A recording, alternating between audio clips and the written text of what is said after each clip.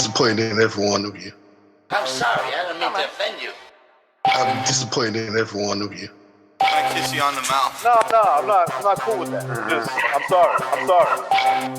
One more time. I'm disappointed in every one of you. I mean, I'm dealing with degenerate animals. I'm disappointed in every one of you. Disappointed in every one of you. All right, come on. Honestly, I can't do it no more. I'm disappointed in every one of you. Let me tell you why. It's gonna be all right, Nicky. Go ahead, shoot. He just killed a fucking man. What are you going to do about it? You're happy because you got nothing. You don't got a thing. You're happy because you got nothing. Lomito! Got nothing. I want to get out of this rat hole. I want to get online. I need BDA Boxing.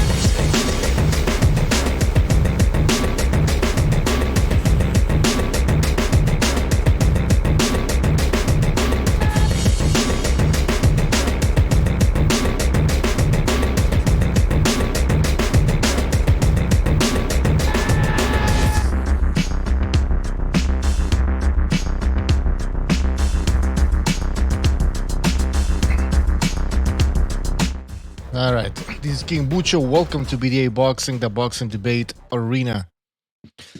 Sorry, this is a debate show basically where there's nothing really specific that we're gonna be focusing on. I know I put that title where we're talking about Eddie Reynoso saying that Canelo's gonna knock out Golovkin. I don't know why he's coming out with this type of comments when he's the one that told Canelo in the second fight, "Listen, you're not gonna knock him out. You can't knock him out. Don't try to go for a knockout." Now he's changing his tune. Now, hey, by the way, Golovkin just turned 38. All right, so maybe he thinks that because he all of a sudden turned 38, he's going to be a knockout. Man, no, I don't think so, man. That's not happening. But hey, maybe they're trying to sell the fight. Boxing Virus, Chris K, Joe C, 67, G Boogie, Virtuoso. Guys, thank you for joining us. Saint Brit. So Johnny Boy there. Sir Long Dong Jimmy Mac. Guys, welcome to the show. I think who said Johnny Boy will be joining us later. Another panelist as well. I know I didn't really. I mean, usually we do these shows at 5:30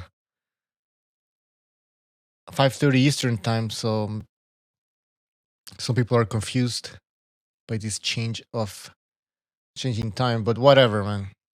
Let's get to it. First of all, I want to address something that I didn't address on the last show because we had a lot of people, so I didn't really have a chance to talk about this.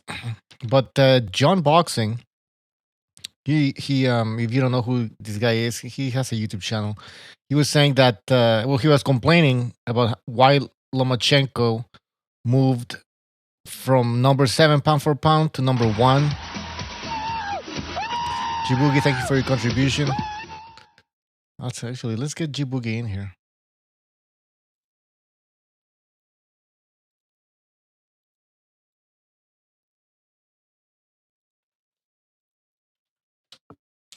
All right, Jibugi, I sent you a link if you want to join. All right, so where was I? So John Boxing was complaining that Lomachenko moved from number 7 to number 1 in a lot of people's pound for pound list during the time period of 2016 to 2017. And he was saying that that was crazy, that was privilege. Lomachenko, nobody ever moves from number 7 to number 1. Even if you beat a pound for pounder that's below you, which this is what happened, right? Lomachenko fought Rigondeaux between 2016 and 2017. He fought Rigondeaux, then Jason Sosa and Mariaga.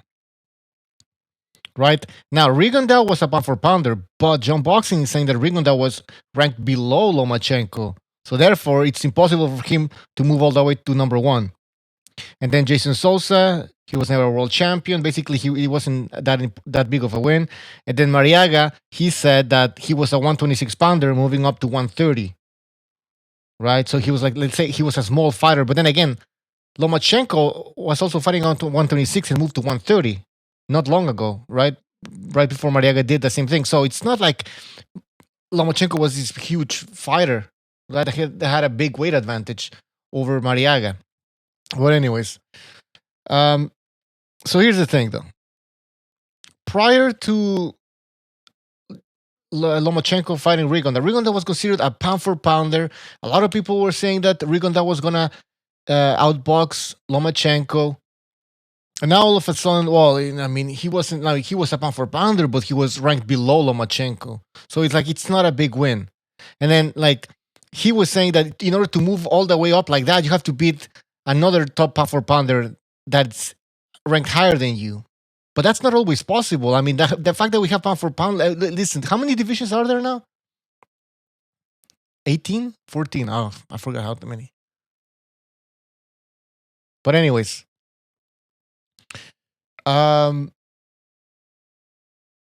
you're not. It's rare that you get a chance to fight some. Like you get 2 pound for pounders that are in the top 5 and fight each other. So it's not like Lomachenko can. So he can't move up number 1 because unless he fights a top 5 pound for pounder, that doesn't make sense. All right, we show Boxing versus 17. All right. So yeah, exactly. So it's not like Lomachenko is gonna always have a chance to fight a top 5 pound for pounder. He had a chance to fight Rigonda, which is a very good chance to move up in the pound for pound rankings. Again, not a lot of boxers get a chance to even face a top 10 pound for pounder. So, anyways, he beat Rigonda. He embarrassed the guy. He not only beat, he fucking bitch slapped him. He bitch slapped Rigonda. Come on, man. That's not an impressive win. That can't move. And here's the thing, though. I'm gonna get to it. This is why Lomachenko moved all the way to number 1 as well. I think Johnny Boy mentioned this as well. There were fluctuations within the top 5 pound for pound boxers within that time period of 2016 and 2017. A lot of fighters were inactive. Some of them retired. Some of them had like unimpressive performances. Some of them lost, like Chocolatito. So it creates sort of like a vacuum, right? An opportunity for somebody like Lomachenko, who beat Rigonda, to move all the way to the number 1 pound for pound position, or maybe number 2.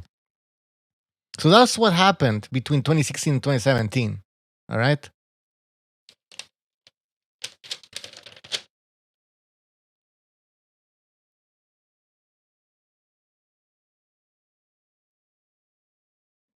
He was saying that Broner, it was a bigger, like, because he was talking about Pacquiao, right? And he said Pacquiao did much better than Manny Pacquiao did much better than Lomachenko between 2016 and 2017. He said that Pacquiao beating Broner was a bigger win than fighting Rigonda, basically. I mean, I'm going to disagree with that. Everybody's entitled to their own opinions. I just disagree with that. Broner, I mean, come on, beating Broner is not a big deal these days, even then.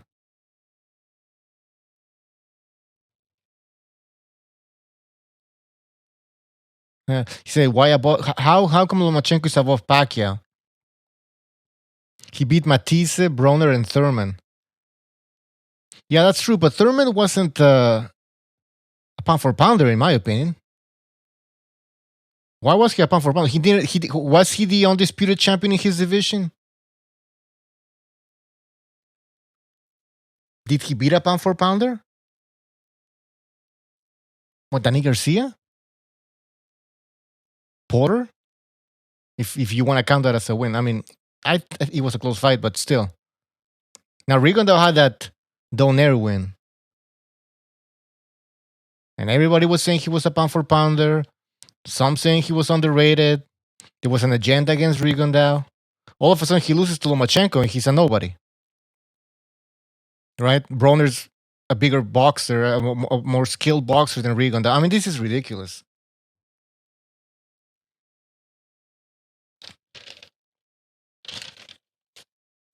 And Pacquiao was a pound for pounder. I mean, he was a top, but at this point, in 2016, 2017, he wasn't really doing much.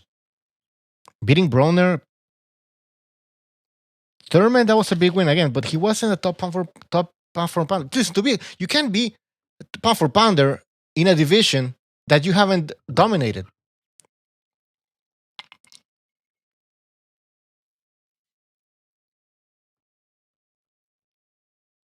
Yeah, Boxing Fighter says you don't need to beat a pound for pounder to be in the pound for pound list. Well, exactly. You might not even get a chance to fight another pound for pounder. I mean, you could have one of those little guys, right? flyweight or something that never gets a chance because let's say in this situation, hypothetical situation, you have all the top 10 pound for pounders above 126 and you're a flyweight. Does that mean that you cannot be a pound for pounder because you'll never get a chance to fight any of them? No, of course not. If you dominate your division and then maybe move up another division and another division, you might be able to make it into the top 10 pound for pound list. You don't really necessarily have to fight a pound for pounder. That's ridiculous.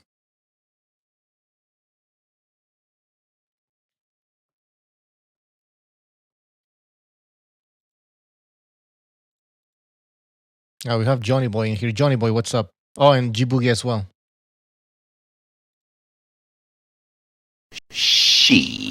Guys, are you there? Hello? Uh-oh. Okay, I don't know what the fuck's going on. All right, let me read some of the comments in the chat.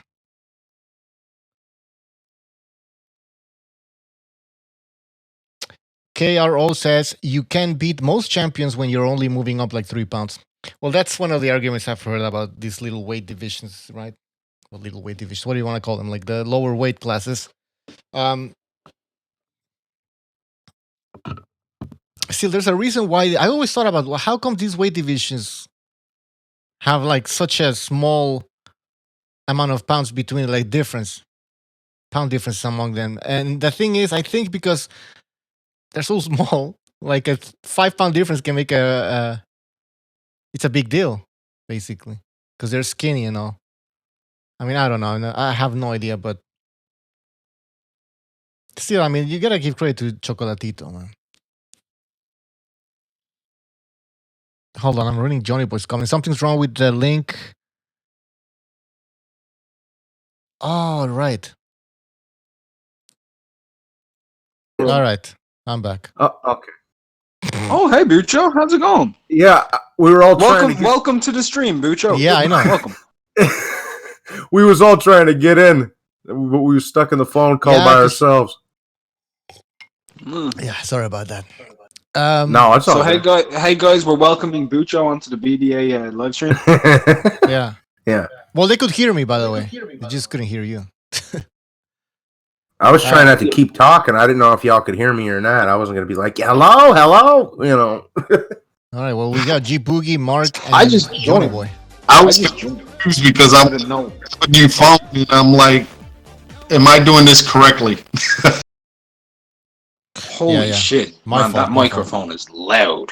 Yeah, I'm going to lower his mic. All right. Fucking, so what do we do here, Bucho? Well, I was just talking about Lomachenko and what John Boxing was saying. That I disagree with what he was saying. He was saying, well, Lomachenko between 2016 and 2017 moved up in the pound for pound list from number 7 to number 1. And he says that is not possible unless there's some sort of privilege going on.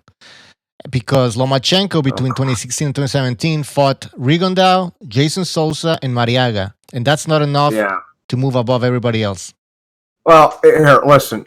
John Boxing came on the show, and me and him semi-squashed it. I mean, I'm not going to take the kid out to lunch, but he came on there once, and he was pretty respectful, and you know.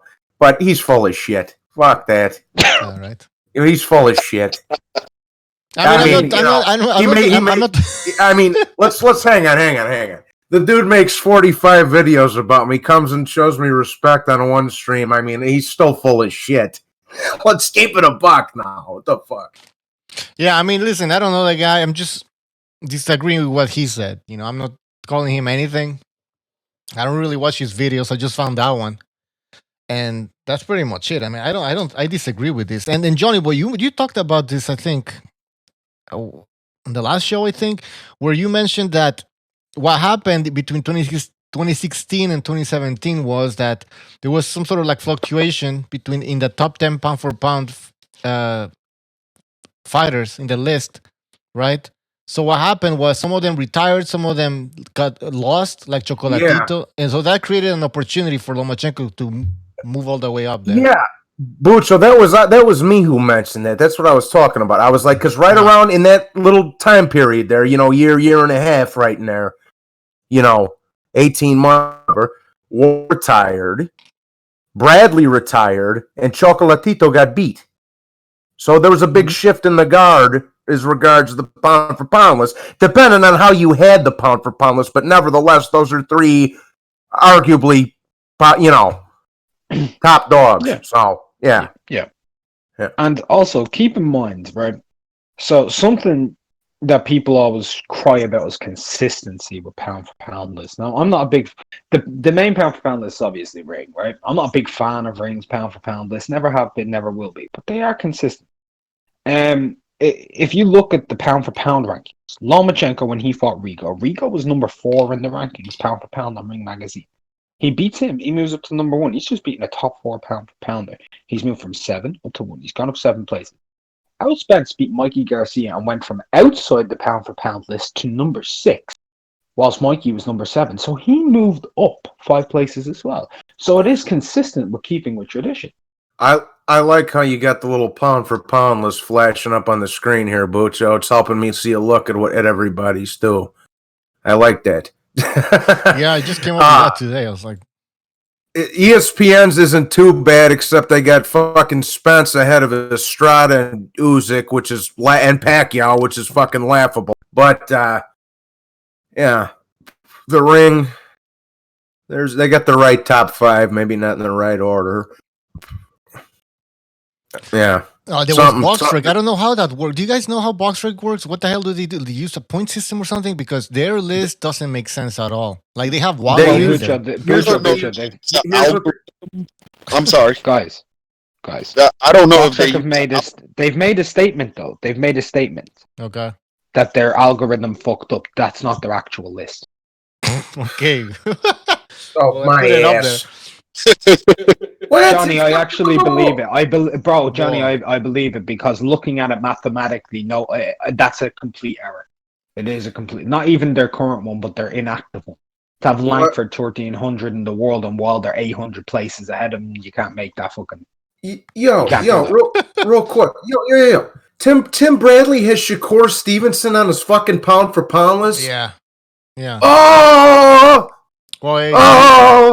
It's ESPN, man. ESPN. Bradley, you're my boy. I love you, but that's fucking painful, son. Oh my god. Well, you know why he has him, right? Because he's been with the same guy. ESPN? But yeah. What? Because he works for ESPN. I was just they're with the same people. Steve Kim's list is not that bad. He worked for ESPN. No. Raphael, I'm not gonna mention anything. Come on. Ring Magazine has Canelo, Lomachenko, Inoue. How the fuck do you... BoxRec can suck my dick. You know how they made their pound for pound list? By their big titty banging playlist on X videos over here. That's how they made their pound for pound list over there. That's about it. You know what I'm saying? Hey, that's what they was looking at. Yeah, let me make a list of my favorite fighters. I'm pretty sure that's how they did it, man. Me and Ring Magazine have the same top 3. So that's good. Yeah. Go with that. Blue Collar Sport TV says Dan Raphael ate his pound for pound list.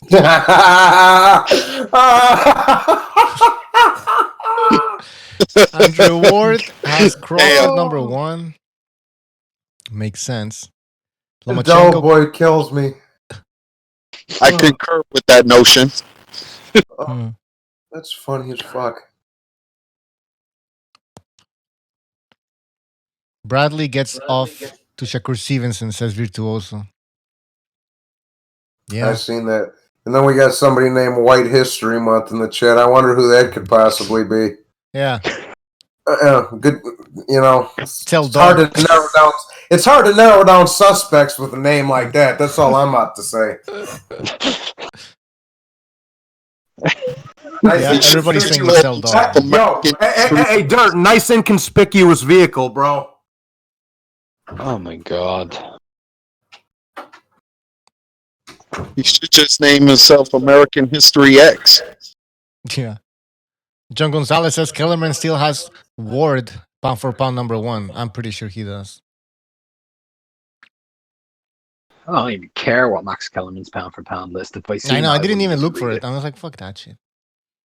Okay, guys. Eddie Reynoso saying that Canelo's gonna knock out Golovkin. Now, what I was thinking was, is this guy retarded? Because he's the one that told Canelo in the second fight, stop trying to go for the knockout because you're not gonna get it. So all of a sudden now he's changing his mind. I Selling the fight. I was thinking that, but like, are fans that stupid? Because come on, we've seen 2 fights and like nobody's gonna knock anybody out.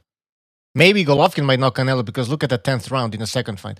But that's pretty much it. I mean, I don't think there's gonna be a Well, knockout. Golovkin's 2 years older now. That's right. Today is And Golovkin's in his last birthday. fight, He still got that man strength. That's the last thing to go. Yeah, but then Canelo's. I mean, this guy. I don't know, man. He has a fucking chin. Or I don't know if it's because of his neck. See his fucking neck, man. He's like a pit bull, man. I don't think he's gonna get knocked out. Nah, man, it's difficult for both of them to knock each other out. They both got granite chins and they know how to ride some of the punches, but it depends. It depends. If anybody can get caught with one shot and and not be prepared for it. Maybe it's just me. I saw that Golovkin could be stopped against Derevianchenko to the body. Not to the chin, but to the body. Yes, I saw that too, Mark. So, and that's my worry. If Canelo invests in the body, he could actually possibly stop him. I'm not saying it's out of the realms of possibility. I don't pick it, but I think he could. Slightly possible. They noticed that? With that when weakness? when Derevianchenko hit him, and I saw Golovkin like clam up, he just dropped his elbows down and didn't want no more. He took like 2 back steps back, and he was like, "Oh snap!" It kind of hurt him. What round was that? I don't know. There was a couple of times it happened during the fight, though. But I remember thinking to myself, the writing could be on the wall. Hey, Mark. I'm gonna score Pacquiao and Marquez 3 after a while. If you want to join me. Yeah. Okay. All right. Third fight. You hit the like on that one. What's that? Oh, thanks, G-Buggy. Do it in order, Johnny. Do fight 1, fight 2, fight 3. No, 3's the one that's the controversial, and to me, so that's the one I want to watch. Because Pacquiao won the first 2, as far as I'm concerned. Yeah, but the whole point of it isn't just you scoring; it's everyone else's scorecards. Well, I honestly, I got the second one on DVR, so I watch that fucking thing all the time because it's such a great fight. The first one we'll go back and score, sure. Yeah, maybe we'll do we'll figure something out. Okay. All right. Good talk, Rusty. Smarty Jones says, I had Marquez winning 3 of those fights. Lone Star says Canelo stopping Triple G is very possible. Chris K says, to be fair, it looks like Derevianchenko hit the liver. Okay. Yo, what are you talking about, St. Brinsmart? Yo, hold on. What is Bo's talking about, St. Brinsmart punching bag? That's my boy. What are you talking about, Bo? That's my boy. I don't know. Yeah, the punch that I saw Derevianchenko hit him with, I don't know if it was in the 9th round. I can't recollect. That's my old age. But yeah, it was a left body shot that he caught him. It was close to the rib section, his floating rib, or where his whatever that the liver is at. So a legit shot or not? Excuse me? A legit shot? Was it legitimate? Yeah, he was wailing. Derevianchenko was trying to throw in a combination, and then he saw him dip to the left, and then boom, threw a quick body shot, and then he tried to come back up, and that's when Golovkin took 2 steps back. I saw him took 2 steps back, and he his elbow, and you could see the expression in his face, like it did affect him. The thing about Golovkin is, I think he's been hurt more than we think, but he's very good at. He has a good when it's poker face type of thing. He hides it. So, but like in that instance, I guess you did see that he got hurt. But a lot of times, I think He's very good at hiding it. Well, I think ever since he's diminishing, not because of his skill set, because of his age. It's more conducive for the other one to be more aggressive towards him because they have better opportunity to land something on him because his reflex won't respond faster. Yeah, Butch, I'm really digging the pound for pound lists flashing up and down. I'm digging it. I like it. All right, I'll add more. Actually, you guys should give me your pound for pound list, and I'll put it up there. Oh Christ! Yeah, okay. Well, I'll go because I have. Let me go to my Twitter page. Oh, you want to do it now? All right. I thought I was saying I I'll can do make it it. Oh, I thought that's what you meant, Bucho. No, I meant like a picture, and then I'll add it. But we can do it like now. I have the, as you guys can see. Yeah, I'll give you a picture. I'll send you a picture. That's fine. I'll send you mine. Let's do the. I have everything here. Hold on. All right. Who wants to go first? I can't remember it off the top of my head. Well, I guess we can make a BDA pound for pound list when we all try to agree. And what do You mean like a panel, like Ring Magazine? Yeah. Yeah. How do they come to? How do they do that? Though? How does it work? Like they all come together and they make discussions and veto different ones and whatever the consistent viewpoints are. That's what it is. So whatever the consensus is overall. Let's do it. Let's have some sort of consensus over here. People in the chat can also participate. Let's start from the bottom up so we create some sort of suspense, I guess. I gotta fucking think. Hold on. Well, we'd need to bring up all of the contenders first. And we need to come up with some type of base criteria, wouldn't we? Yeah, that would be ideal, but because it's better. Having a base criteria is better than people just saying, "Oh, Triple G is number 3 because I love him." All right, so you want to write it down? I guess I'm doing it right now. The criteria. All right, hold on.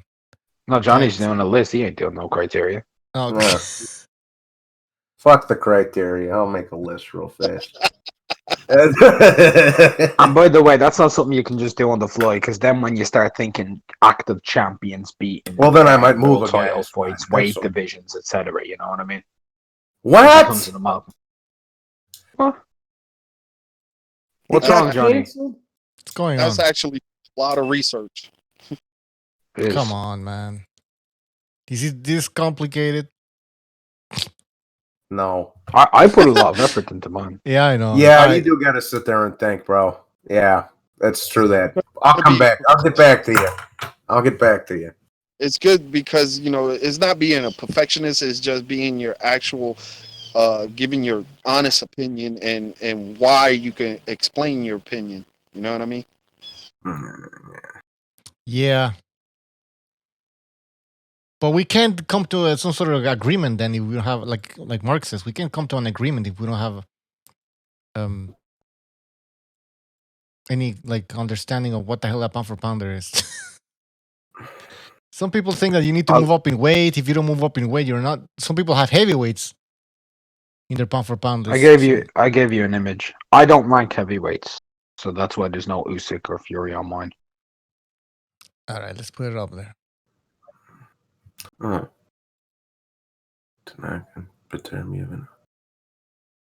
Yeah. If you exclude, Johnny, if you think about it, no heavyweights. I was just going to say, yeah, I got you. Okay. Wait, hold on.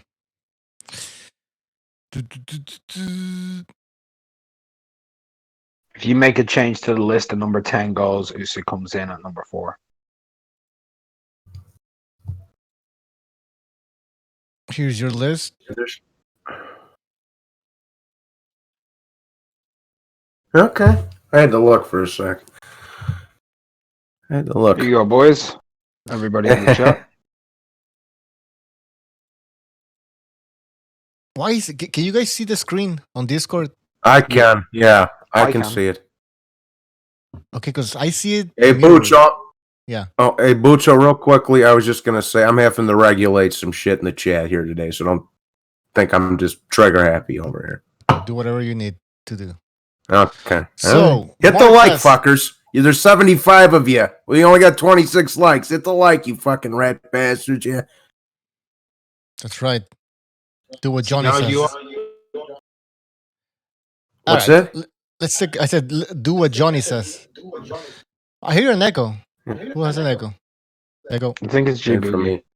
All right. Mark has Canelo number 1, Lomachenko, Inoue, Crawford. Well, Mark, you want to explain your list? Hold Yeah, on. sure. I got. Hold on. Yeah. Oh, whoa. You got a super chat. All right. L Dog says, thank you for your contribution first. Spence, number 1. Crawford, number 2. Tank, Jermel and Jermel, Gary Russell Jr., Andrade, Haney, Wilder, and Luis Ortiz. That's right. I agree with that list.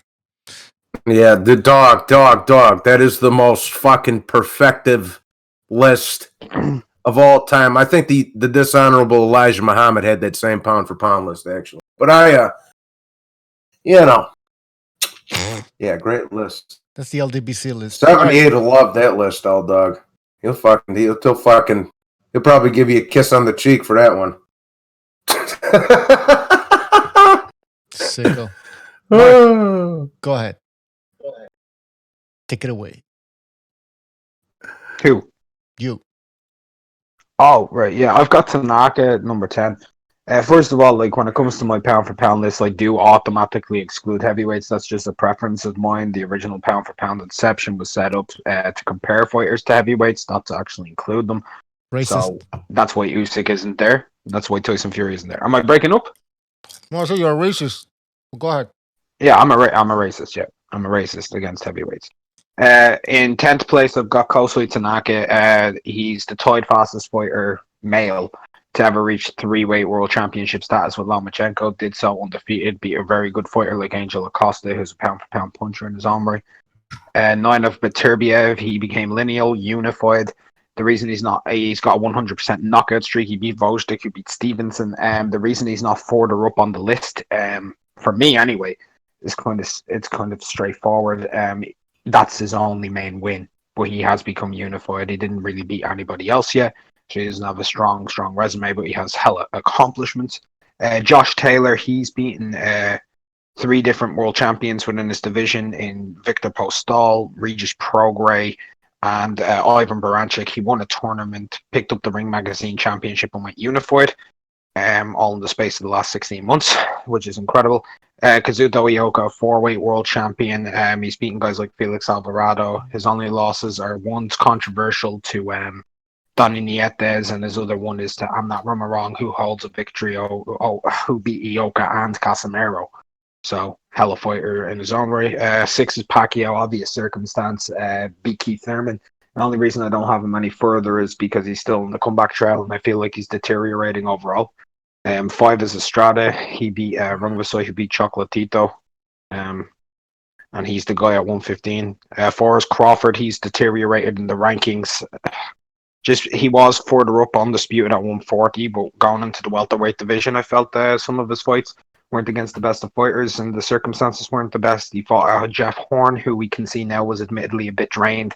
And he beat Benavidez. Igis Cavaliauskas is not really pound for pound, so he's gone down at one point he was my number 1. Now he's dropped down to number 4. 3 is a new way. He's on a tear up. He beat Nita Donaire. He's gone unified at bantamweight. He's fought everybody on his way up, bar maybe Lewis Neary and the guys at 115. 3-weight world champion, knockouts galore. He's exciting as hell to watch. Lomachenko's resume is really good. Gary Russell's on there. He's beaten Jorge Linares, 3-weight world champion, tied with Tanaka. But also, he's been no massing guys. He's beat multiple guys who've been previously on the pound for pound list, including Rigondeaux.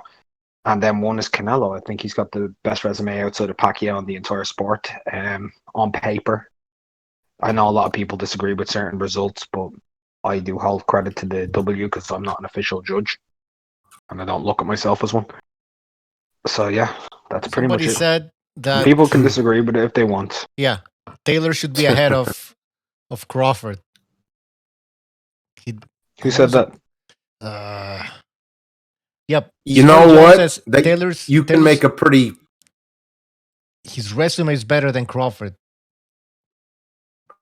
Oh no! Well, Josh Taylor. I don't know about that. Can I say one thing? The thing is, you can make a case for it because he's fought the better opposition as of recently. But if you go by the accolades, then Crawford's ahead of him. You know what I'm saying? If you do a little bit of both, you can make an argument out of it. In my opinion, that Taylor's got a better. Who's Josh Taylor's best victory? Regis Prograis. Regis Prograis' best win is who? Carol Relic. Well, I'm just saying, it's a case to be made. That's all.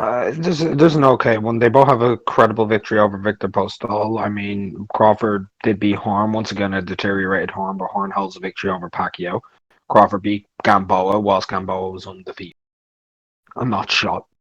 I suppose. All right. Amir Khan. He's beaten. It's in the same. It's in this. What I guess I was saying was that it's in the same realm, Mark. Is what I was saying.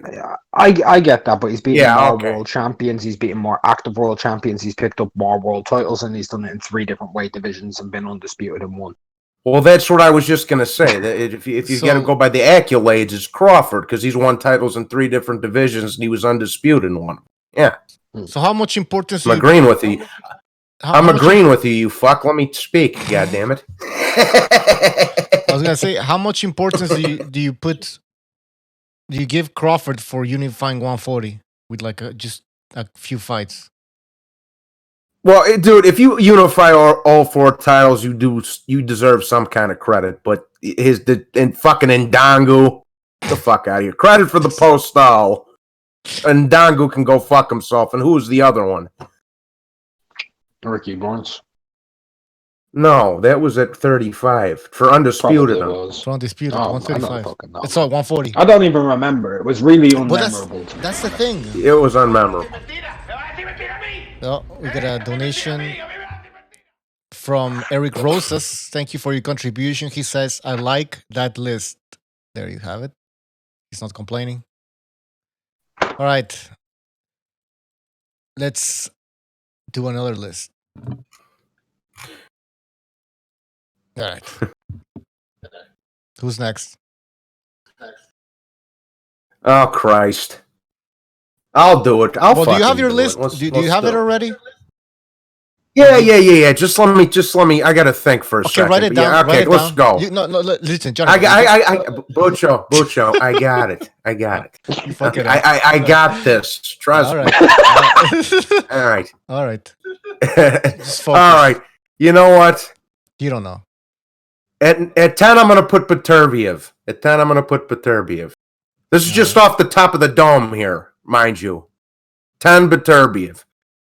All right. Let me see. Number 9. Number 9, we'll put Taylor in there. We'll put Josh Taylor in there. This is just off the top of my head, like I say. Oh, fuck.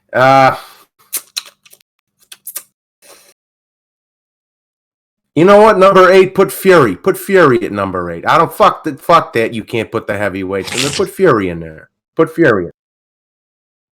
Yeah, right. All right.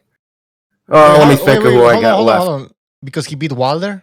Okay, 7's Estrada. 7's Estrada. All right. Well, okay. Put Estrada. 6, Pacquiao. Of course. Always. You're a big Pacquiao fan. Well, of course. There's some bias in this. I already see the bias in the list, but go ahead. Oh, well, okay, if I got one fucking name, cut me some slack. Yeah. Now, number 5, Crawford. Also biased. You're a big Crawford fan. I thought you were gonna put Crawford like in the top 3, but all right. No. 4, Nui. All right.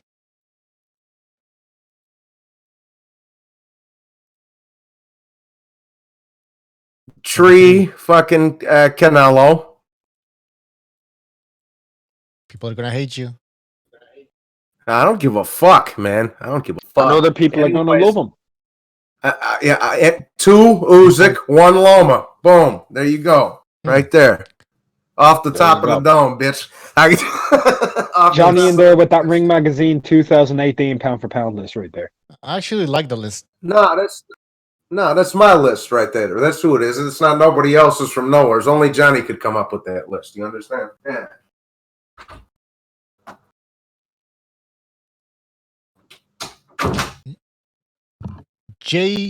What's his name? Wait, hold on. J Star James says, just because Fury beat Wilder, who is... I can hear echo. What the fuck? Is Johnny Boy? Who is it? It's Johnny, yeah. Johnny went away and now you got Echo. Well, just mute him. Because he did mute himself. Just because Fury beat Wilder, who is the last skillful fighter of today, he gets to be put ahead of AJ, who has wins over top 5 heavyweights. That's a good point. White, Ruiz, and Parker. Yeah, I keep Well, saying the AJ this. Fury argument is a great argument, isn't it, though? Yeah, who has a better You're resume? You're arguing consistency over something else. So, what you got? I mean, I think AJ has a better resume, man. I mean, let's be honest. This is the thing. Yeah, when Fury's father's saying that, well, no, forget about the AJ fight. He should just retire. I'm like, what are you talking about? Like, it's not. He has 2 big wins. That's it. Maybe he's got the ending of the streak of Klitschko, right? And he's got the ending of the streak of Wilder. So let's put it into context. So AJ has beaten more top 10 heavyweights than Tyson Fury. He has never beat a number 1 ranked heavyweight. No. When he fought Klitschko was ranked number 2. Okay. So he's never actually done that.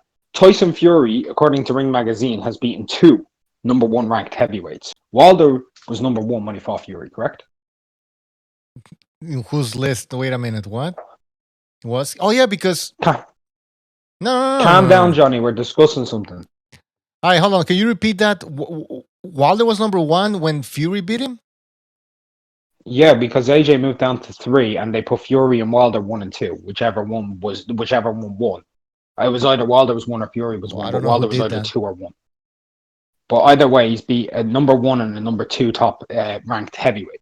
True. AJ's beaten more top 10 ranked heavyweights. AJ has only beat 1 heavyweight champion who actually made a defense of his title in Parker. Fury is the only heavyweight in history to end 2 10 or more title defense streaks. And he did them both on the road. So you're counting that, like the fact he was on the road? But he was fighting in the people US. Do it with Usyk. People do it with Usyk in terms of his criteria. Yeah. Do they not? Like when people mention Usyk's pound for pound run and etc. He went into everyone's backyard. He went over to Dusseldorf and beat Klitschko. He went over to America and he beat Wilder and ended these streaks. He's the only one to do it. On top of which, he's the only person in history to hold the IBO, WBO, WBA, IBF, WBC, ring, and lineal titles in heavyweight history. Let's not start counting the IBO. Tyson Fury. All right, but people here's the deal, people have started to recognize it. Bro, what's more credible at the moment, the IBO or the WBC? IBO because they use a computer system, no? Some shit like that? For their rankings, they use, anyways, a point system. I don't know. Anyways, all right. But here's the thing, though. How much importance are you putting into those 10 title defenses that Wilder had? I mean, I don't put a great deal of importance into it. But at the same point, he still did it. And he's the only person to end 2 statistical 10-plus title defenses in heavyweight history. It is true. No one else has ever done that. He's one of 3 men to be a 2-time Ring Magazine heavyweight champion. Floyd Patterson, Muhammad Ali, and Tyson Fury. Historical context is pivotal here for how things will be looked at. Joshua will be seen as a guy who beat a lot of like ranked 6, 7 heavyweights, 5 heavyweights, 4 heavyweights, and Fury will be seen as a guy who ended legacy. Yeah, but those Wilder 10 title defenses that he had, I mean, like, you really look into it, and you know this, right? Like Ortiz is his biggest win. Okay, yeah, I get you. I get you. Joshua's win over Dillian White. Does Dillian's win over Brian Minto make any sense? It looks good later on, but Dillian's improved since then. But at the time, he was much more raw. When you look at Alexander Povetkin, he was on the decline. When you look at Klitschko, he was on the decline. These were fighters who were falling from their previous rankings of number 1 and number 2 and number 3 on the heavyweight list. When Joshua fought him, Klitschko was coming off of a loss and a 2-year layoff. When he fought against Povetkin, Povetkin had slipped from his highest ranking of 6 places. But they were still there, in the top 10, while the fighters that Wilder fought were not even there, like at all in the top 10. Like I don't know where they were. We can hear you, Johnny. We're having a discussion.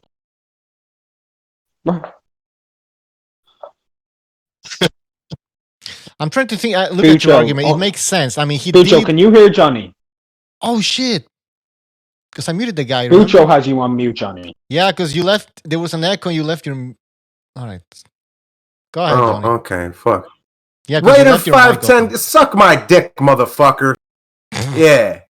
What's going on? But anyways, suck my dick, bro. Anyways, tell your mama to. Anyways, what was we talking about now? Yeah, I forgot Chocolatito too, though. And also, what do you mean? What the fuck was I just talking about? See, man, Johnny's 20 minutes back in time, Bucho. Yo, man, we moved. What is we talking about? Right? We moved on, man. We're talking about Fury and Joshua and their resumes and comparing them and their achievements and their accomplishments.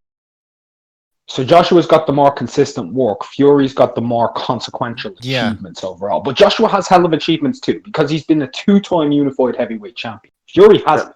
And he's also defended a heavyweight belt. And Fury because he ain't lost, though. Exactly. When you talk 2-time, it's because you lost, right? Like Holyfield, 4-time heavyweight champion. Yeah, because he lost. Yeah, but at the same point, yeah, he lost. And Fury, yeah, sure. Champ. Fury's also a 2-time heavyweight champion. But he's also never defended his belts. He's never actually defended a belt. That's once. True. Well, he did. He defended his legitimate, like his lineal championship. Man, the lineal isn't legitimate. His lineal title isn't legitimate. Hold on. No, don't even compare Fury and Joshua. Fury has a fucking dick and balls. Joshua doesn't. No. But Johnny, hold on. No. Look at the record, man. No. Who has a better record? Man. Nah. Nope. Can't do it, bro. That dude's a fag. I can't do it. I can't have it in here. You know what, Bucho? I'll tell you what. I'll make a video on this and I'll give it to you for the BDA channel. Perfect. The resume comparison, the title accomplishments, breaking them down, and letting people decide who they think. Perfect. All right. Maybe we'll see. Yeah, who's better, Fury or Joshua? Let the chat let us know. Yeah, who's better? Who has a better resume though? Let us know. Leroy says AJ scared of fighting anyone with a pulse. SSB28 says Otto Wallin was giving Fury work. That's true. Carlos Takam gave AJ work. Yeah, I mean, that's the thing. At some point, you're gonna like run into some of these fighters that you think that you're gonna beat easily, and then it becomes a little bit more complicated than that. Jason Bourne says Tyson Fury is easily the #1 heavyweight. KR Rose says AJ has a better resume, but Fury's better. Yes, I concur. Yeah, me too. But the thing is, the thing is, this Wilder win it's exaggerated. Come on. I can't do it. What? But you know what, Bujo? It's not just the Wilder win. It's the fashion in which he did it. True. That counts. It's like... And where he did it. He did do it on the road. That is an achievement. Who, Fury? Yeah. Yeah. He won all of his titles on the road, man. Fucking hell. I know. Let's bring in Vinny Mac. I think it's Vinny Mac. 585, you're on the air. 585. Vinny. How you doing? I'm taking to recognize the spot. All right. Welcome, Vinny. What's on your mind?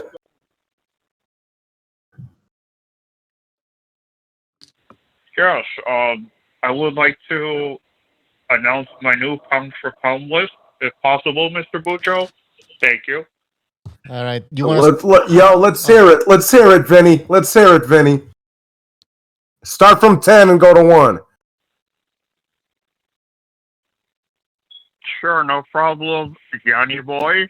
At number 10, I have the scariest man in boxing, Arthur Beterbiev.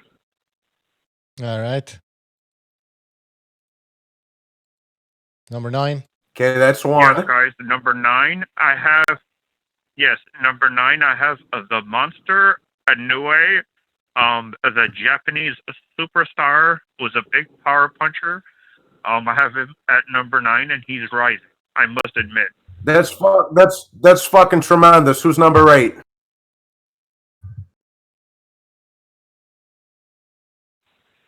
Yes, Mr. Johnny Boy.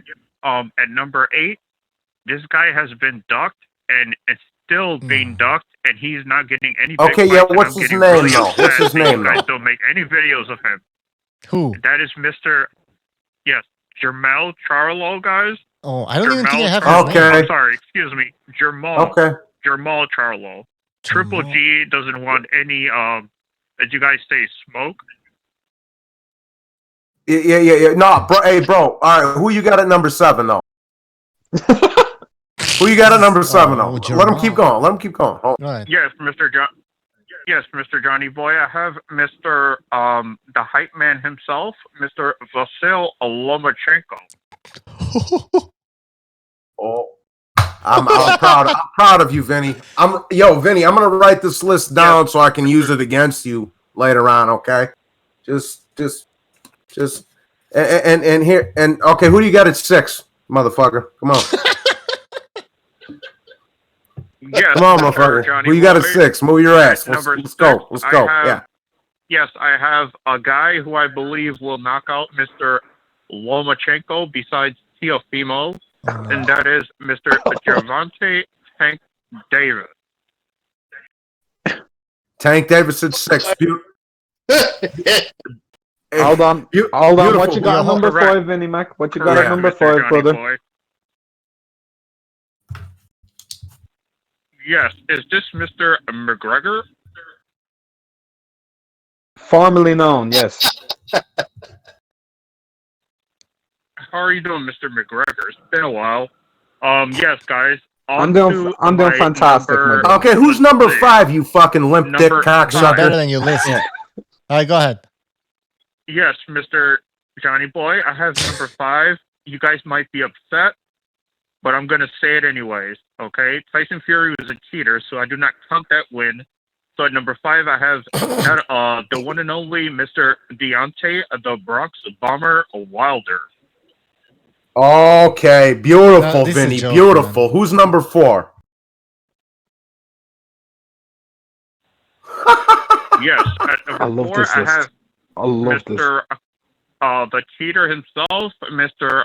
Canelo Alvarez. Okay, who's Canelo number 3? Alvarez, guys. Who's number 3? Yes, number 3. He is the ugliest man in boxing. I am not. I do not go that way at any point, guys. But it's Mr. Alexander Usyk at number 3. I believe his skills are very exceptional, and he will give any heavyweight Vinny, a run for their money. So why did Vinny, you then, Vinny? Vinny, why do you care if he's ugly looking or not? What does that have to do with this fighting skill? You fucking queer. Never mind. You fucking You know what? What does that have to do with it? Yes, Mr. Johnny Boy. The reason he just looks like a psychopathic serial killer. If you really look at him, he just looks like he's a murderer. He does look like a psycho. I hope he catches you in the wilderness. But Johnny, calm down. I Keep going, would Vinny. run I'm away liking your for list. sure, I'm Mr. liking your list. Johnny Boy. Give us number 2, you fuck. Come on. Let's go. Yes, Mr. Johnny Boy. I have number 2. I have Mr. Terrence Bud Crawford. I didn't like his comments on Twitter for attacking. I know Mr. who Davis. number 1's going to. I know who number 1 Wait, is. I don't know. I know Oh, who yeah, I number know. 1 is. So I demoted him to number 2. Wait, who the fuck is number 1 then? Yes, my number. Oh Yes, god.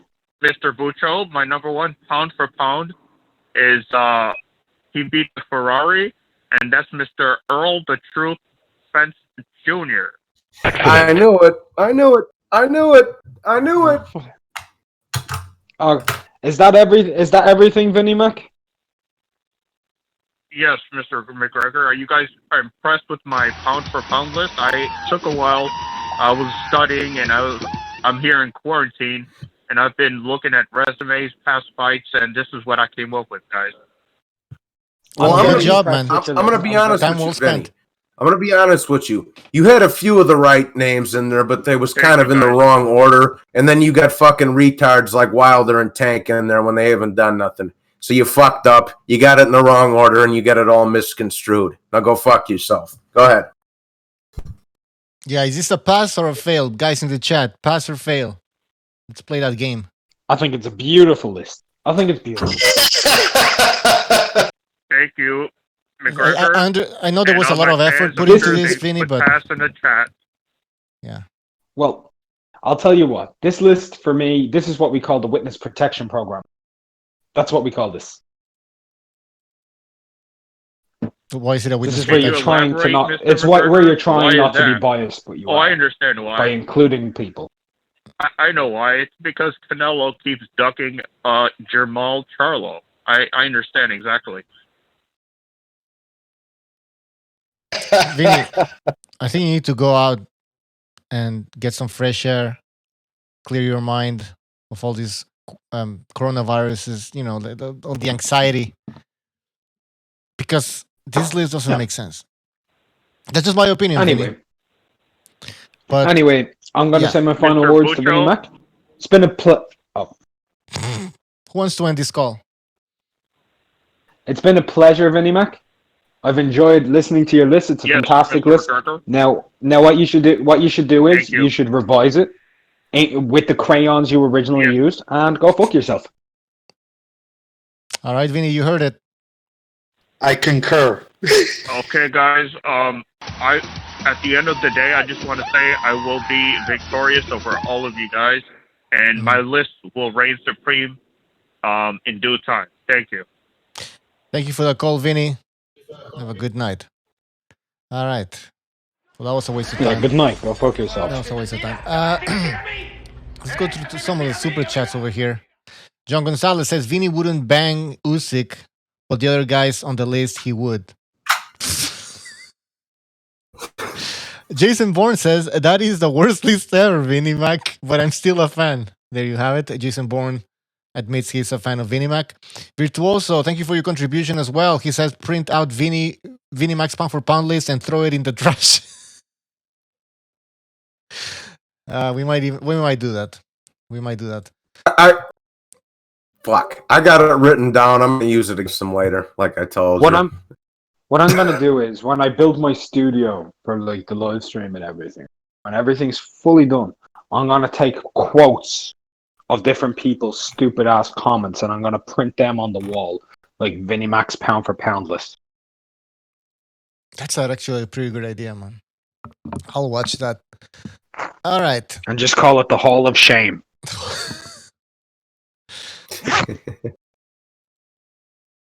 What about Chepo Reynoso? No, we got it. Fuck Chepo. Chepo Reynoso's a fucking Spanish fucking gremlin that creeps out from the trees under the rocks in the middle of the night and fucking screeches at the moon. You understand? That little fucking creature. That dude looks like a wet shit from a horse, bro. Jesus Christ. How come he's so fat, though? I mean, like, he's at the gym, you know? I mean, he's not one of those old fucking trainers, you know? You go like, all right, well, he's old as fuck. He can't move. How do you say Bucho, how do you say kill in Spanish? How do you say kill in Spanish? Marito or something like that? To kill or what? Or kill? To kill? Matar. That's infinitive. Yeah. That's what I thought it was. We got a phone. That's what he's gonna be screaming. He's gonna be screaming in the corner. Matario. 838. Matario, Canelo. Come on, Matario. Oh, he doesn't sound Cuban. 832. You're on the air. 832. Hi, I'm on the air. Yes, sir. Hello? Yeah. Yeah. Oh, what's up, guys? Yes. What's up? How you guys doing? I just want to shout out to everybody in the chat. You guys make me laugh. But I just want to say, I'm a bigger Fury fan, but I have to, admit that Anthony Joshua, I feel like just because he has a bigger volume of more impressive wins, I would put him on top of Fury because it's the heavyweight division. And since you're fighting dangerous fights consistently, that leaves a bigger chance for you to lose. Whereas in Fury, he beats a big guy, retires, then picks a big guy. And here's the biggest barometer for why I think Joshua is better than Fury. In 2019, Joshua got Ruiz, who's a dangerous fighter, while Fury got Schwartz. So I got to put that, Yeah, that's a good point, man. Mark, what do you think about that? I mean, yeah, you could say Ruiz is a dangerous fighter, and yeah, you got Schwartz, but also Fury also got Wallin, and Wallin turned out to be a dangerous fighter for him. But Ruiz wasn't meant to be dangerous. No, Wallin's good. Wallin's good. And but the other thing is, when we bring up Ruiz, we need to remember Ruiz was the sixth choice opponent. He wasn't the first one. They made an offer to Luis Ortiz after Jamel. So it was fucking what's his name, Jarrell Miller. Then it goes to Luis Ortiz. It went to Kavnatsky. It went to Pulev. It went to Dillian White, and then it went to Andy Ruiz. They went through everybody before they wanted to touch Andy Ruiz. That wasn't a choice they made. That was the only fight they could get. It was the only fight that was the only person who was willing to take the fight, who was a ranked opponent in one of the sanctioning bodies where he's defending a belt. It was the only person available. So it wasn't as though they chose that fight. They didn't choose to fight the dangerous man. Well, he was a known tough. I mean, he was Probably just because a they nobody, were right? lowballing everybody. Maybe. but Yeah. I mean, In the boxing world, Ruiz was known to be dangerous. Yeah, he was. I mean, I don't know. Well, he was ranked in the top WBO rankings for a while. That's why he had a chance to fight for the vacant WBO title against Joseph Parker. So he was in that top 10, list. He wasn't some sort of bum. I know, but so was Tom Schwartz. So by the same token, Tom Schwartz was also ranked to be dangerous, just like Andy Ruiz. Fucking. How was Andy Ruiz, other than the Joseph Parker fight, how was he known to be dangerous? By beating Kevin Johnson? Beating Thor Hamer? Yeah. His resume is really poor. He's got the loss to Parker and a win over Joshua.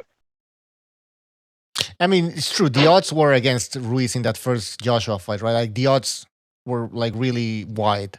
So what was that telling you, right? But go ahead, to give context for Andy Ruiz being so dangerous, Dominic Breazeale was tighter odds with Anthony Joshua than Andy Ruiz was. True. Caller, go ahead. But still, in the know, people who other than his resume, when you see fight when you see him fighting, people who are in the know, like Evander Holyfield, are talking about, holy shit, this guy's dangerous. Yeah.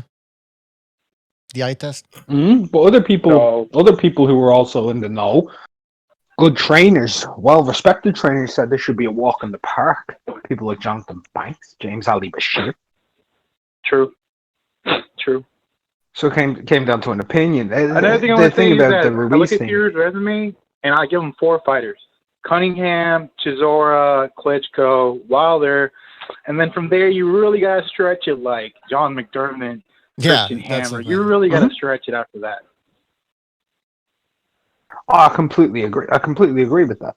But at the same point, Fury, whilst, he has the lower amount of body of work, he does have the 2 higher caliber wins. The unbeaten streak on Klitschko and Wilder. In a span of 5 years, though. In a span of 5 years. Does that count? The span of 5 years, but does that matter? But also, yeah. Yes, I think it does, because if you look at it like this, people gave Manny Pacquiao big credit after losing to Horn and coming back in the shape that he did. Fury was coming off of a 3-year layoff, battling obesity and drug addiction, and came back to become a world champion. So you put that into the equation. But also, but Pacquiao was 40. And Fury's body is 72 on the Yeah, inside. exactly. Nah. They all have. Okay, wait, hold on. Let the caller. Go ahead. Yeah, I also want to say, look, Fury. Okay, so he's out of the game. He got all the belts in one fight, and I feel like I don't know. He was supposed to fight Klitschko in the rematch. The whole testosterone, scandal happened. His depression happened, and he just lost all the belts. Whereas in Joshua, he had to pick up the belts slowly. He had to do them one by one, like in a harder manner. And like I said, it's heavyweight division, so if you have a bigger volume of dangerous fighters, you can lose at any moment. Like in heavyweight division, Fury is amazing, but you can also lose at any moment, just like Joshua. All right. And you also got to take into account, Fury has more fights than Joshua, and they're practically the same age. But Joshua, in his short resume of 24 or 25, south of 25, there's just some huge names in there. You got to look at Joseph Parker, Andy Ruiz, Povetkin, Klitschko. You could say young Dillian White. You can say a lot of dangerous guys. And so, oh yeah, you can say that, but you can also say vice versa. Joshua was afforded more opportunities because he was on the number one network in England and he had way more money behind him. When Fury was coming through, he had Mick Hennessy, so he didn't have anything. And when he was getting into a position where he was going to be able to boost up his rankings, it was taken away from him. Don't forget, he was meant to fight David Haye, and David Haye pulled out of those fights twice. Yeah, he bitched out. AJ is the Oscar De La Hoya of fucking heavyweights, bro. That's what it is. So, Mark, you just mentioned reasons as to why Tyson Fury didn't have that many fights with decent opponents. But can you make the same argument for Wilder? Not the same argument, but can you also defend Wilder for not fighting? Go ahead. I can make an argument. I can't make an argument with the Povetkin thing because the Povetkin thing was down to the ranking bodies, and he was found to be innocent. Whereas with David Haye pulled out twice. He ducked him. That was different. He pulled out of the fights twice due to a sore pinky finger and a sad shoulder. My cornrows was too tight. Motherfucker. All right. Anything else, caller? I just want to say one last thing about Wilder. Now, I didn't like Wilder, and I actually correctly predicted that Fury was going to knock out Wilder. I mean, I'm not bragging or anything. But I do think Wilder knocks out a bunch of top 10 heavyweights just because I think styles make up fights. And I think that Wilder he can knock out the skinnier, smaller guys, the more technical guys. I think Wilder can knock out Joseph Parker. I think Wilder can knock out sort of like these lighter, more polite fighters, But I think he loses to all the heavier fighters. I think Wilder loses easily to Derek Chisora. No, I'm sorry, not Derek Chisora. Well, yeah, Derek Chisora and Dillian White especially. I think Wilder really was scared of White because White is a real bad matchup for him. Fighters who like fighting on the inside are bad for Wilder. All right. Parker, well, thanks for the phone call, man. Take care. Yeah. Also, I think Wilder can beat Usyk. All right, have a good day. Bye. Oh yeah, Usyk. All right, see ya. All right. So he thinks Wilder will lose to the heavier guys. What do you say about Usyk? Yeah, go ahead. That's contradictory what he said then, because Joseph Parker comes in at about 260. So really, Bucha, we're gonna have to tidy that list up I gave you. What's wrong with it? Pull it up or something. I don't know. Well, I think I deleted it. I'm gonna have to drop off for a half hour. Okay. All right. I'll be back. Thanks for joining. I'll come back later. L Dog, thank you for your contribution. He says actually Hrgovic busted Haye up badly. That's why. Oh yeah, the sparring thing or something. Is that even true? But anyways, listen, Johnny boy, what happened with your list? I don't know what happened. No, I mean, you want to change it? I don't have it, man. So I'm gonna have to. You don't have to. I said I'll send it. I'll revise it for you. Okay. I didn't put no. Are people criticizing you? Are you being influenced by people in the chat now? Is that why? No. I'm not even looking at fucking chat. I already had to whack 3 people in the chat today. Oh, I see. Yeah. I'll give you my 10 minus heavyweights. All right. You're another racist and heavyweight racist. All right. No, I start for 10 up. Triple G, Beterbiev, 9. Hold on. Golovkin. Chocolate. Oh, you're going too fast, man. You're going too fast. Okay. What the hell? I got Golovkin, number 10. Yes. Beterbiev. Number 9. Perfect. Chocolatito, number 8. Whoa. Wait, hold on. I have to look for the name now. I got it. Chocolatito, number 8. Okay. Estrada, number 7. Estrada, what is his name? Got it. All right. Makes sense. Taylor, number 6. Crawford, number 5. Taylor. Hold on. Crawford. Where's Crawford? There you go. Number 5, Crawford. Okay. And of course, the man, the myth, the legend, old man, keep going. Manny Pacquiao. Pacquiao, number 4. Number 3. Inoue, number 3. Mm-hmm. Loma, number 2. And I hate to say it, Canelo, number 1. Gonna see, it's whoa. All right, good list, G-Boogie. Good list. Good list. I think people are gonna be asking this in the chat. Where is Usyk? Why isn't he there? No heavyweights. Put the heavyweights in there, but if I he's was already a heavyweight. Yeah. Yeah, if I was to put the heavyweights in there, we'll go Canelo number 1, Loma number 2, Inoue, Pacquiao, Crawford.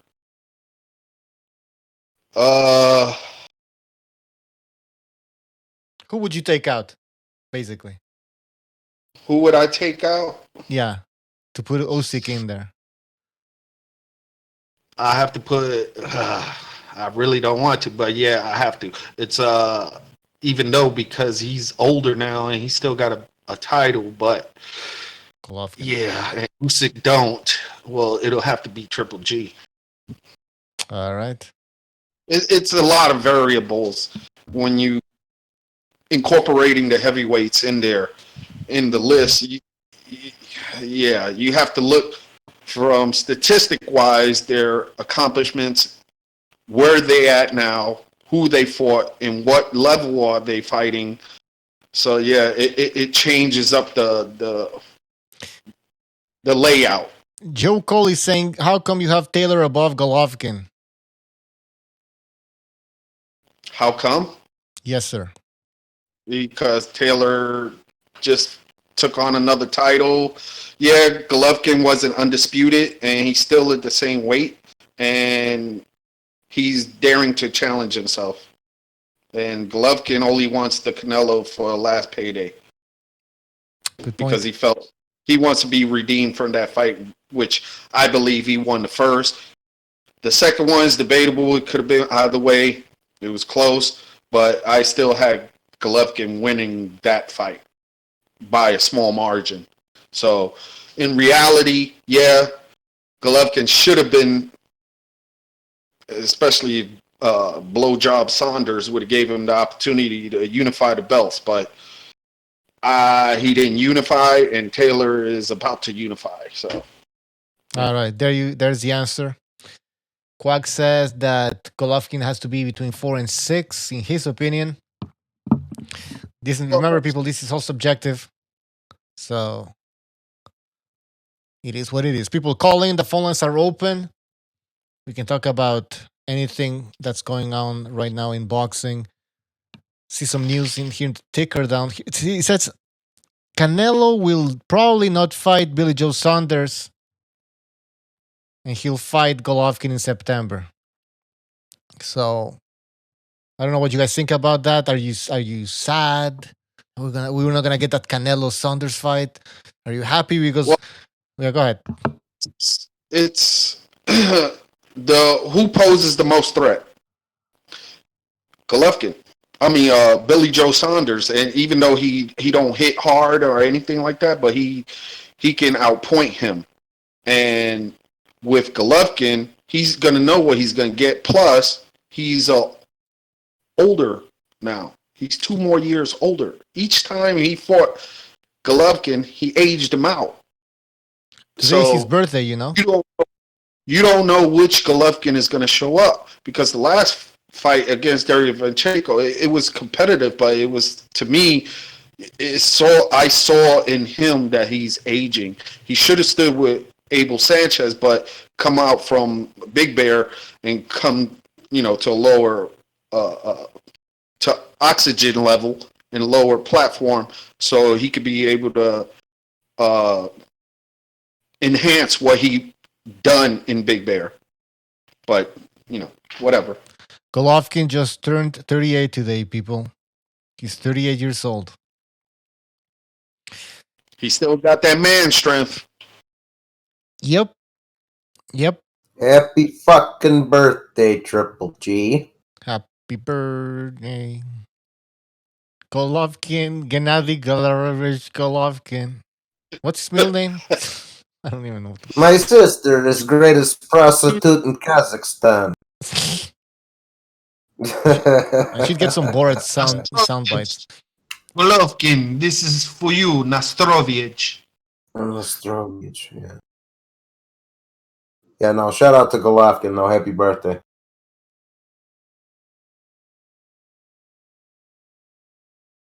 Turns in this comment, Joe Cole says, is Eddie confident because Canelo is juicing like crazy, doing this, no testing this time. Maybe Saunders is as well. Triple G's last fight. What? Triple G last fight, Golovkin was really sick. Banks wanted to cancel the fight. Oh yeah, when he fought the Ryachenko, apparently Golovkin was sick. Yeah, he was coming off the flu, from what I understood from various people, was admitting that. Mm-hmm. But I didn't hear it from the horse's mouth. But he never gives excuses anyway, so. That's right, he's a warrior. Warriors. The Hand History Vault says... Come on. Hey. The Hand History Vault has Lomachenko number 1, Canelo number 2, Pacquiao 3, Estrada 4, Triple G 5, Inoue 6, Ioka 7, Crawford 8, Taylor 9, I can't even count here. And Beterbiev 10. Jesus Christ.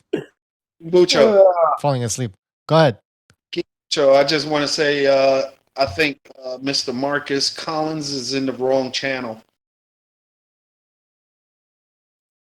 Who's that?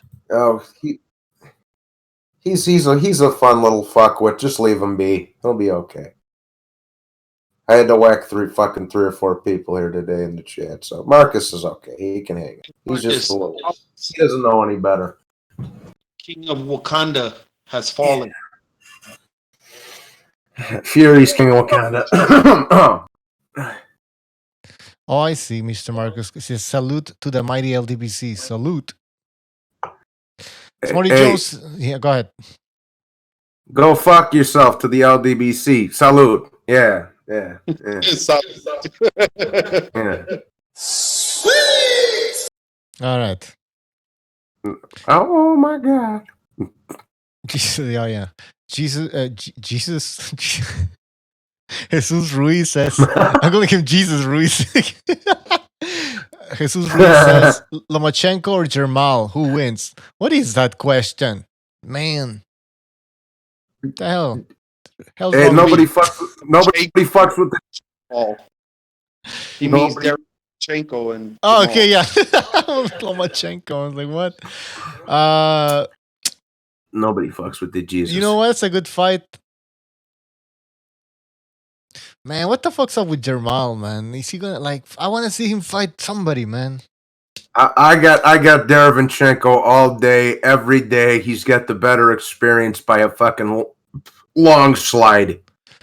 All day. Yeah. Yep. I think Jermal could land something, but I think the pressure of Derevyanchenko will overwhelm Jamal, whoever. Man, he was getting beat up by fucking Brian Adams. Baby, looking ass.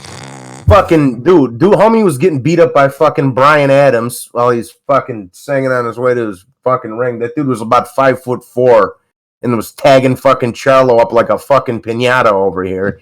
And Derevyanchenko beats his fucking ass, dog. I'm gonna put some cheese on that shit if that fight ever gets made. Real talk. Did you like how Derevyanchenko fought Jacobs? Like, what do you think about that performance? Well, he had trouble early on, but Jacobs is so much fucking taller and lankier than him. But Charlo's like that same lanky kind of motherfucker too. But nah. Yeah, but Jacobs packs the pounds. That dude outweighs, like, look at what Canelo had to do to him, put a weight stipulation on him. Golovkin said, "Oh, he's a good boy. I don't care. I fight him. No matter, no weight. I don't care." Listen, bro. If a 40-year-old Matt Korobov who took the fight on 4 days' notice, can beat Charlo, I think that hadn't fought in 2 years. By the way, 40 years old, haven't fought in 2 years, and took the fight on 4 days' notice. If he can give Charlo a handful, I'm pretty sure fucking Derevyanchenko would beat the shit out of him. And you can call that a triangle theory all you want. It's a fucking fact. I think Derevyanchenko's pressure alone will make him quit. Yeah, we haven't seen Jermal being pushed to the limits. I mean, Korobov, it wasn't that type of fight, where there was a lot of punishment and he was in the trenches or anything like that. It was just shitty performance by Charlo. But like you're saying, against Derevyanchenko is gonna be like a fucking war, man. Like he's gonna have to step it up. See, we're gonna have to see if he has any heart.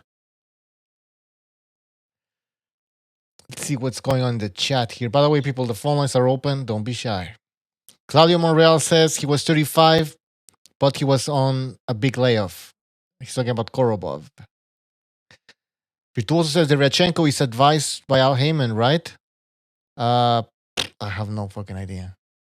I think he is part of the PBC. Yes. His manager or what promoter? Who is? He's with Lou DiBella, I think, or was he? I don't know. No, Lou DiBella is no more with PBC. Right. But he still has his promotional agency or his managerial duties. All right. New box song fan says, King Bucho, do you like my list? Didn't see your list. Sorry, man. Oh, I see your list. You have Canelo 1, Lomachenko 2, Usyk 3, Inoue 4, Crawford 5, Estrada 6, Pacquiao 7, Ioka 8, Taylor 9, Beterbiev number 10. It's a pretty good list, solid list. I'd put Lomachenko ahead of Canelo and Usyk as well, but pretty good list. Celtic 67 says AJ and Hearn love a low ball. Get the fuck out of here. How the hell is $120 million a low ball? How the hell you going to say that he offered Luis Ortiz $8 million to fight him, but he turned it down after Jarrell Miller? How the hell everybody that get blessed by, no matter how much people hate him or whatever, that motherfucker don't be lowballing nobody. He getting paid. He blessed Andy Ruiz Jr. Come on now. Well, you think Andy Ruiz is crying for the third one? Yeah, whatever. Exactly. Yeah, I mean, go ahead. What? Deontay Wilder, when he fought Ortiz for the second fight, when he was getting his ass handed to him, only paid Luis Ortiz $700,000, not even $1 million, while he turned down $8 million or $7 million from AJ's camp to fight for $700,000 or $1 million. Oh, come on, you fucking ignorant. All right, Jibuge, take a deep breath. In with the negative, in with the positivity, out with the negativity. I saw that in the Cocktail Dundee movie, and Mike Tyson was in the park meditating. It's an old movie. And Mike Tyson was meditating. He was like, level was too high. Sorry about that.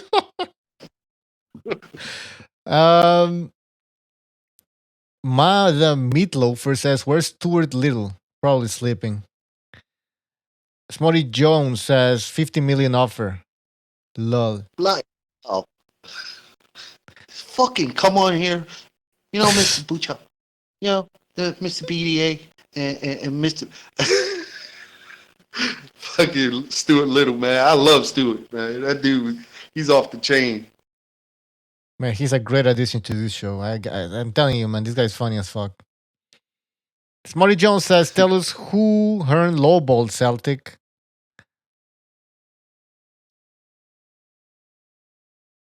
Who did he lowball, though? Who is he talking about? Yeah, we're going back to the Eddie Hearn thing where he supposedly lowballed somebody.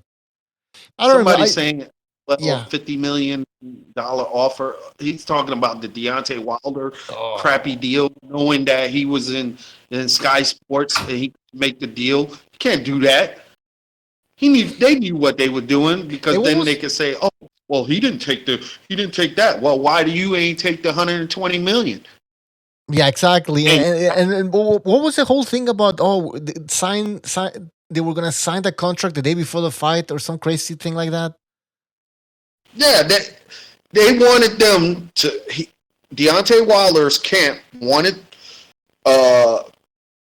him to verbally agree, because a contract can be either verbal or written, but it's better proven if it's written. So anyway, they was trying to offer him the $50 million, knowing that he was with Sky Sports, knowing that he was contractual buying to the thing to fight on Showtime's thing for only $50 million. And then the funny thing was that money wasn't even theirs. They borrowed it. PVC borrowed it from damn Showtime.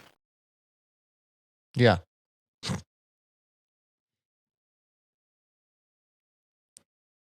Touche to that. 323, you're on the air. 323. Hey, how you guys doing? What's up? Who is this? MTV Party Boy in the chat. All right. MTV Party. What's up? Yeah, I'm the guy who was like trolling about fantasy fight with Butterbean versus Wilder. See who would win. Oh, that's a great fight. Go ahead. What's on your mind? So, talking about the glove gate, because last time, I don't know what happened with my phone. The line cut off or whatever, but the glove gate thing, right? Okay. My thing is, like, it's stupid, first of all, right? But I was, like, thinking about it. When Usain Bolt, when he runs, right, on the track, does he wear, like, his shoes halfway? Does that give him, like, extra powers to go faster on the track? Or, like, when I'm having sex with a girl, do I put a condom halfway? Would that be the equivalent of, like, glove gate? I don't know. What the fuck is you talking about? I get what you're trying to say, but I don't know if it's a good example though. But he's parodies, Johnny. No, he's saying those are the examples that I'm trying to give, right? Yeah, it's like it's something stupid. Like you wouldn't do that as an athlete, right? Rubber halfway on. What are you talking about? Yeah, like you know what I'm saying? What I'm. Go ahead. So what I'm trying to say is that if you're gonna wear anything like halfway, you know what I mean, nothing's gonna make sense. Like a basketball player, is he gonna be sagging his freaking shorts in the middle of a freaking game? You know what I mean? Like, what are you talking about, dog? So you have like a condom. I don't like want to think about grown ass men sagging their basketball shorts, bro. What the fuck are you talking about? Hey, guy, you're fucking with a fluffy condom, man. But you understand what I'm saying? Like, none of this shit makes sense what these dudes are talking about. They're just butthurt that Deontay Wilder lost the freaking fight fair and square. You know what I mean? That's what I'm just trying to get. God damn, bro. It took you all that gay ass shit to say that, dog? Oh. What the fuck? That was just examples, man. You know what I mean? Because, their logic is pretty stupid. You know what I mean? But all I want to say, man, is that I like your guys' show. I respect every single one of your opinions. You know what I mean? You guys keep doing what you're doing. You know what I mean? And I'll send you guys a super chat in a bit. You guys all have right, a good man. one. Thank you for that. Thank you for joining us. Good call. Bro, I understood you. He understood. Johnny was in the Matrix.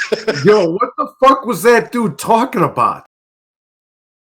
He basically was giving his opinion on how these other people was talking about the Glovegate stuff and how they saying his fist was in halfway. So as a parody, he was just using a half-fitted condom on your Jimmy, and then he was also saying about a basketball play. Is a basketball player gonna play a game with his pants halfway sagging? No. So like there's no advantage. There's no advantage. You didn't call it. Yeah. Yo, whatever. That was a terrible fucking example of that. But Jesus, I knew what he was doing. I knew what he was saying the whole time. I just wanted to make it interesting. I knew what he was saying the whole time. I just wanted to make it interesting. Yeah, no, I mean, it took a little bit. I was like, oh, wait, what? Anyways, good call. Good call. I knew what he was saying. What he was saying. I was just trying to make it interesting. The Quack says his analogy was awful. Jesus. That's why I knew you were joking with him, but I was like, I couldn't help myself. I had to get him for that one, bro. Shout out to the caller, though, man. Yeah, I had to he get just you for donated that one, MTV though, Party bro. Boy. Thank you for your contribution and for calling in. He says respect. Respect. Yeah, I had to get my bad, bro, but I had to get. I had to. I couldn't resist, dog. It's kind of good. Put some respect. I had to get your ass for that one, though. Shout out to you, though, man. Respect. Hey, I'm reading in the news feed that I have now on the video. Teofimo Lopez says, and I misspelled says, Tank Davis can't even knock out old Gamboa. That's what Teofimo's saying. And he's right. He couldn't knock out Gamboa. He is fucking right. Yeah. No, it was a prime Gamboa. It was a prime Gamboa, just like Floyd fought a prime. Just like Floyd fought a prime Genaro Hernandez. Yeah, that's right.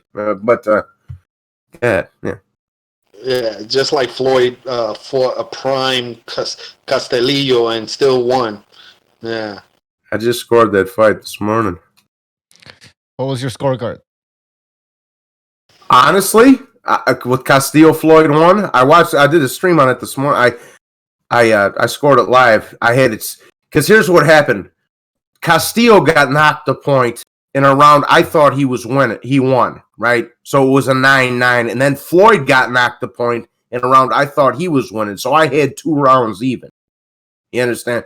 But I had it 6-4 and 2 even for Castillo. Yep. That's fine. There you go. So. He won. He won. Oh, he won. He definitely won it. Yeah, I had it 6-4 and 2 even for Castillo. So all these fucking cocksuckers, 114, 112 for Castillo. Yeah, folks. That's thanks to Bob Arum. Say what, Bucho? That was thanks to Bob Arum, that decision. Yeah. Well, see, Bob was looking out for Floyd while he was still swimming around Uncle Roger's balls. You understand? Bob's his real father. He just forgot to tell you. Bob Arum's his real father. He's half cracker. You understand? He saved him from what's his name? Who? Floyd Mayweather. Bob Arum saved him from Jay Prince. Oh, really? I don't know. Yeah. It was a thing that Jay Prince went over, sent some goons over there because Floyd, he wanted his money. Jay Prince wanted his money, and then he went in there and went into Mayweather's boxing gym and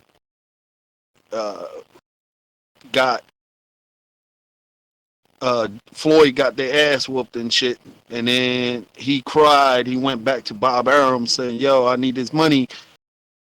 And Bob gave him cash, and he said, "Here." He said, "I'll write a check." He said, "No, I needed cash." And he wrote a check.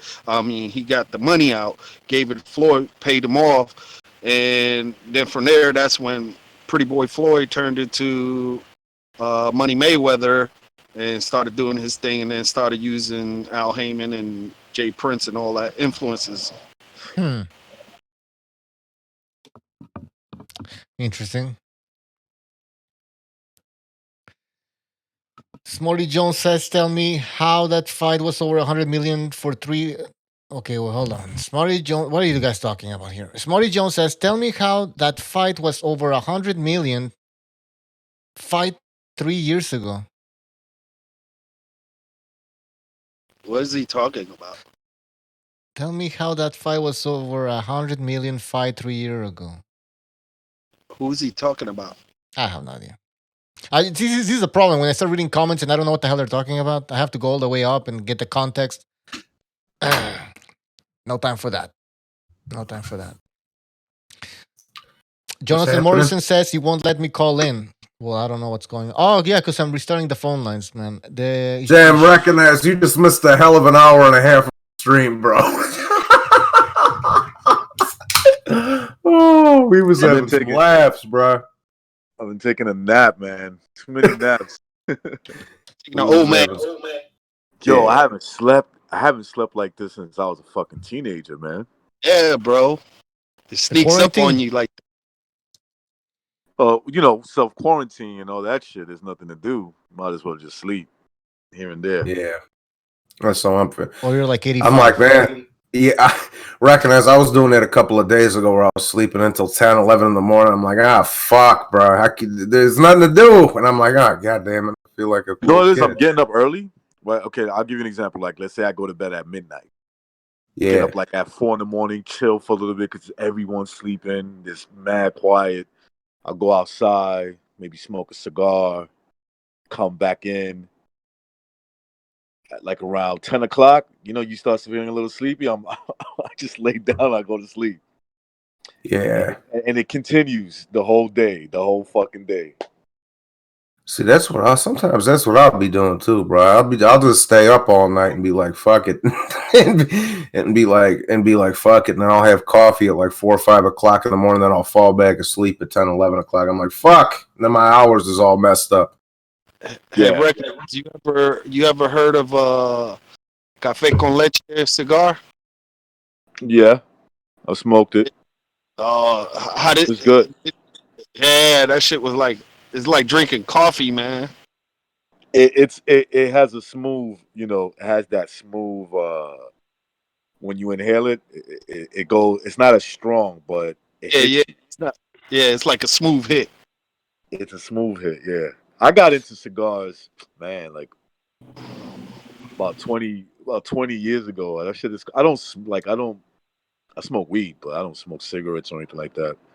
But once in a while, I'll get a cigar, go for a walk, and just smoke that shit, man. Bro, my bisabuela, my great grandmother, dude, she lived to 116, and she smoked cigars and took a shot of Bacardi every day. That's probably what kept her alive. Yeah, exactly.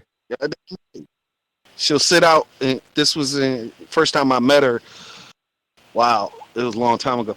But it's good for you. It's good for you. Yeah, she told me, I asked her a question. I said, how do you get to be this old, and why are you the way you are? And she said, go make my coffee. This is like 5:30 in the morning. Go make my coffee. So I made the coffee for her. She turned on her music. She went outside. She got a cigar. Snubbed that, sat in the front, brought her a coffee. She said, no. Did you put my special sauce in there? I said, what do you mean? She said, go in my drawer over there. So I went over there. It was a bottle of Bacardi and shit. So I come back, give it to her. She said, baby, you got to spike it. Here. She put half you got to spike it. half of the coffee. This is like a 10-ounce mug and shit. And she got half of it, like 4 ounces of coffee, 6 ounces of damn Bacardi and shit. So she shakes it, and she listened to her music. And she said, back to your question. The reason why I'm the way I am and what I do is because nobody can tell me what the fuck to do. And I'm happy that way.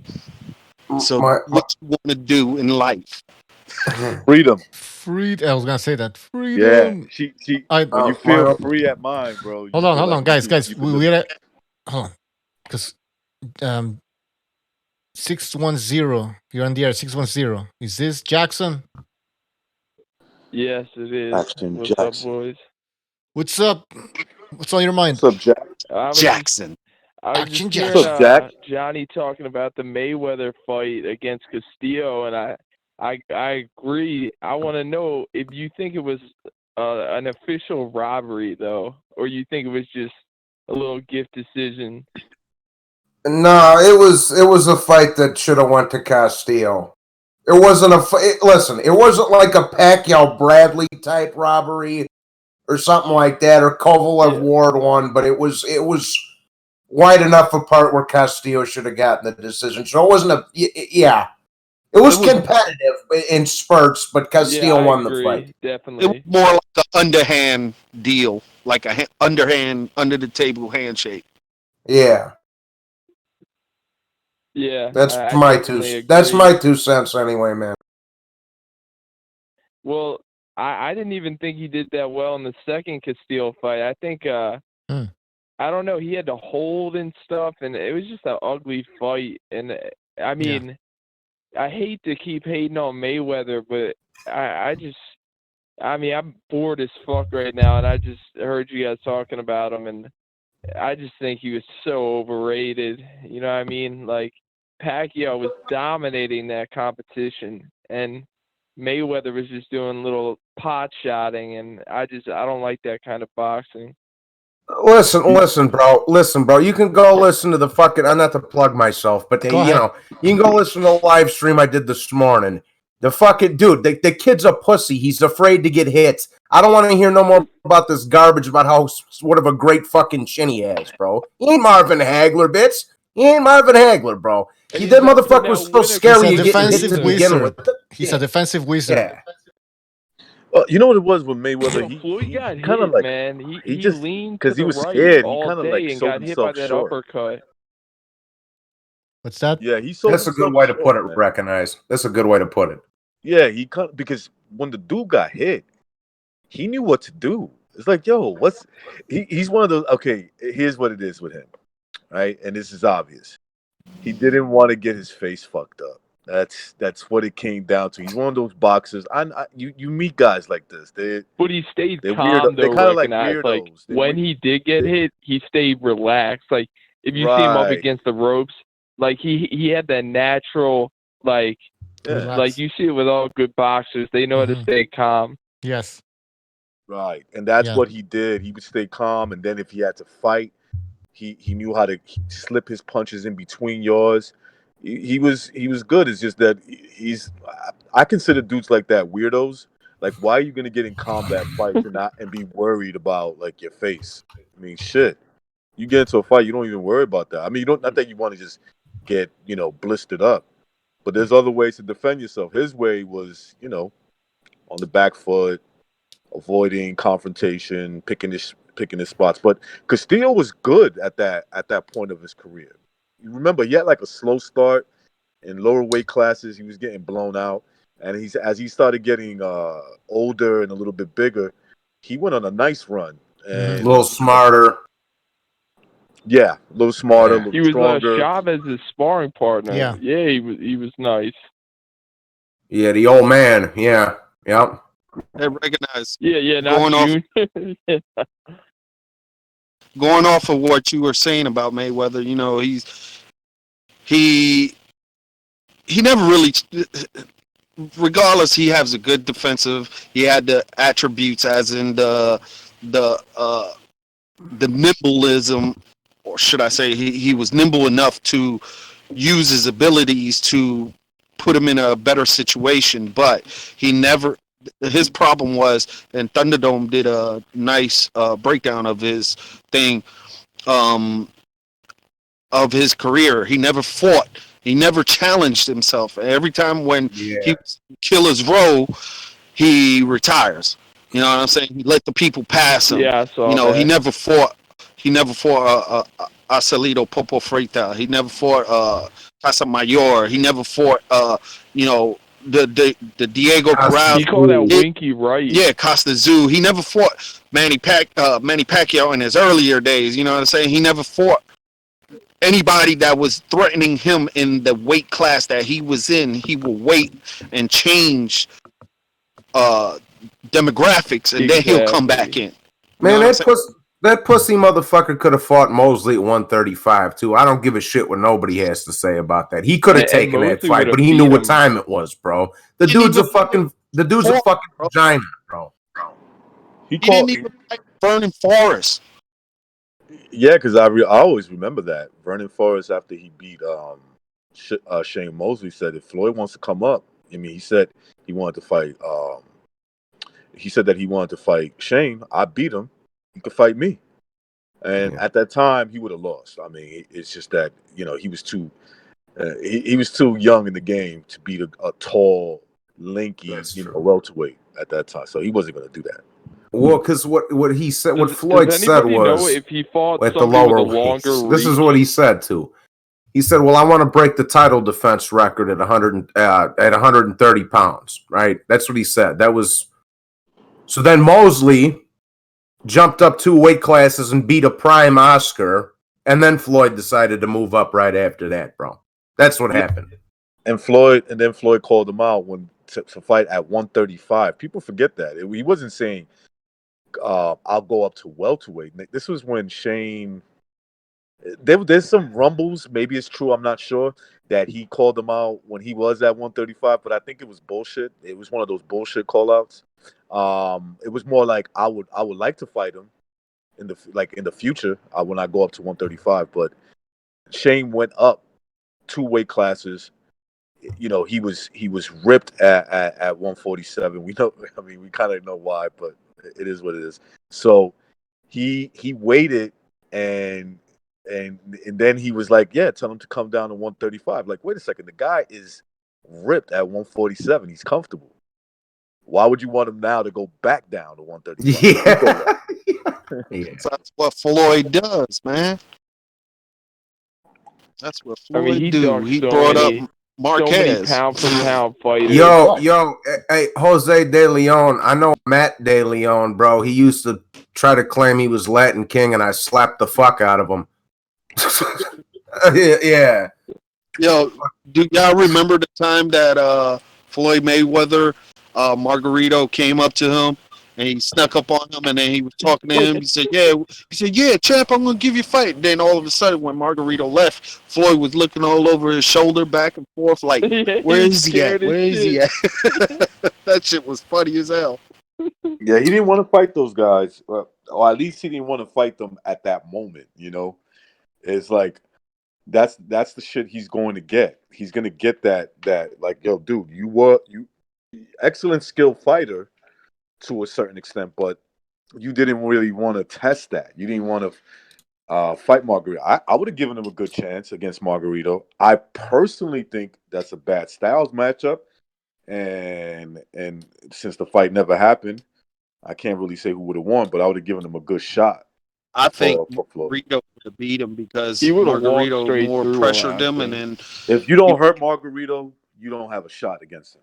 Yeah, that's what I'm saying. If he could take Cotto's punches, regardless of the plaster Paris thing, if he could take Cotto punches, because he was taking Cotto punches in the beginning and he was getting hurt, and then all of a sudden he did that Aaron Pryor shit, and he was like, yeah. Panama Lewis came in the corner and said, yo, no, give me that bottle that I fixed. Yo, real quickly. This dude named Windy City's trying to fucking gangbang with me on the chat. There's no Spanish disciples, bro. Yeah. There's no La Raza in the back of the yards. There's no Satan disciples in Pilsen. There's no maniacs in Humboldt Park. There's no cobras in Humboldt Park, bro. You don't even know what the fuck you're talking about. Don't make me G-check you on air right now, bro. Shut your mouth. Viva la raza, güey. Oh, man. Pinche puto. I think Johnny Boy's Nah, pissed. but yeah, that's pretty much all I wanted to say, though. I just, I rank like Marquez and Morales I ranked him ahead of Mayweather because I don't know if you guys feel that way, but I just don't think Mayweather stepped up and really fought it. I know we've been through this, but like I don't have him in the top 50, and I don't think he's that good. I don't like the way you're Look, talking about Mayweather. I don't really argue people's lists. I mean, Yeah. to me, he was a very good fighter. He had excellent skills. It's just that he Didn't test picked himself, his right? times Like, to make fights happen, and there's a reason why he did that. He wasn't confident in like just like head he on. could have won them. Like he could have, but yeah, he just didn't want it. He wanted to extend his career and do this undefeated hiatus run and brag about his career. This is what he wanted to do. You know, It was a because scam. he It was a feels like I'm sorry, God. It was a scam. His career was a scam. It was a it's an illusion. Like you're saying, he picked and choose his opponents. He took layoffs. He fought once a year sometimes, and that was pretty much. It was an illusion. Hyped his opponents up. Yeah, the zero was very important to maintain that zero and that aura of invincibility, and when he succeeded. That zero is his net worth. Really, it's like if he loses that zero, yeah, he has, and he's coming back to fight because, I mean, none of his businesses are running right now. I mean, his strip club, I'm pretty sure that's closed down. That's why he's back in the gym. So I know he's coming back, but I'm not interested unless he fights Pacquiao because he can't fight Canelo. Canelo's going to be like a heavyweight. So the thing about Mayweather, he gambles a lot, and he makes money, but anybody knows about gambling, you lose more than you win. A lot of times, you can win big. He's gonna go a lot pro. A lot of it is luck, man. And he seems like he got addicted to it. He's probably, who knows? I don't know. He's probably maturing. You know, the motherfucker's in his 40s. That's when, you know, you should be mature by then. But recognize when you flash like all that money on like the internet and stuff, doesn't that mean you're insecure? You're not really like, he's like, oh, I can make it through this recessionary phase. Oh, I made smart investments. And I don't even think he knows what investments are. And I think when people act like that, they really don't have that kind of money. Yeah, I don't think I think he's one of those guys that made a lot of money and he speaks a lot out of his ass to people that really don't understand. Like, I mean, I don't know what kind of investments he made, but every investment right now is on standstill, even at its best, right? Like, even the best investment, like real estate. I'll give you an example. Well, let's say he has property, he's renting it out. What about the people he's renting it out to? What if their bottom line is being affected? You know, and they can't. Yeah. That money stops rolling in. And think of this too. He bought 4 of the same exact type of Bugattis, the same color and everything. Why would you ever? That just shows you how financially illiterate he is. Why would you ever do that? Like, they're $1 million cars, right? Like close to it. No, Bugattis are 2.4 million. Like, that's just stupid. Yeah, it is dumb. You gotta understand. You gotta understand his ideology and his methods, but he has people in places that if he really entrusted and knows, you know, you put certain people, especially when you have investment money and stuff like that. And yeah, he's not a what's that guy? Not Bill Gates. What's the other guy? The rich old guy. Buffer. Warren Buffett. Warren Buffett. Yeah, Warren Buffett knew how to be an entrepreneur since he was 10. You know, so he already knows. Hey, it is what it is. Well, I'm just saying his demographics, his pattern of thinking, and you put the right people in the right places that you know and you can entrust, then you can make it. But you Well, also we don't got know. worried about other things. But in We his don't know. hindsight, he did made all that money, and yet he spends it frivolously. But we're not in his shoes, and we don't know how much his total assets. Maybe he has a nice investment portfolio. You know. Yeah, Warren Buffett, one of JFK's buddies, one of those assholes. Yeah, those fucking guys. Anyways, Jackson, you called in to shit on Mayweather. Is that it? Yeah, sorry, I just couldn't help it. He just that's okay. I'm not complaining. But Yo, yeah, fuck you guys Mayweather. be safe. I'm just like, yo, and I heard you guys talking about your sleep cycles. My shit's all fucked up. I'm about to go to bed, and I'm in Florida right now, and I'm like waking up at 4 a.m. and going like running on the beach and shit, and like I just. Well, you at South 'cause Florida? I'm not even working right now. Are you in It's South fucked Florida? up. Huh? Are you in South Florida? Yeah. I'm like kind of near West Palm Beach, like a Oh, little on the all outskirts. right. I know. I used to go to Del Rey a lot. I fucking beach on there. Bunch of little Spicolis running around that motherfucker. Yeah, but I It's go dead, back it's dead between out there there, and right, Philly. Jackson? Yeah, it ain't much people. Yeah. It's dead as fuck. I know that, man. Yeah, it ain't much people. I got family out there. That's all they tell me. It's like, Yeah. it's fucking dead. The quack says get some on privacy over there. That's all. The quack says on another note, Warren Buffett is holding over 138 billion in cash. I don't think they're gonna crash the rob him. economy. He's not a moron. No, I don't know. Let's He got rob some him. oil No way. and the railroad. I don't know. Listen, we'll see. Let's rob the fuck. Yeah. Oh Jesus! He's All right. worth like 60, 70 billion if you go over all his equities, but not in cash. But all right, boys, take it easy. All right, Peace, take care, man. man. Well, if you find, hey, buddy, if you find Warren Buffett's credit card numbers, just let me know, okay, pal? I appreciate it. No. All right, John. I'd like to take all some right, man. All right, take care. 138 billion. I will get another phone call here. Whoa, T-Tone. Hey, what's going on? What's up, Bucho? Hey, old dude. I mean, T-Tone. T-Tone, what's going on? What the fuck do you want? Hey, what's up? What's on your mind? What's up, I typed Johnny a little bit ago, and I just wanted to make sure, because this is the closest I can get to his face. I wanted to tell him, is he still there? Yeah, I'm still here, motherfucker. What's up? What's up, T-Tone? What's your problem with Johnny Boy? Johnny, good. Hey, the other day, man, your buddy Durden, man, he made a video, man, and it was kind of, fucked up. Well, anyway, the next day you made a video, like, you were, it said the weirdos or something, and you put me in there, man. And tell him lies, man. You said, you was one of the fucking weirdos. Hacker accounts to give you thumbs down. You in there for a reason, you fucking goofball. I tell you to your face, man.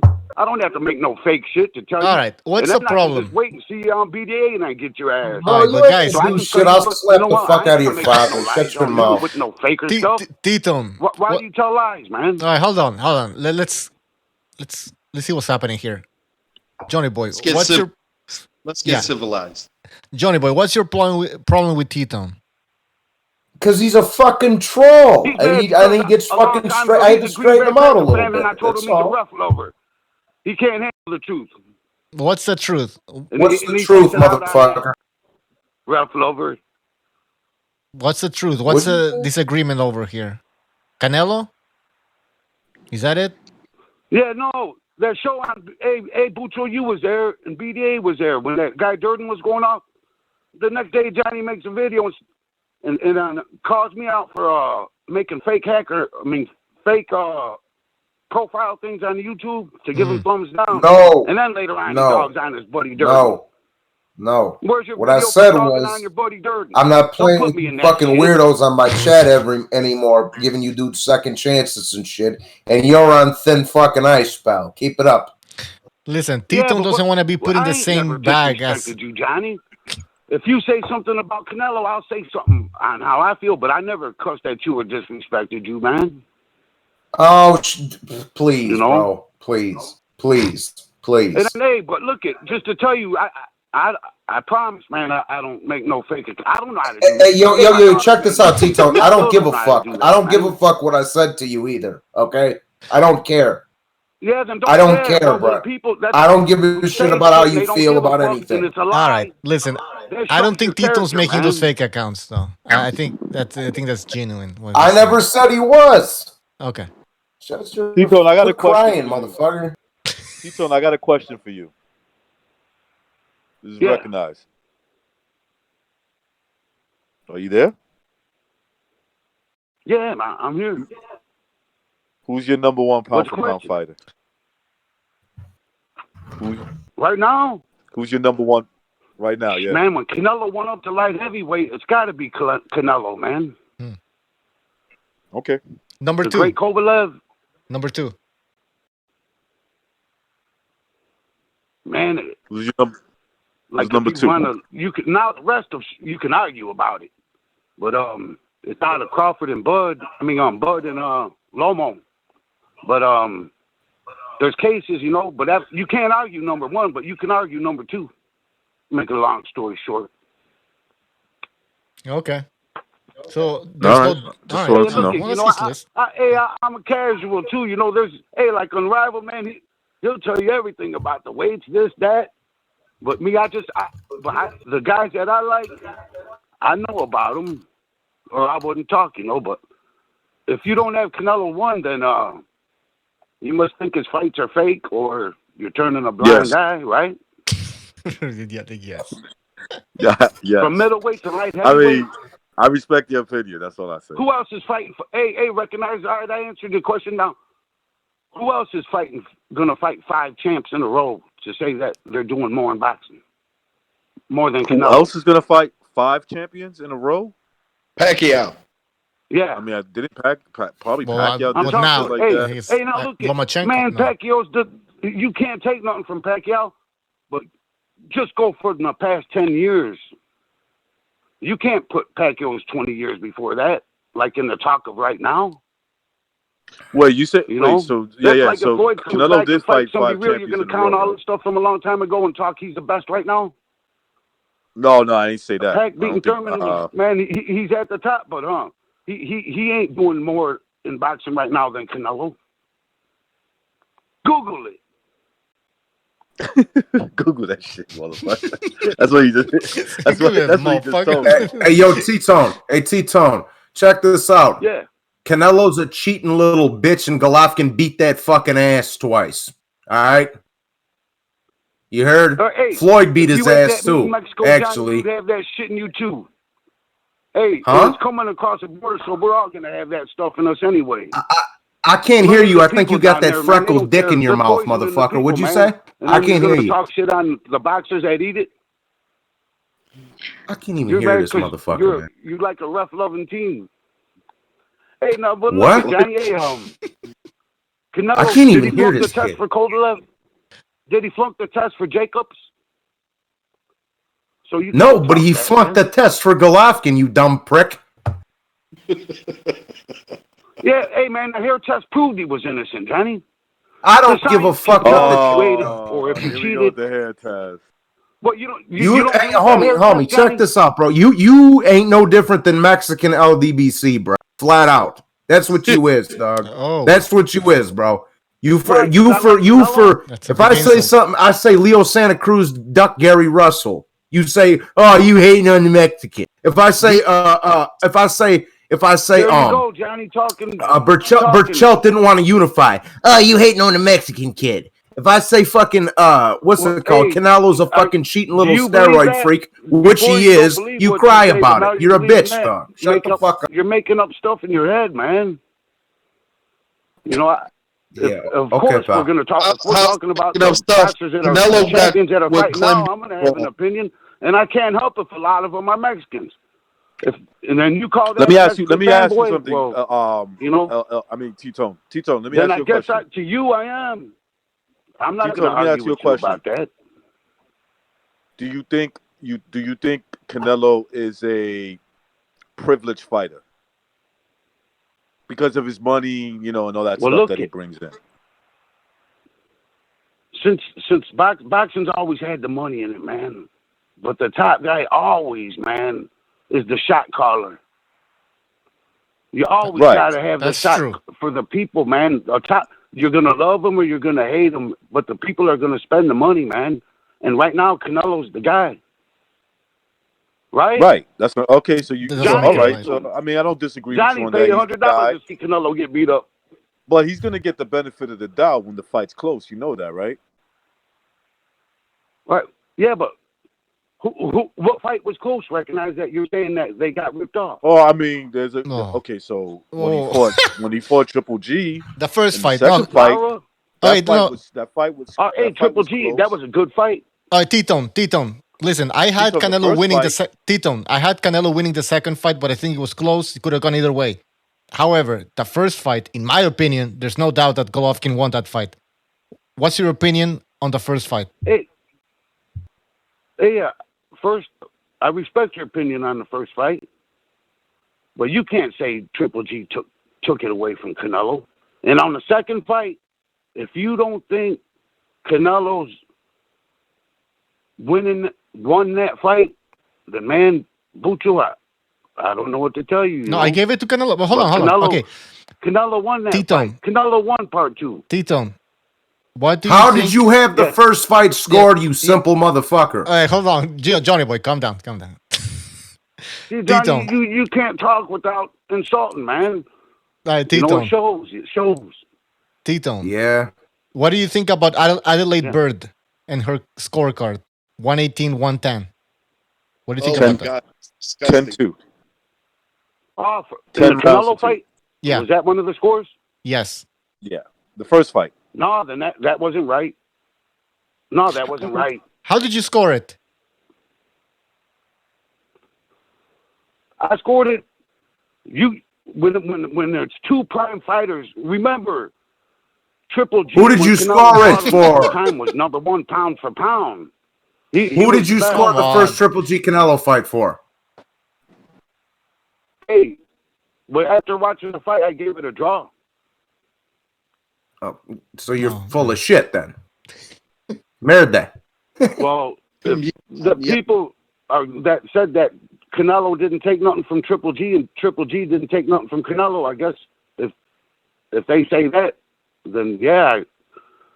In your mean words, yeah, that's mean. Okay, but you see what I'm saying? Okay, listen, the reason why I brought it up, T-Tone, is because what I'm trying to say is, look, my criticism of Canelo just comes from a place of how impressive really is he when, in my opinion, he's a privileged fighter. He can do certain things that his opponents can't do.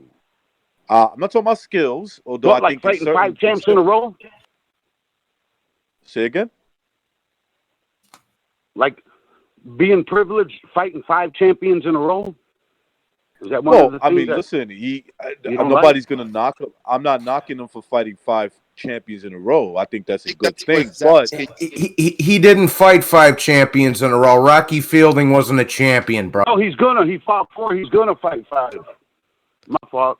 Hey, okay, what if he fights Billy Joe next? Then no. And he didn't fight 4 in a row either, because 2 fights ago he fought Rocky Fielding, you stupid bastard. Yeah. All right, let's calm down. Let's calm down. Hey, Titone, there's a question for you in the chat. What was your scorecard for the Andy Ruiz, Anthony Joshua second fight? I'll tell you this. Ruiz, yeah, man, I don't know why he said that after the fight. He just couldn't catch Joshua. Hey, the heavyweights is the most, since the heavyweights has been, man, is the best weight, right? What do we want to see, man? We want to see the heavyweights in boxing, man, is knockouts too. People love the knockouts in the heavyweights. There's a difference between the waterweights and the featherweight. Joshua he went for the points, man. Did you say waterweight? Did you just say waterweight? He didn't knock out Ruiz, or he didn't try to. Yeah, but Ruiz didn't do shit. Why didn't Ruiz do any more? I mean, he didn't do anything. I just told you. Ah. If they would have fought like they did the first time, toe heavyweight, Yeah, but old school, it could have been a different fight. So like who are it you was the blaming? first Well, time. he was. Wait, hold he on. gained too Joshua much went weight. for the points. Are you blaming? Joshua went for the points. You don't think he went for the points? I think he did, and I Ruiz think he went did. for nothing. Yeah, hey. Yeah, Ruiz was disappointed you in that can fight. say Yeah, come on. You have to admit that. Hey, I'll tell Like, you he this. was. That was the biggest ring that Joshua and Ruiz ever fought in their life, right? Yo, now I'm starting to get what Johnny just Boy's that extra pissed off two- about. Just that Li- extra 2 feet made it harder to catch Joshua. But Ruiz when didn't even Ruiz got try, into man. fighting Joshua, Yeah, I think it was Joshua, more when like they went, Ruiz's weight. it was a good 15 fight. pounds he gained. Yeah. Joshua, he hit Ruiz good. He cut, when he fought him, he hit him good. Sounds like excuses, Maybe though. there might be a part 3. No, I don't think so. I don't want to see that shit. He don't You deserve. He doesn't deserve Tito, anything. you want to see part 3? Yeah. Do you want to see part 3? Yes. Ese pinche güey estaba Hey, and gordo, I'll tell you hombre. this. Fury, he made a statement in the heavyweight division. Fury could have pointed Wilder, but he went old school, man, and he took it to the champ. All right. He didn't look for the point. Tito, we're going to move on. Fury went old school. Tito, thank All you right, for hey, your call, I man. just wanted to get that out to Johnny to quit telling like ain't nobody making no fake stuff to say something to him. All right. I use my own name, You Okay. got that, Johnny? What'd you say, bitch boy? Okay, hold on. Let's end it. Hey, Yeah. we What'd you watch say? the show. Hey, I'll talk to you later. All right, take care. All right, Tito. What He didn't say anything. He just said that he wasn't making fake accounts. So that's it. You say he wasn't making fake accounts. I never Johnny's accused of like, him. Tito, Bucho. Yeah. Tito, I never accused you of making fake accounts, bro. I accuse you of being a fucking weirdo, which you are. Okay? Yeah. Holmes. Come on, Yeah, Johnny I mean, boy. like the ring was too big. I mean, let's just admit Ruiz. I mean, of course, AJ was gonna box from the outside, and Ruiz should have known this, and he knew this. But I mean, what the- Bucho, I have to say, I was like Clint Eastwood in the chat today, so don't be alarmed. It was just fuckheads that I was getting rid of. So No, that's fine. Don't worry. okay, all right. Man. What's up, Fox Report UK? Nes Mendoza. It says later. I think he's talking to Tito or what? Tito. I normally disagree with Johnny's vulgar attitude, but you should see me in real life then, Muck. This is just a fucking appetizer for me in real life, bro. He's toning it down right now. Let's see. People, the phone lines are open. Call in. Don't be shy. Yeah, man. Tito. Yeah, Holmes. I like Tito's voice. Right? Remember, we thought he was El Dude at the beginning. I still think it is. But No, I don't think. Nah. I thought he was like, Cheech and Chong Maris. That guy is cool, man. He talks slow, bro. I don't want his pork chop. I want his life. I didn't make those accounts, Holmes. Just to let you know, I didn't do it. It's not me. Come to your face. Sounds like Ruben Guerrero. Yeah. Sounds like Ruben Guerrero. Yeah, bro. That's what I was saying, bro. Jarrell Baby Miller. Hold on. I'm reading what I wrote here in the news feed. He's finally coming off suspension. Says a fight with Tyson Fury is inevitable. It's true. They're both with top rank. Fury versus Wilder. I'll tell you right now, I'd rather see him fight Baby Miller than fucking Wilder for a third time. Like I don't. Actually, I don't care for that that's a very good point, man. That's true, man. I would too. That's true. Holy Christ! Why the hell do I want to see him beat up Wilder again? Like it's like, dude, it's like this is over with already. Yeah, Holmes. I want him to be Wilder. What's Wilder gonna? In seriousness, in all seriousness, right? What's Wilder gonna do within a year that's gonna change the outcome? Within a year of the rematch, like I think he needs another fight just to see where he's at, Because yeah, I guess they see the money. I mean, from a money aspect, I guess it's like, look, the rematch, you're gonna get, I don't know how much money, but he's gonna get like a nice paycheck versus taking some tune-up for less money. And so maybe in that aspect, I get it, but I think this dude needs a long time. Well, I At least 1 disagree. year. I disagree. Recognize and my friends also disagree. Look, listen to this. Recognize. Gonna be the end. You ain't heard not one motherfucker on TV, not one, talk about Wilder getting hit behind the head. They don't care. They like the imagery of him on his knees. This is what they want, bro. So to talk about the cheating part aspect of it, I'm purposely not talking about it because I want the champ to fuck him up in the next fight. Absolutely. Okay? Fuck him up. Okay, take all. We ain't got to. Like, does Why he really it takes believe? 3 fights? Why it takes 3 fights to fuck him up? Yeah, Fuck him up. fuck I don't him know up. where that You know accent what? comes This from. time, I don't know where he's that gonna accent- fuck him up. I don't know where that accent comes from, but it sounds real faggoty. Fuck him up.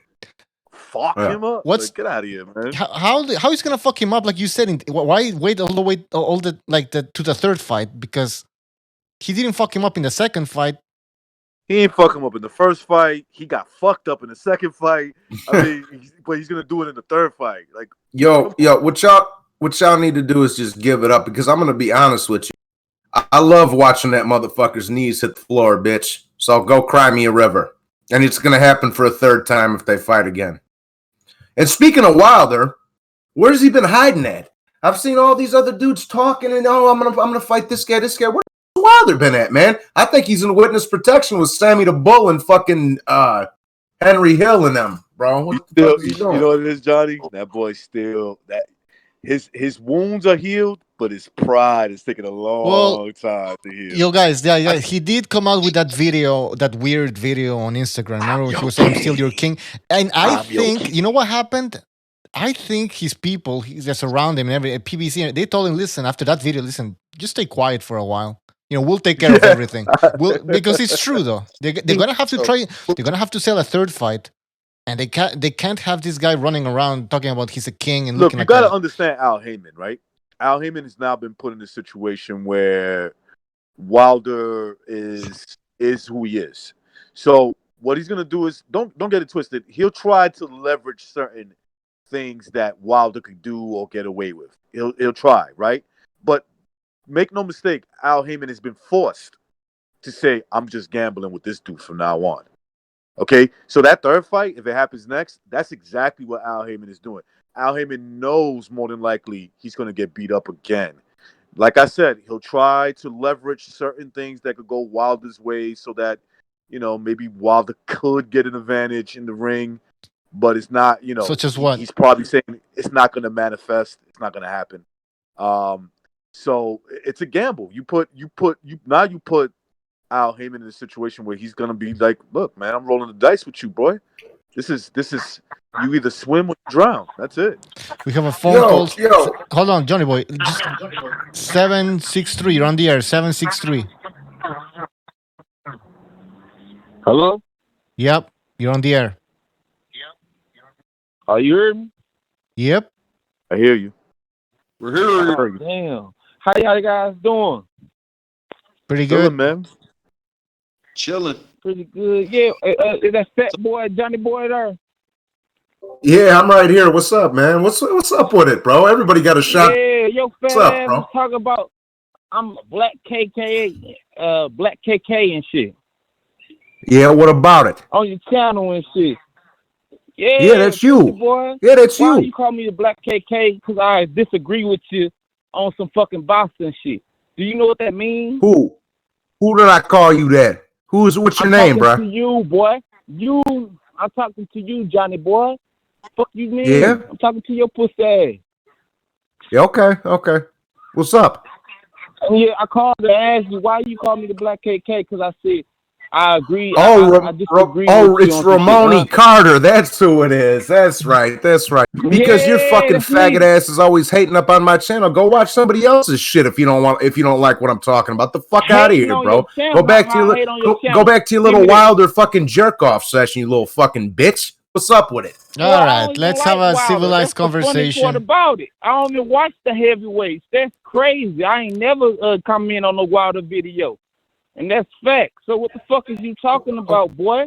All right, let's calm down. So, caller, Yeah. what did you say that set Johnny off? No, Who the fuck you think it you was calling boy? I'll slap your was it monkey ass all over the place, the Devin motherfucker. What's Haney up with video? it? Damn, boy, let me talk. He said the caller, not you, fat boy. All Damn, right, I'm gonna let's let you stop talk with the after name I'm done. calling. Let's stop with the name It was the calling. Devin Haney video. Come on, man. Now you acting like a woman. Let me talk. Be a man about it, boy. I'm talking. I'm gonna let you talk. We ain't gotta be arguing and shit. But hey, like I left a comment on his little Devin Haney video, and he like one of his commenters said who Devin Haney fought to earn to be the WBC champion. I was like, he did earn it because he fought the fighters that put him in the position to be Lomachenko mandatory. And Lomachenko became the franchise champion. Then, hey, he became champion. I was like, well, he put himself in position. How the fuck is he wrong for putting himself in position? And the politics made him champion, right? Then he Yo, Ramoni, let me ask you one thing. Who did Haney fight to get that title? Right. Who did Haney fight to get that title? That's what I'm saying. But I'm just saying he supposed to fight Lomachenko, but Lomachenko became franchise champion. Lomachenko's having a unification fight with Teofimo Lopez. Who did he fight to get Haney's? Who did Haney fight to get his title? Answer me that. But no. Who did Haney fight to earn that title, bro? Answer me that. What the fuck are you talking about? He didn't fight nobody because he became champion because Lomachenko gave up. Motherfucker became the motherfucking franchise champion. So how do he supposed to fight? He wanted to fight the champion. So what's the fucking point? Are you saying? Okay. I was just gonna say, if Eddie Hearn doesn't decide to milk him along, beat it, and all that other shit, then he'll probably gonna fight, bro. So I'd relax if I was you. Yeah, I think caller, they're gonna fight. Okay, because... if they fight, that's good. I want to see the fight. If he lose, who gives a fuck? So anyway, it's a fight that you should want to see, and I want to see. But don't be calling me no black KKK when the fuck, motherfucker, bro. You come up on there every day talking some stupid shit, bro. I never tell me what to do. But you always saying nigger this and that. Saying racist. I never called you it. I never called you that, bro. Shut your mouth, dog. No. But you say nigger and everything like that on your I didn't say that. You say that. I never said that shit with an ER, bro. The Camacho. He's doing the Hector Camacho N-word. Fucking stupid motherfucker. Yeah. No. It ain't no Hector Camacho N-word. It's a motherfucking where I'm from. How did Camacho say it? I'm from the south side of Chicago. We don't have white people calling us N-words. It's no ER. It's just no. Yeah, that's because you're from a different country, bro. You from the south, bro. It's different. We don't do that. We don't do that where I'm from. Well, I don't know. I'm not from there. So go fucking cry me a river. We do it differently up. Even Latin kings. What do you want from me? Where I'm from, even Latin kings don't even call niggas N-words. You don't even have no Latin kings where you're from, boy. Stop talking. All right, let's. Is you stupid, nigga? Are we discussing the N-word? I'm from the go, you stupid ass boy. Let's not use the N-word, and then that's it. That way, nobody. Well, tell the caller not to stop use it. using the N-word. Like, I don't care if it's nigga, ER. It's disrespectful, period. Shut the fuck up, you bitch ass nigga. Keep your mouth shut. Like, if I keep saying, I'm a wop. If I keep calling you a motherfucking wop or a grease ball, you have before. So why you gonna get mad at me? Yeah. Can I keep calling you a guinea or a wop or a grease ball, nigga? Yeah, no, you can't. And that's everybody can disrespect. Channel, Don't disrespect, because if I feel motherfucker, I'm black, so I feel disrespect if you say. So let me call you a guinea, a wop, or a grease ball, right? Is that disrespectful? Okay, bro. Okay, do whatever you feel like, bro. Hey, caller, can I ask you a question? Is that disrespectful if I call you a wop and a guinea? Huh? Yo, bro, hold on, Johnny boy, hold on. G-Boogie, go ahead. Is that disrespectful, boy? G-Boogie, go ahead. G-Boogie. Hey, caller, what's your name, man? I'm asking you. This is fun, man. What do you want me to call you? Mark? Romani. Romani. Romani. Yeah. I'm G, but what's up? Like Ramon, but with the nani. Look, man. What's happening? I'm Puerto Rican and I'm black and I'm Native American. So what does that make me? Okay. What does that make me? I don't know. You gotta tell me that. 'Cause you told me who you are. What do that make you? I don't know. I'm black. Well, That's what I'm asking. Things, so you gotta tell me that. I just defined my nationality to you. What will you consider me? What would I Black. consider you? I don't know. You many things. It's your preference. What do you want to be considered? I'm not you. That's a crazy question to ask me what I consider you. Okay. That's stupid. Well, what do you consider yourself? Then I rhetorical question. Rhetorical Come question. on, boy. Well, okay. Okay, let me give you another example. Okay, so let's say I'm 36% African. Okay, let's say I'm 24% Native American, right? And then I'm only 30% Hispanic. So what does that make me? You said say the last part again. I'm 36% African. I'm 36% African, 24% Native American, and 30% Hispanic or Spaniard. What does that make me? Okay. How would you classify me when you see me? That make you a human. That make you a human being, and hey, you all is right, what you is. All right. That make you a human now we being. get somewhere. So check this out. Check this out. I was born and raised in New York. All right. When motherfuckers used to know me, they yo, what's up, nigga? They my boys. I can speak to them like that because they know where. Yeah. I understand that, but I'm saying this, right? But you're saying, hold on, let me finish, please. Let me finish. You're saying objectively you shouldn't address. Where I'm from, my granddaddy, and where I was raised, how my mama and my daddy, and how I'm raised, you don't let no Latino or no Hispanic, I don't give a fuck, call you a nigga. You know what I mean? Period. Do you call other black people nigga? Like, do you call other black people nigga? Do I call other black people nigga? But you call them nigga, right? No. Okay, so if you don't, then I call my okay. Can I finish? My dog. If you don't use it, I'll be like, "What's up, fam?" or something like that. If you don't use it, no, but I'm in a heated situation with somebody. I'm like, "You bitch ass nigga" or something like that. But no. All right, you disrespecting them then, right? Like, what's up, nigga? No, what's up, nigga? No, I'm not doing that. But when you're mad, right? My granddaddy don't even like this. Huh? Hey, caller, Romani. Say what? When you mad, you call when you're mad, you call him bitch ass nigga, right? You call another black man a bitch when you mad at him. So what's the difference between you doing it? Bitch ass nigga. Cause so what's the difference between you doing it and somebody else doing it? But that's that. But don't you? What you saying, right? You sound like you like Puerto Rican or something, right? I'm Puerto Rican. That's right. Well, I'm Puerto Rican. See, so. I caught it, right? Because but you know what I don't do? What I don't do? I won't call a motherfucker a spit if I'm mad. You hear me? I won't call him a spit if you want to, though. I'm saying it's a free country. But them derogatory terms. If I feel offended by somebody calling me a nigga, I should have that right to feel offended, right? So I feel like if I you know what I'm talking about? You feel me on that.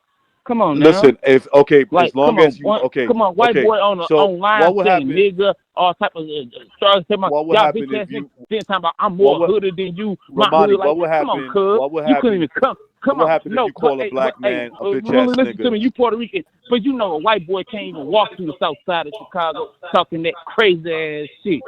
I'm not from the I south just side want of I just Chicago, want to you be a dumb fan. Like, motherfucker. man, First of motherfucker, all, All that right. second of boy, all, and that boy, second of all, and guess boy, what? you That don't boy tell, would have bro. You fucked. don't tell me how to talk. I talk however the Like fuck I my want to. granddaddy You said, understand me? like my granddaddy said, that boy would Fuck have your bust a fruit in granddaddy a too, nigga. motherfucking fruit What's fight. up? Bust a grape in a fruit fight.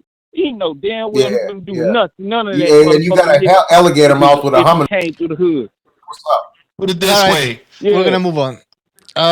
Hey, Romani, can I Yeah. get a word of edgewise, King Bucho?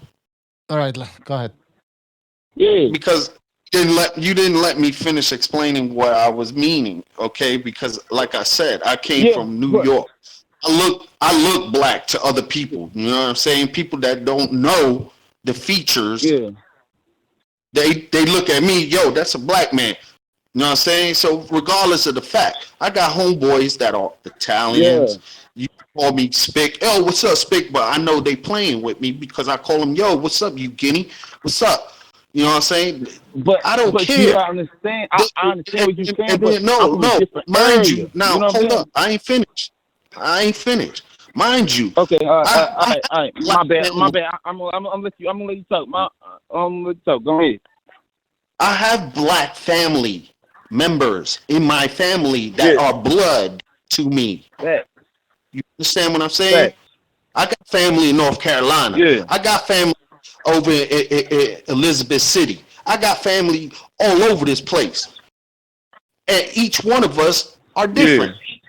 I got kids that look white, and my kids ain't white. But so what? Long as a motherfucker don't disrespect me, they good with me. Now, if they bring in a term that just saying, you know, because that's where they from, okay, it's understandable. And just for the record, Cracker, I don't care about your feelings, bro. I really don't. All right, Honky, you got that? Bro, it ain't about my feelings, nigga. I'm not even my feelings. I don't, motherfucker, evidently. Well, then you why don't you care calling about up all no black emotional and motherfucker shit? You feelings sound like a little you girl, boy. You talking reckless online and shit. Come on, man. You of course you don't care about feelings. You a fake. You an internet tough guy. Come on, man. Well, then come on with it. What's up? Let's find out. All right. You ain't nothing. You ain't about nothing. You talking about what? With that Well, fake we're ass gonna move mob on. style We're gonna shit, move on. nigga. We Bye, Felicia. over south. We ran motherfucking blacks ran motherfucking you motherfucking guineas out of motherfucking the south side. So stop playing, nigga. Yeah. All right. Yeah. Well, we're gonna move on. Thanks for the phone call, man. Have a good night. Have a You good can night. hey, homie. After we get done running All right. He's the gone. dumpster, though, I'll let you do that at least. You understand? Fucking South Side, huh? What are you saying? The south side of America or south side of Chicago? That motherfucker ain't from the South Side of Chicago. He's from the South, bro. You could tell in his accent. All right, Yeah, people. yeah, he's from the south. Phone lines are open. Call in. Hey, recognize the Matrix. I got a question for you. Bitch ass nigga. Anyways. All right. Just calm down. So, you from New York? You born and raised in New York, or you been? No, New York? I was born in Puerto Rico. Lived in Florida and New York. Okay. But mainly New York. Yeah, because you grew up, so you see the environment, and then your boys that's around you, they call you the N-word. They call you, you know, if you got a Spanish friend, sometimes you be messing around. Yeah, he called me nigga. What's up, nigga? It's shit like that. You know, it's all the problem is with people that are emotional, like that guy that just finished calling. He's worrying about the context, but then again, look what he just said to Johnny Boy. Hey, nigga. Right. That's what you see. This is what I was trying to look. This is what I was trying to get to. It's like the dude. I'm like, are you practicing what you preach? Okay. Then he tells me he don't use it, but when he get mad at somebody and they happen to be black, he'll say, "What's up, bitch ass nigga?" I said, "Okay, so you use it to insult people. So what's the difference between you doing it and somebody else that maybe is not black?" Look, man, I already been through. Listen, I didn't got into fight with guys like him, right? Where they make the big mistake. They see me, I'm Spanish, I'm kind of light skinned. I had a cousin that was dark skinned. He was obviously black. He was half Puerto Rican, half black. And I remember fighting this one black dude, and I was beating the fuck out of him. You know, like I usually do. I was just whipping that boy's ass, and his boy jumped in. But when they jumped in, there was a lot of racial uh calling, right? So when my cousin and my boys jumped in and they were getting beat up, you had to see the shocked look on their face, right? Like, why you jumping in for him? Like, bitch, that's my cousin. What the fuck you doing, bro? That's my cousin, B. And we like, and so he reminds me of those type of people. They don't understand that maybe that's how they do things where you're from, but they don't do that. Like in New York, you be in the north, right? Like Chicago's like that. Um, you're gonna be in for a culture shock, bro. You're gonna be in for a real culture shock when some light skinned dude that you feel don't have the right to say that to you is beating you up with 5 other black dudes. You know what I'm saying? Because we played the neighborhood game. It's what neighborhood you from. Yep. It ain't your skin color. It has nothing to do with it. You know? Hey, man. I mean, look, bro. What is this fucking pick a fight with Johnny Boy? Dad, it's like 3 fucking callers we've had. Dude, over here. there's white guys of the UFC. There's white dudes that I know. There's white guys that I know that grew up in an all black neighborhood. If you touch that white boy, all those black guys will beat the living daylights out of you. Don't matter what you are, they will kill you. You know? Because he's from that neighborhood. They love him. Probably has a kid with one of their sisters or something like that. No, you ain't just gonna beat him up because he's white. No, that's not gonna ride. Back in the days, we had this Hispanic cat that he looked Italian as shit. I ain't lying. His name was Coochie. That was his real name. But you know what he used to call himself? Just Ice. This dude, was grimier than the grimiest motherfuckers, and he knew everybody that was grimy. And you mess with him, you getting it.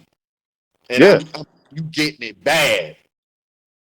Yeah, in the South, I'm not saying in the South there's not like areas like that, but they mainly racialized. You know, it's like racial gangs. It's like black gang, Spanish gang, white gang. So they're not used to that, but they probably do respect the rules or whatever of ethnicity. But when you come to the North, you come to the Northeast, brother, you talk to the wrong light skinned dude in the wrong neighborhood, you'll be in culture shock. Maybe your heart will be broken after you wake up from your pain that, that a bunch of black dudes jumped you for a light skinned dude. Thanks for breaking that down, Recognize. Now, I really don't fuck, not that I care, but yeah, that's you know what it is, Johnny? I seen this happen to a Florida boy. Oh yeah. I felt so bad for him, man. I was like, first of all, it was mad Puerto Ricans there. And so Puerto Rican dudes said, they were all like, I don't know, they were doing something like messing around, play fighting. And he said, nigga, he was a brown skinned kid. The other kid was darker. He was, black. So what the fuck you call me, nigga? And then he tried to like swing on him. And he got mainly rushed by Puerto Ricans. I mean, they beat the fuck out of him, but it was black dudes beating his ass too. and he just looked confused. It's like, dude, that don't work out here, man. Windy City. Call in. Phone lines are open. What are we talking about? Real quick, G Boogie. Windy City. I want you to do me a favor since you Mexican from Chicago, so you never say nigga, because every Mexican I've ever met from the Chi says nigga. Every single one of them. Oh, Mexicans from Chicago definitely use that word. Yeah, so you've never say that because that's what I grew up around. City, and you said you was Mexican from Chicago trying to hood drop me and shit over here. Get the fuck out of here, bro. I'll G-check you real fast. Stop it. That's right. Listen, everywhere you go is different. I respect the rules, bro. Don't get me wrong, man. If I go somewhere else, shit, I'm a gentleman. I chin check motherfuckers. But if you get after, no, listen, if I go to your hood, I'm a gentleman. I respect the game, I respect everything. Now, if you're gonna still disrespect me after that, then yeah, I'm gonna have to do what I gotta do. But you can't tell people how to talk and then you do the same thing. Just if you don't like the way Johnny talks, just don't watch his videos. That's it. I mean, he's not putting a gun to your head through the YouTube fucking Never underestimate the power of the great white not hope. putting the gun out and saying, "Yo, watch my Never video." underestimate the power of the great white hype. Never underestimate the power of the great white. I mean, I found The a lot power, of crazy videos. the power. What the fuck was that You about? know he's from New. Hey, G Boogie. You know when they say power, you know they're from, right? The power. Down south, that power, son. Yo, he got that power. My father taught me that power. Look, let me tell you a real funny story. All right, my oldest brother, is black. Right, my mom adopted him because that was my mom's best friend. His mom passed away, so she adopted him at age 6. So this is how I deal with it. You know, at that time, the circumstances that I asked my father, I said, "So, Dad, why you act like that with other black people?" He said, "And you don't act like that with Michael." And he said, "Well, that's different. That's your brother." I'm like, he just criticized. I'm like, I'm laughing to myself, questioning my father, and then and it's so funny how he said, "No, that's your brother. Shut up." I'm like, what are you, undercover racist or something, Pops? He said, "No, I just say it." That's just how. So, my grandfather, man, God rest his soul. I love him. I love his soul. I love everything, bro. Like, that motherfucker did not like African Americans. Whoa. And yo, hey, recognize what's the funny thing is? My grandfather's bloodline comes from Nigeria. Yeah, that's crazy. Yeah. I mean, my it's funny you say that because my grandfather, who's what you call, like, your typical mestizo, that type of look. My grandmother, though, was from St. Thomas, so she was like, that mulatto, black, brown skin. Island. Yeah. And I'll be like, but you married grandma. Yeah, your grandmother's a beautiful soul. That's how he would rationalize it. Hey guys, we have a phone call here. Hold on. 612. You're on the air. 612. Bitch nigga, it's me again. Huh? Bitch nigga. I said bitch nigga. I said it's me again. The nigga I was just talking about. Oh, you call me? Wait, you said bitch nigga, bro? What? You can't be saying that shit. Don't say no bitch. Yeah, I'm talking about your bitch ass. He's talking to you. Your bitch ass, talking about you beat up black people, nigga. How fuck, nigga? You know you get your ass beat in New York by black people, nigga. Stop playing that shit. Nigga, I'll beat your ass. Hoe ass Nigga, I'll beat your ass. You hoe ass. Nigga, stop it. You all dog talk, shit out of pussy. you. I'll kill you. You all talk, pussy. That's how bad I'll beat you all up with that, my bare hands. I was being motherfucker. I will make your eyes roll back in nigga, your I know fucking head. I know Just by niggas from punching the you in Bronx, your nigga. All right, hold on. Hey, caller. You know I'm the worst Puerto Rican nigga you could ever meet. You know that. I'm 6'2", 225 pounds with hands, probably the size of your fucking head. You probably a Puerto Rican with a ponytail. Oh, pretty ass, faggot ass nigga. Caller, did you have Wilder winning the second fight? I will kill you. Listen to what I'm saying. You saying you beat me up. I'm saying I'll kill you. Who gives a fuck about Wilder? Wilder. Did he win the second fight? Take your down Did he win the somewhere else. You'll get killed over here. Who won the second fight? Anyways, I will beat you into a coma, motherfucker. Hold on. Wilder got his ass beat. Who gives a fuck? Yeah, okay. You gonna get your ass beat too, talking that shit coming over here. I thought he was gonna make an excuse. In a real fight, you get your ass beat. Was there a glove conspiracy? I'll kill you. I'll kill you. This is Listen to what I'm saying. You saying ass. I'm saying I'll murder you. Stop all that killing. All right, hold on. We've been fighting still fighting to this day. You know that's unnecessary. I'm gonna do my bare hands right there. To this day. Now we've been fighting 400 and still fighting to this day. Come to New York, motherfucker. Come to New York, bitch ass motherfucker. All right. Well, thank you for the phone call. You have a good night. But check me out. Fuck out of here. You come to New York, I'll beat the motherfucking shit out of your ass. like how we say it in New York, we'll beat the bricks off your ass. Yeah, I will fucking crush you. I'm not gonna beat you up. I'm gonna crush you. Yo, Beating you up would be easy. That'd be letting you off easy. I'm gonna make what's you with go all the retarded fake? back down south. Yo, what's with all the fake gangbangers from down south calling in today? What's up with that, bro? I don't understand He it. think he could pull that shit You off. damn for right. I'll everybody. I take could every tell. one of you sorry pieces of trash on. That's recognized. A bunch of goofy, bro. I'll slap the shit out of you, send you back down to Tennessee with your no teeth having ass, motherfucker. You know what? You know what I would do to him? I would really. You know what I would do? I would really disrespect him. I'll choke him out, not kill him. Choke him out, throw him on the floor. Make sure I drink me a nice full bottle of water, and then piss on that motherfucker's face to wake him up. You better get. I would really, really do some dirty shit to him.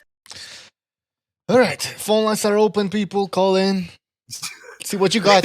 What a fucking show this turned out to Let's be. see what Good, you sweet got. Jesus, baby. What's the matter with you, crack? What's the matter with you, honkies calling in and disrespecting us like that, bro? What's the matter with y'all? Fucking crackers. Hey guys, You go. L Dog says he would beat recognizing Johnny Boy in a street fight. That's true. Oh my God. Who, L Dog? I doubt Yeah. He gonna get Herkovich. All right, what's going on? L Dog loves Herkovich. He'll be like, if you touch me, I'll get Herkovich. Don't make me get Herkovich on you. Overhand says now we need someone to threaten Bucho. I didn't do anything. It's like, fucking Mexican. Yeah. We need head honcho here. Hey, I want. We need head honcho, man. Romani, right? That's his name, Romani. Hey, recognize. Yeah. The guy's calling Okay, again. so Romani, Recognize. come to New York. Recognize. The same guy's calling again. Okay, put him on. All right. But Let's keep we're it gonna civil. have this. We're gonna have this. Let's have a civilized conversation. I get to speak. Let's have a civilized conversation. Put him on the phone. Yellow, welcome back. Yeah. Yeah, What's welcome back. Shit, that's crazy. Yeah, throw me off the phone and talking shit about me. That's crazy. Dude, you're not in my face, so what difference does what's it the make? point? You're not in my what's your point? What's the point? What's the point of calling in? But you gonna talk some shit when you get me off the fucking thing. You heard me? No, I don't You're on the phone. You're on the phone. You're on the phone, boy. man. You're on the phone. You There's making no tough listen, guy. bro. You making threats. There's no You tough making guy. threats. No. over I the phone. said bitch ass nigga. I ain't never say I was gonna kill you. I said I'll whoop your ass. I know I'll whoop your ass. I said that I will kill you. I'll get you a that's the down difference. south ass whooping, boy. This is A pointless. dirty south ass whooping is the worst ass listen, whooping, little man. Listen, little You man. heard me? Listen, little All man. right. I don't stop. Here's the thing. Once you start a fight with me, I don't stop. I'll kill you. Yes, I will. All right. I will kill you. This is a comedy show, people. Man. If you Hey, ever, what- if hey, you It's a ever comedy. come Hey, to what New York, charges you if ever you had? ever, hold We're on, just hold on, having hold a on. What charge? Hold on, Romani, I'm if gonna you let you ever talk. come to Let- New York, I'm gonna let you talk. if you Let ever me come to New talk. York, Let's All right. if you ever come to New York, let's liven if up you the ever show. come to New I'm gonna York let you talking talk. about Let's you not looking talk over for, each other. you talk Go about you ahead. looking for What'd you recognized, say? and you happen to find me, I will destroy you. I'm not gonna beat you up. I'll destroy you. I have Come on, every big right bro, to. big brother. That would never happen, I big brother. ain't your big. 'Cause I'm not your big brother. bro, But go you ahead. ain't even built like that, If you man. was my big, if I was your You big ain't even brother, built you'd be like talking that. better than what you talk. You ain't built like that. You know why? You know why you ain't built like that? You know who you talking to? Do You you know never who seen you the talking guy. to? You hell do you know what a man never is seen like? in your life. What are you talking about, little Romani? You ain't a You man. ain't never been in Little no Romani, trenches. Wait, is this what you know Romani? what I look like? What you know You what I ain't never look like, been in little them Romani? trenches. Little Nigga, I'm Romani. always Oh, in this my is trenches. this is Nigga, getting your boring. ass probably in Manhattan somewhere. Okay, then if I'm in Manhattan, come see me in Manhattan. Somewhere. Your ass in Somewhere. Manhattan somewhere where I'm in Somewhere. the trenches, All nigga. right. I see it every day. You heard me. Your pussy ass ain't never been in no trenches. Yo, Let's be pussy ass. honest Yeah, about it, though. I've watched you Like, fight shit. before plenty of times. Before you were Hey, before you watch, were hey, even born, you little watch Romani, boxing. little You man. watch boxing, nigga. You watch boxing. Bro, don't you I got know hey, boxing. Army, don't you got to apply a CD to go listen to, faggot? Hey, but and Well, guess what? I'll The funny stick you, thing man. I'll is, stick you with an ice pick in your face, man. Shut the fuck up. my name. You can look it up. You can look it up, and you can see that how many amateur fights I had. That's my What real does that name. mean? Do you know who you talking to? And see how I many amateur guarantee fights you. I had, I guarantee and where you I when you lost. see me. I Come on, guarantee boy. you when you see me. I guarantee you when you Hey, see that me, name. you're gonna Look have it a up. different Look it respect up. for me. Look at that name, boy. I If don't I care ever who you seen are. you, You're gonna have a what different is gonna respect happen? when you see me. I All guarantee right, you where that. is this going? Where is this going? I want to know Seriously, if no, Ramadi's we're on the coming to But no, phone. Atlanta. We're on the I phone. was really trying to ask about some fights and shit, but he's All right, still talking about killing all right. and You damn how right, I'll tough take. he is when All right, all that shit is hold on. blah blah. Right? All right, you want to talk All right. boxing? Ramadi, you're a little man. How old Hold are on, you? hold Yeah. on, hold on. 21, Come 22 on, at bro. most. Bro. Stop it. Bro. Stop it. Stop it. All Let me right, talk let's about go. some fights. You Caller, stop it. Let me What you talk talking about to? some Stop fights, it, recognize. bro. bro. Let him talk. Let him talk. Come on, bro. All right, Cause like caller, you ain't about that. caller. What do you want? Yeah. Dude, you my What do you want to talk son, about? man. You Hold my on, son. man. Yeah. Recognize. Hold on. No, man, let me talk about the fights, man. Let the motherfucker do mediate, man. You want to be too tough over the fucking All All right, phone right, man. or Then over shut the the speak. fuck fucking up and over let the him I'm talk. gonna hang internet, up. Shut bro. the fuck Stop up. Caller, it. I'm gonna hang up if you don't start talking No, boxing. come on. Yeah. I'm Start trying to talk. Shut the talk. fuck up. Please, All right, go let ahead. me talk. Go ahead. Go ahead. Let me talk. But who y'all think gonna win the third fight though? Fury. Fury knockout. Between Fury. Fury Yeah, me too. knockout. Right. I think it's a bad decision for him. I think that match all wrong for him. All I right. thought it was wrong from the second time. I like, nigga, he should probably say I won, and I ain't got to rematch him. You hear me? All right. That makes sense. Shit, you could already tell it was all bad for him. After I seen him taste that power, and he got back up. He was hurting him. I was like, oh shit. I was like, damn. Shit, it was not looking good. I like shit. That shit was hey. That shit was brutal. Me and my guys look at my man. He was like, "Oh shit!" I was like, "He my man. Why about knock this nigga out?" I was like, "I don't know." That was an ass whooping. That was an ass whooping. It was not even competitive. It was an ass whooping for you to even be like. It was an This ass caller's whooping. a funny Like motherfucker. You it got was you got a an ass double whooping. personality or something. Yeah, he Yeah, you switched it came up. hard as fuck. Yo, And now you you fucking cheating. all civil now. You talking all that shit. Now you want to be all civil. Listen. No, you see, you ain't listening. All It's right. not a double personality. The whole thing. When I got off this line, Yeah, you man, you start got a talking all double that personality. shit Nah, about I beating like up it. I niggas like it, and man. shit Look, like you that. ain't never gonna see You me. talking about beating You up ain't never niggas gonna and see shit, me, and I ain't and even I'm say never that gonna see to you. you. You talking about beating up niggas. You met niggas like me before and I ain't say stuff beating up like niggas. I that. said I'll Like beat you you never up. meet a I ain't nigga say like me about beating before. niggas. I said I'll beat you up. All I will right. We're beat getting back you it. up. All right. That's it. No, That's it. We're gonna take another phone I'm call. talking about when we got the thing. Listen, Listen, we're gonna Ramani, I move don't give on. a fuck what you thought I was 612. We're saying or gonna move whatever, on. Man, man. I'm We're not I'll even, whip your ass. That's bro. what I'm happened. not even on that with you, bro. That's like this is what we really doing is like internet beefing and wuffing, like who's the toughest. Like, come on, bro. I Yeah, agree. you'll beat I my agree. ass. I Yeah, agree. all in right. I reality, agree. We agree. and I motherfucking agree. That's where and I versus agree. and We eating on that. the internet. Perfect. All right. Perfect. All right. So, Shit. so you rather see Wilder against Joshua at this point? I guess. Sorry, you rather see Fury against Joshua, Wilder and correct? Joshua. You want to see Fury Wilder? and Joshua. Man. Yeah. Shit, you said Fury and Joshua? No, I said, would you rather see Fury against Joshua at this point? For unification. Yeah. Yeah, I want to see the unification. I want to see a undisputed champion. Shit, Wilder, he out the loop. Fuck it. What do you think He Wilder out the should loop. do? He got his ass whooped. He need to. No, Wilder need to go fight like White or somebody of that nature and I think he build should fight himself back Dillian White. up. That's I who I don't think he think. should fight. I don't think after you take an ass whooping, you should go straight back Do you into a think? Do you think title Wilder match. is? I think you should build Hey, do you yourself think back up. Wilder? Do you think Wilder's gonna be the same ever again? He gonna always be the same because he never know how to box like that. He always gonna have the right hand. Like what the fuck? You act like his boxing skills gonna diminish when he No, never no, no. had any. Like what the Mentally, fuck? mentally. Like, will he ever? You know, Huh? mentally. mentally he might not be the same. Come on, like Vargas. Shit.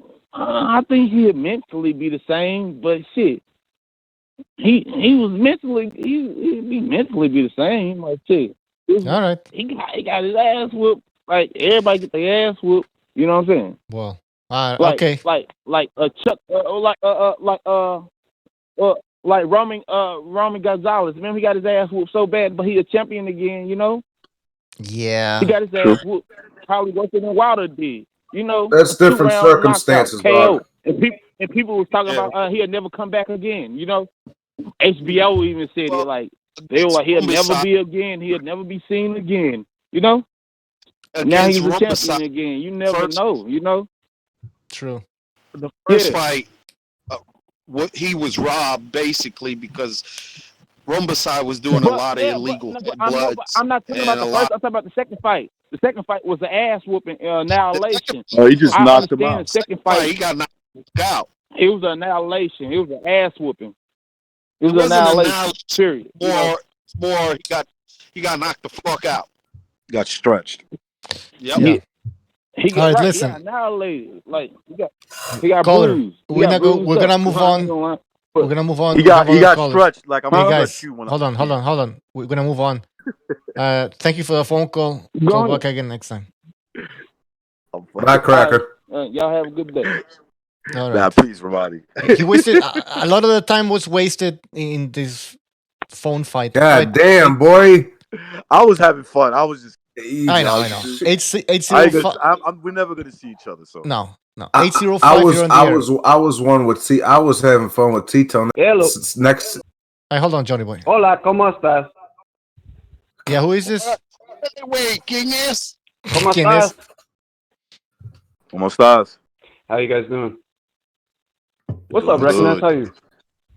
Who is I'm doing this? good. Who's this, sir? How you guys doing? With my car. I never fucking knew there would be so many like black dudes siding with the white nationalists. It's pretty ironic. Oh, it's Hey, Durden. With a white neck? Yo, Durden, bro, you want me to start that country tour, bro? I'm gonna make sure the first stop I make is over by you, bro. Oh, Hell man. yeah, man! We gotta get flyers and everything. We gotta get a Johnny Boy World Tour. No, Listen. I don't. No. It's gonna be Durden. me and you. Don't kill yourself. All right, it's not worth it. But we're gonna move on. Yeah, all right? we'll start with me, and then you. All right, this guy's sick. I'm afraid. Like, I think he's gonna hurt who's himself. that? Who is that? It's Michael Stott. Nah. He's gonna end up like. I don't know. He might hurt himself. He's gonna end up like Michael Douglas on Falling Down. That's what's gonna. Yeah, I'm concerned about his mental stability. But we're gonna move go on. hang out with the Italian Nazis that was gonna go pick me up. Right, Durden. You know some. Yeah. Right. 929. You're on the air. But anyway, 929. that guy that called in he's got to be the weirdest dude. He's like, Well, that was weird. When King Bucho showed that picture of him, he got a Islamic beard, thinking he's from Afghanistan, one of the jihadis. And then Michael. Yeah, Romani? Fuck. No. You know He's what talking about Romani looks Michael. like? No, I want to see what Romani looks like. Show me. Michael Stott. No, it's Michael Stott. Yeah. He looks weird. Wait, that was Stott that was playing that prank that with the black kid? No. Oh, I'm confused. You guys are talking about two different people. See, Okay, Recognize is talking about Romani, and G Boogie's talking about Michael I was about Stott. to say if Stott played that black kid, he did a really good job. Yeah, no, that wasn't Stott. No, that was. And Recognize, I'm not even gonna go over that shit. I was talking shit about you the other night too. All right, guys. 929. You're on the air. Yep. 929. Yep. Yo. Hey, What's up? You guys hear me okay? Yep. Yes, we do. Please commence. All right. Virtuoso? Is Michael Stott and Durden the same people or what? Yeah. I'm confused. No, it's the same guy. Yeah. Oh yeah. Yeah. Because like that dude was like acting mad funny. You know, it was like I started noticing his shit like a couple months ago, because I followed this channel called Three Kings Boxing on YouTube. and he got banned from the chat because he got triggered by one of the dudes there, by one of the hosts that mimics a white man's voice. You know how they do that hack. That act was like they try to sound white and all that stuff just to make fun of him.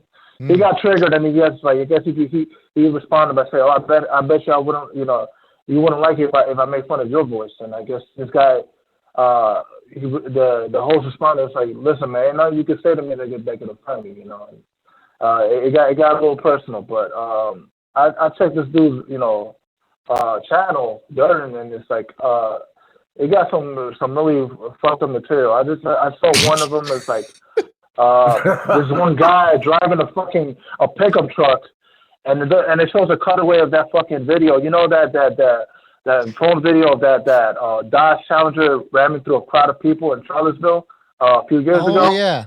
And and they cut to get to the guy say, I guess I got sidetracked, and I'm like, I don't find the humor in anything. Oh no, like, this guy's really nuts. He's fucked in the head, man. A little bit. You guys are talking about Stott, Michael Stott? Yeah, yeah.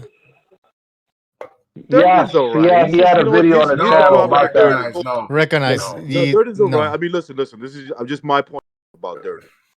Durden's okay. The problem is he got into politics. He started doing research, and maybe he wants to talk about it with everybody. And I'm not saying that's exactly what it is. I don't know. I'm not in Durden's head, but I think he's choosing the wrong platform to do it in. Like, in other words, there's certain things that I agree with him. I talk to Durden. Like, I don't talk to him all the time, but we have discussions, and we talk about other stuff not related to boxing. And I tell him, look, the only thing I would say is pick your platform to talk about that on. That's what I would say. Recognize, bro. I don't think you don't recognize the. No, I don't think. I think you missed the whole show last time. Yeah, you don't know what's been going on the last 3 or 4 days. Yeah, bro. Yeah. No, what do you mean? Well, I know you guy's guys told me about the. You guys told me. Go ahead. Butcho, do you feel like breaking this disrespectful shit about Johnny Boy's father, man? And yo, shout out to Ring IQ for calling him out on that bullshit, man. For real. Yeah. Well, he wanted Johnny. First of all, that's pretty fucking low. Wanting Johnny Boy's sick father to die. I mean, the guy has lung cancer. No, this guy's not human. He said a lot of personal things that shouldn't be an example of. If you have different motives or whatever, you don't need to. G Boogie. Let me explain this real quick, just because it was me. Okay, now he got on there, with these other two little trolls, and he called me a Sicilian N-word, not with an A, not you're a bitch ass nigga, no, with the ER, bro. And I'm like, okay. It's like, blah, blah, blah, blah. He talks shit about you, Recognize. He talks shit about BDA. He talks shit about Butcho. He talks shit about Ring IQ. That's why Ring IQ was snapping off the other day on the show we did, Recognize. He was talking shit about me too. I mean, listen, hey, all of us, everybody. Whatever he feels, if I don't know why he would be upset with me personally, because I'm the one that talks to him, right? Like I don't know how many people he talks to online, but I know I'm one of them, right? Even if I was the only one, so I don't know why he would talk shit about me. But what I would say is this: if Durden's listening, chill with the insults, chill with the where you want to speak about what you want to speak about. You do that with people who want to. Hey, I speak to a lot of people. Recognize. I don't know what you talk with the guy, but listen, you cannot be a Muslim and then switch off to being a white nationalist who wants to live in his own community that's gonna be outside government. He's a white nationalist. I don't think he. Did you talk to the guy? I don't think he I don't even think he. You didn't talk to him, man. Recognize. I don't know when was the last time you talked to this guy. This guy's insane. He wants to recognize. He wants to fight the government in a civil war. He said that's his plan. And then, like Mark said, he's not even that smart. He's supposed to be in this white nationalist group that's gonna fight the government, and he's posting his Facebook link all over the internet, posting his picture, his face, his full name. Like, that's not the way you become part of this underground revolutionary group. Like you're supposed to be low key. So this guy look, I don't want to throw is shade on insane. Durden, Recognize. I don't want to throw shade on Durden because he's been cool with me. But here's the thing: what I would say, like, don't do shit like that, man. Yo, they're locking people up for stuff like this now. Well, yeah, no, but this guy, no, he says that he can erase his identity if he wants anytime. Anytime he wants, he can just erase his identity. I don't know which movies are you watching? But anyways, that guy is insane. I'm sorry, man. Listen, he's insane. I'm not even joking. Mr. BDA says the same thing. I mean, Mr. BDA, he's a smart guy, man. He can see that this guy's a maniac. He's a fucking California weirdo piece of shit. That's what he is. And he was a Muslim. I remember he said he was a Muslim. Now all of a sudden he's a white nationalist. I mean, that's like a 180, man. But anyways, start with the shit you said to me. With the shit you said to me, bro. Like I say, dog, I'm gonna slap you so hard if I ever run into you that you're gonna convert to Catholic. So shut your fucking mouth. Man. All right, we're gonna move on. I don't want to talk about this guy anymore. So wait, let me get this clear though. Let me get this clear. News, man. That I don't know if you guys heard. Let me get this clear. UFC 249 got canceled. I think I heard. Well, UFC posted the article. Johnny, do you know anything about this? Yeah. UFC, Johnny, you're a big UFC fan. All right, Johnny Boy's not there anymore. Let me just get this straight real quick. That was because I'm a little confused. That wasn't him pretending to be the black dude, right? No, man. I mean, come on. Okay, He would. If it was, give him an Oscar. Give him a fucking Oscar, man. All right, Virtuoso. I don't know much about UFC, but I'm sure that sucks. So, anything else? Yeah, man. I don't think they have the infrastructure for that shit, man. It's crazy. It's only a week away. Like, there's no way they're gonna have an unsanctioned event in a fucking remote island, man. This ain't Mortal Kombat. Yeah. Hey, Virtuoso, how is it and I think you said you're from the Heights, right? How's it over there? Yeah. It's pretty cool over here, man. I've been quarantined right here, man. I can't step out right now, man. I'm not sick, but she's doing well. God damn. It's quiet as a motherfucker over there. Yeah. I know. You can hear except for the part when it's 7 in the evening, they bang the pots with the EMS workers, the other workers, man. They're showing love, man. And I really appreciate that, man. Yo, what I'm gonna do is I'm gonna go out my house and I'll call your name. I'm gonna say Virtuoso, see if you can hear me from Queens. yo, appreciate Virtuoso, that, thanks for being a chill caller. We've had about 6 fucking jag-offs in a row, so good luck. Jesus, man, this is all right. insane. They going at Johnny, they coming at me. Okay, hold on. Yeah, Listen, man, I'm very happy, very, very, very delighted to bring some intelligence in the fucking show, man. For real, man. I'm tired of hearing this like, yo, facts, yo, boy, and all this dumb shit. Come on, man. There's some intelligence here, man. I miss fucking, Precise and fucking Corruption and Boxing, man. Those guys are really good panelists, man. No disrespect to you guys, but All right. Only honkies from the South talk like that, bro. We know that. Move on. Yeah, I know. By the way, Michael Stott, are you calling again? Come on, I'm not gonna pick up the phone. And why now? You're telling Zapata in the chat that Johnny Boy's talking shit about California. So now you want Zapata to be on your white nationalist side? Like, you are insane. You're clearly insane. This guy recruiting. I think he has Native American blood. Zapata, no? Now he wants to recruit him. Oh my god, this is insane. Michael, get some help, man. I got. Hello, gentlemen. Oh, Zapata. No, that's Zapata's my no, boy, that's bro. Mark. What are you That's talking about, man? Stop. Zapata's my homeboy, bro. What is you talking about, dog? You're a white nationalist, man. Like, what are you crazy? Yeah, what is you talking about, Oh, bro? That's man. my dude right there. Zapata's like, who is I talking? haven't heard from Zapata in like a long time, man. Yeah. All right, we're gonna move on. Yeah, man, I gotta jump off, man. Zapata's chilling in that California sun. Virtuoso, take care, man. Shit, I wish I was. Take it easy. They're doing better than us. when it comes to this fucking Rona shit. You know, they're doing much better. Yo, yeah, ain't nobody talking shit about California. I said y'all got a lot of fags out there. What you do? And Scott's one of them. Language. That's it. It's a family show. Almost. All right, How's it let's start- going there, guys? Hello, Mark. Oh shit! What's up, Mark? What's up? What's up? What up, I man? looked in the Heard chat from and it you. looks like the chat's been running a madness. What's been going on in here? Well, No idea. Well, there was a lot of We hit madness. like 7 callers in a row just talking shit to me and Recognize both of us. Fucking insane. Like They went at- they five, went six at- straight people, bro. 5, 6 straight. Oh. do you know what that tells me? Do you know what that tells me?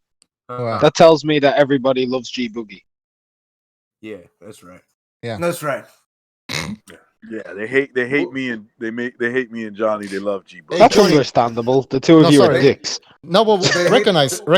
Why did that guy go after you? What did you say? Because I went to get a drink. And, All I said was because I caught the first part. All I said was a lot of dudes from the South, they get into this culture shock because I knew a kid from Florida, a black kid, and he came to New York and he got beat down by a gang that was mainly Puerto Ricans. There were black dudes too, but they were mainly Puerto Ricans, and he was in shock that they beat him up because one of the Spanish dudes who looks like a black guy basically, but I guess it wasn't cool for him to call him a nigga, and so when he did, he hooked off on him, and that was the biggest mistake he could have done because he first of all he did it in their neighborhood. New York doesn't work that way. It's from it's like where you from, right? Yeah, that's in how prison, it is, in prison is different. It's all racialized, and even then there's politics. Like let's say for instance, if I decided to join the Latin gang in prison, let's just say, for example, and on the other side is a dude who grew up in my neighborhood, black dude, I would have to tell that Spanish dude, look, whatever beef you guys have, I can't touch that dude from the same neighborhood. You get what I'm saying? I won't. My family won't be safe. Yep. You know, so All right, I can't. all right. So I think, and then he came back on. Oh, yo, Puerto Rican ass. People, I'm a amateur boxer. I'm like, all right, you come over here, and if you come over here and you find me, I'm not beating you up. I'm gonna do more than beat you up. Put you 6 Hey, by the way, I said I was Durden, gonna kill him. That's what I said. Durden, no, you're gonna call in. You have a channel with a lot of viewers. They're gonna listen to what you have to say. And Michael Stott says that he will call you for sure. Recognize. So make sure you pick up the phone. Your friend. Who's gonna call me? Michael Stott. He says tonight. He says he will probably talk on the phone tonight. So since you have a Bucho, You do have me a my favor. number. Bucho, do me a favor, bro. Do me a favor. Bucho, do me a favor. When the show's over, message Recognize privately and tell him what the fuck's been going on, please. Yeah. Recognize. When was the last time you spoke with this guy? With Stott? Yeah. About a couple of days ago, maybe. Okay. Never Yeah, mentioned but it was any. brief. It was was what? like a brief conversation. Oh, well, this guy makes it sound like you look at like a close friends or something. No, listen, I don't want to. Okay. I don't know what he's saying. Look, I don't know Stott. Like we don't hang out. He's in California. I'm in New York. Yeah. I speak to him once in a while through Discord or through Hangouts. I speak to him A bit like through me. that, and he's a guy who supported my channel. That's all. I mean, he's just a guy who's always supported my channel, and I'll support his channel. That's it. Now, anything else he does, I don't know what he does. I don't. Yeah. So you don't really know that guy. Bucho, just talk to him later, bro. Yeah. Just talk You to don't him. really know that guy, basically. I mean, don't it's know like. what he's involved with. I don't know what he's personally involved with. I can't. So you don't really know that guy. Okay, makes sense. No, I don't. Right, like I can't say I know what he's involved with. You know, I don't know. Okay. Recognize. No, If just making Joe sure. will show you a picture of him, you'd be like, "What the hell? He's a jihadist."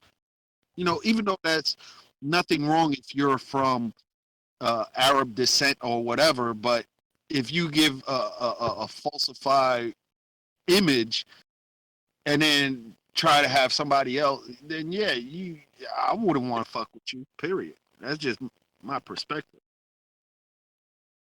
Anyways, fuck Durden. What are we talking about? I don't know. Fuck that kid. Phone lines are open. Please call in. And let's try to keep it civilized. All right? Yes. Yeah, for Christ's sakes.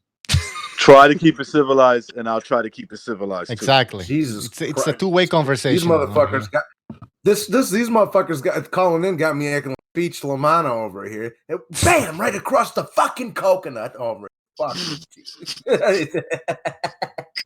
Jesus.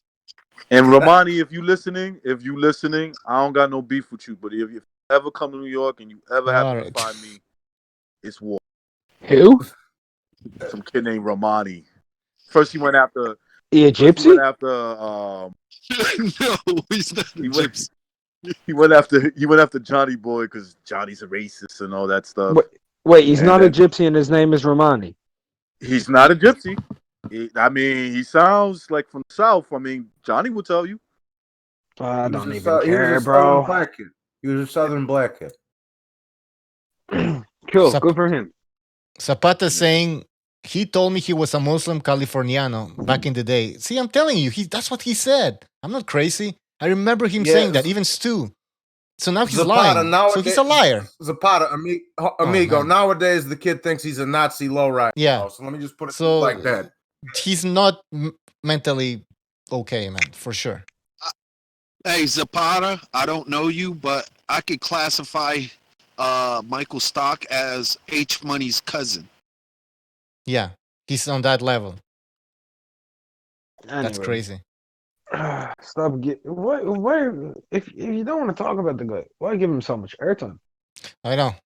I just saw that comment from Zapata, and I just wanted to make sure I wasn't crazy because I remember him saying he was a Muslim. But anyways, let's talk about. I'm here for neutrality. Order in the car. Order in the car. Now let's get back to Basham Wilder. Oh my God, he's trying to call in again.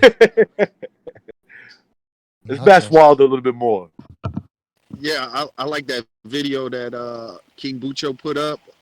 Oh yeah. When they was talking about the Wilder is a great boxer. Great boxer? Huh? Great boxer? Like, I guess it depends on how you put it. Like, what do you mean by like? Well, no, come on, No, recognize. like, what do they mean by great? You can put it that Bucho way. was showing his video clips of they're showing his mad, wild swinging, cupping behind the back of the head, illegal tactics. He even showed the one with what's his name, Old Man Ortiz. Yes, I mean that was, and again, look, nobody made a big deal about that, right? Nobody wanted to make a big deal about it. Okay, we're over it.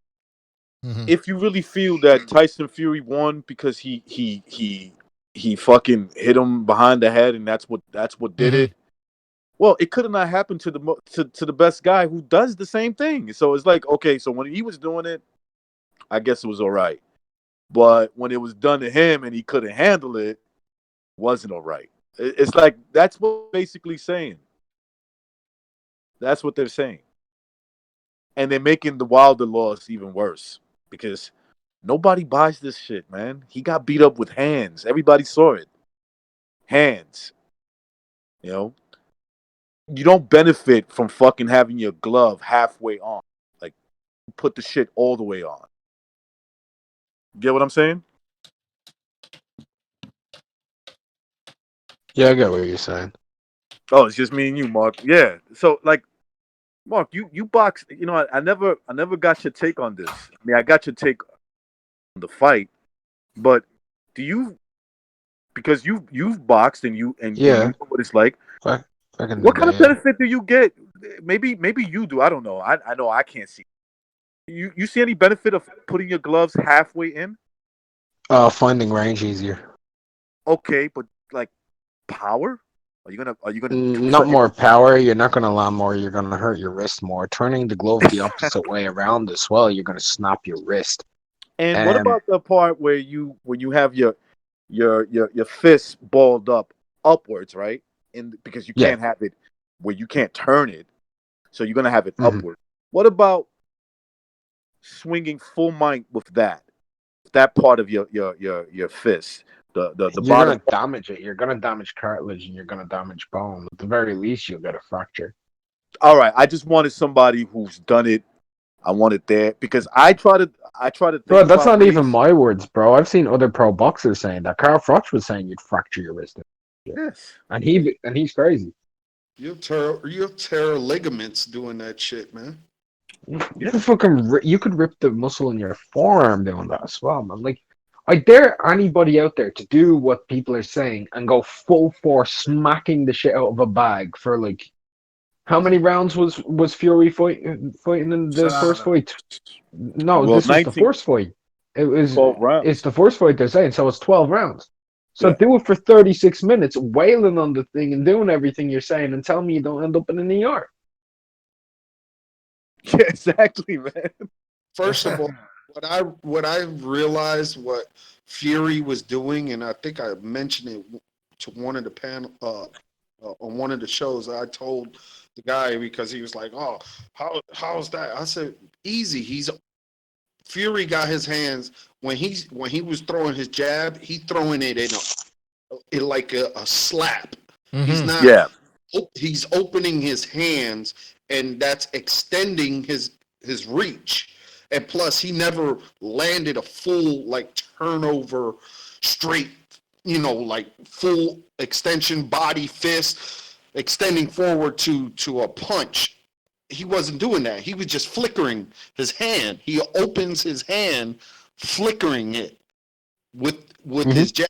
He didn't land a full knuckle punch.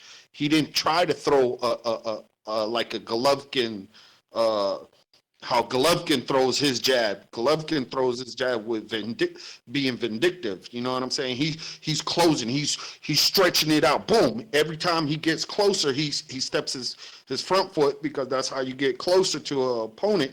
If your jab hand is your left hand, you're gonna extend your front foot, and then boom, then you're gonna rotate into the punch, and then you're bringing your whole body into that forward motion to give a thudding punch. Well, that's not Fury style. Fury style, when he throw in the jab, he's just flickering it. He's just Flicking that jab. He's essentially hitting him with a pimp slap every time he flicks that jab.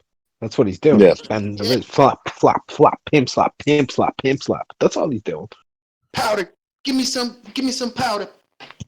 And look, But and you're supposed to look. And you're supposed to hit with the glove, with the ball of your fist. That's where you're supposed to hit. But we all know, if you watch boxing or if you've ever boxed, that the punches that you direct sometimes are a little off by purpose. It's impossible to be perfect constantly. Exactly. Or sometimes it's even intentional. Yes. Okay, sometimes it just happens. Okay, you're in the middle of a fucking fight. Wilder should know that. Okay, Wilder knows because he's done it himself.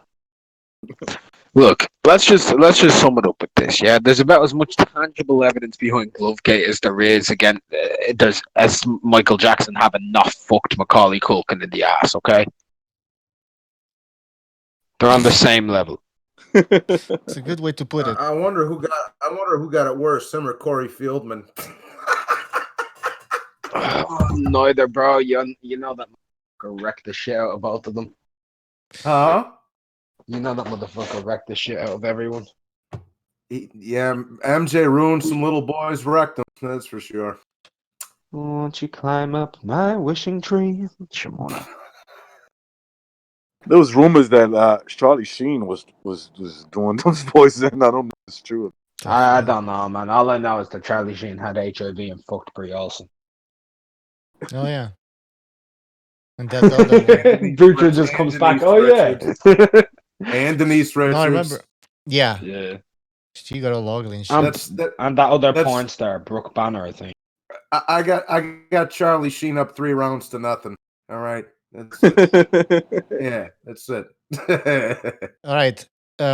Sorry to bring this up again, but Michael Stott says he wants to call back. I mean, he's trying to call in. He's calling in actually again. Let's take the call. Yeah. Let's get it over with. Don't forget to tell Zapata how you called me Sicilian Nigg GG. Go ahead, ER. Michael Stott. What's on your mind? Mm-hmm. Go ahead. No, I just wanted to say hi. How you guys doing? I just didn't get a chance to really. All right. So he just wants to say hi.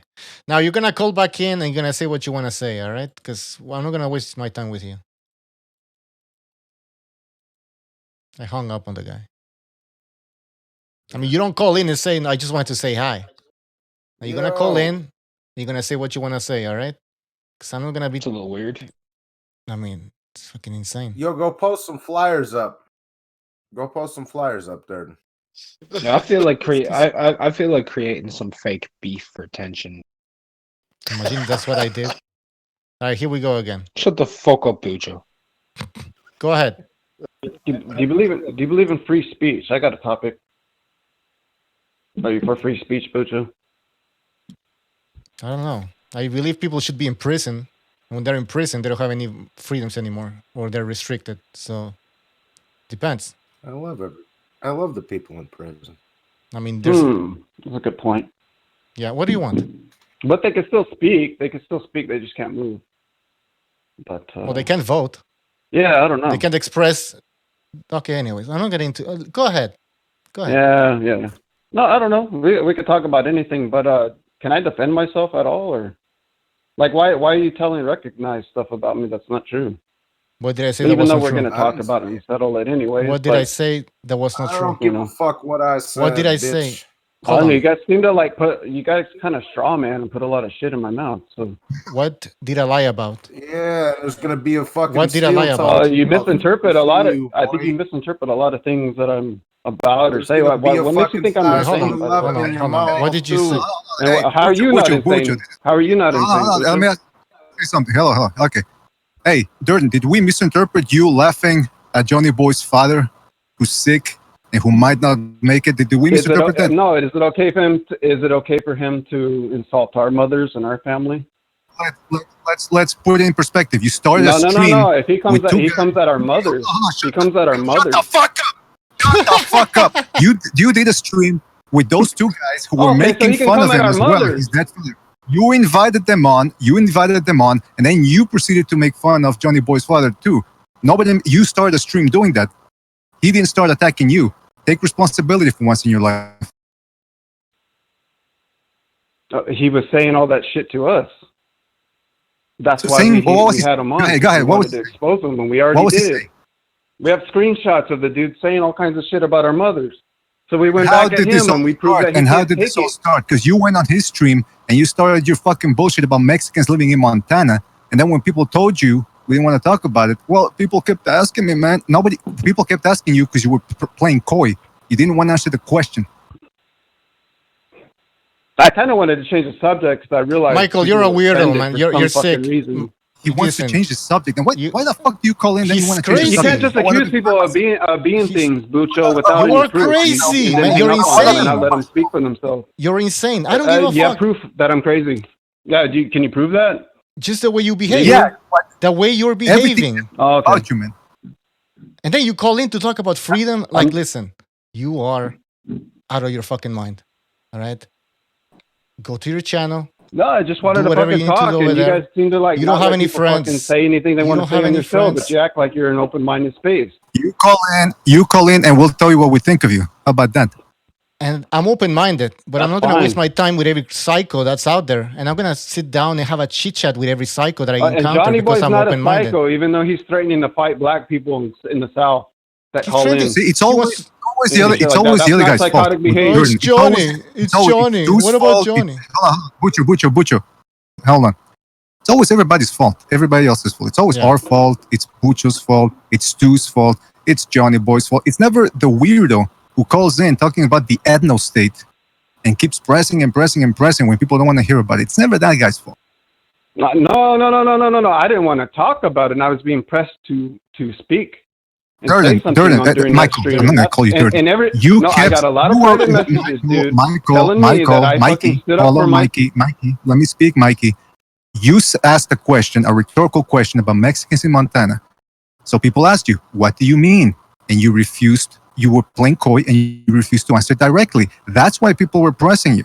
Not because people want to know more about your points of view on the ethno state. See how you twist things, Michael? You just refuse to take responsibility for your actions, man. And I tried being nice with you. I tried being nice with you, giving you second and third and fourth chances. And this is how you repay me. Non-stop ass fuckery. Well, the nice guy pill stop here, Durden. You're fucking out of here, man. We'll leave you in the chat. You can be on the Discord. I don't want to talk to you. You don't have any friends. Okay, anybody who wants more than welcome to come to my stream. You guys want to talk about stuff, go ahead. Get my side of the story. These guys are obviously making up a lot of shit and trying to turn people against people. Why do we make up? Sound like a victim. What did I make up? Go ahead, speak. What did I make up? Hold on. Yeah, hold on. I'll give you a chance to stall and make up some more shit in the twisted mind of yours. Go ahead. Knock the headphone Give it out. 2 minutes. No, but I don't understand why I'm the enemy, BDA. What did I do to any of you? When people talk I just to me explained it to you, and you're just. There are a lot of people are telling me we think you're a genuine dude and you stand up for yourself. Oh my God! How many people? No. Let me say something. All right, Michael, you make up stuff in your mind. Like there's two guys that say, "Yeah, we're gonna join your stream," and then you extrapolate that into like, there's tons of people that want to join my stream. No, there's two guys. Like people left your Discord. A lot of people don't really feel comfortable being on air, but it's all right. Hold on. Let me speak, please. Hold on. Am I allowed to talk or respond to you, hold on. motherfucker, I wasn't finished, Michael. I'll let you speak, but let me speak. Then, for example, you speak to somebody on YouTube or something, and then you start calling them like my boys, my friends. Like they're not really your friends. All right, you just talk to them a little bit on the internet. That doesn't make them your friend. Like they're not close friends. Supporters. Well, you gotta choose your words. Colleagues. All right, you gotta choose your words. And just because two people say is anybody that really anybody's friend, Bucho, in real life? Well, don't get all philosophical. Are they really? Well, let's get all philosophical. Everything's relative. Are you asking? We're not. I mean, do you exist? You know. I mean, come on, Michael. You are insane. That's my. What's what I'm saying? That's my opinion. That's your opinion. Yeah. Exactly. No, that is my opinion. That is my opinion. I just want to defend myself. Michael, I'm sorry, man. I lost the plot a little bit here. I'll admit it, because what you did to Johnny Boy was completely distasteful. Yeah. And I said, you know what? Let me go confront. What he said about our mothers was really distasteful. Let's see. Excuse me. I'm talking here. And let's see if he accepts responsibility for his actions. No. Classic Michael, doubling down. It's never my fault. I'm the victim. Go on your stream. Hey, everybody, if anybody wants to join his stream and wants to listen to Michael ramble on about being the Joker and living in a society that hates him and blah, blah, blah, and go to his stream and ask him questions so you can get answers like, I don't know, maybe, I guess.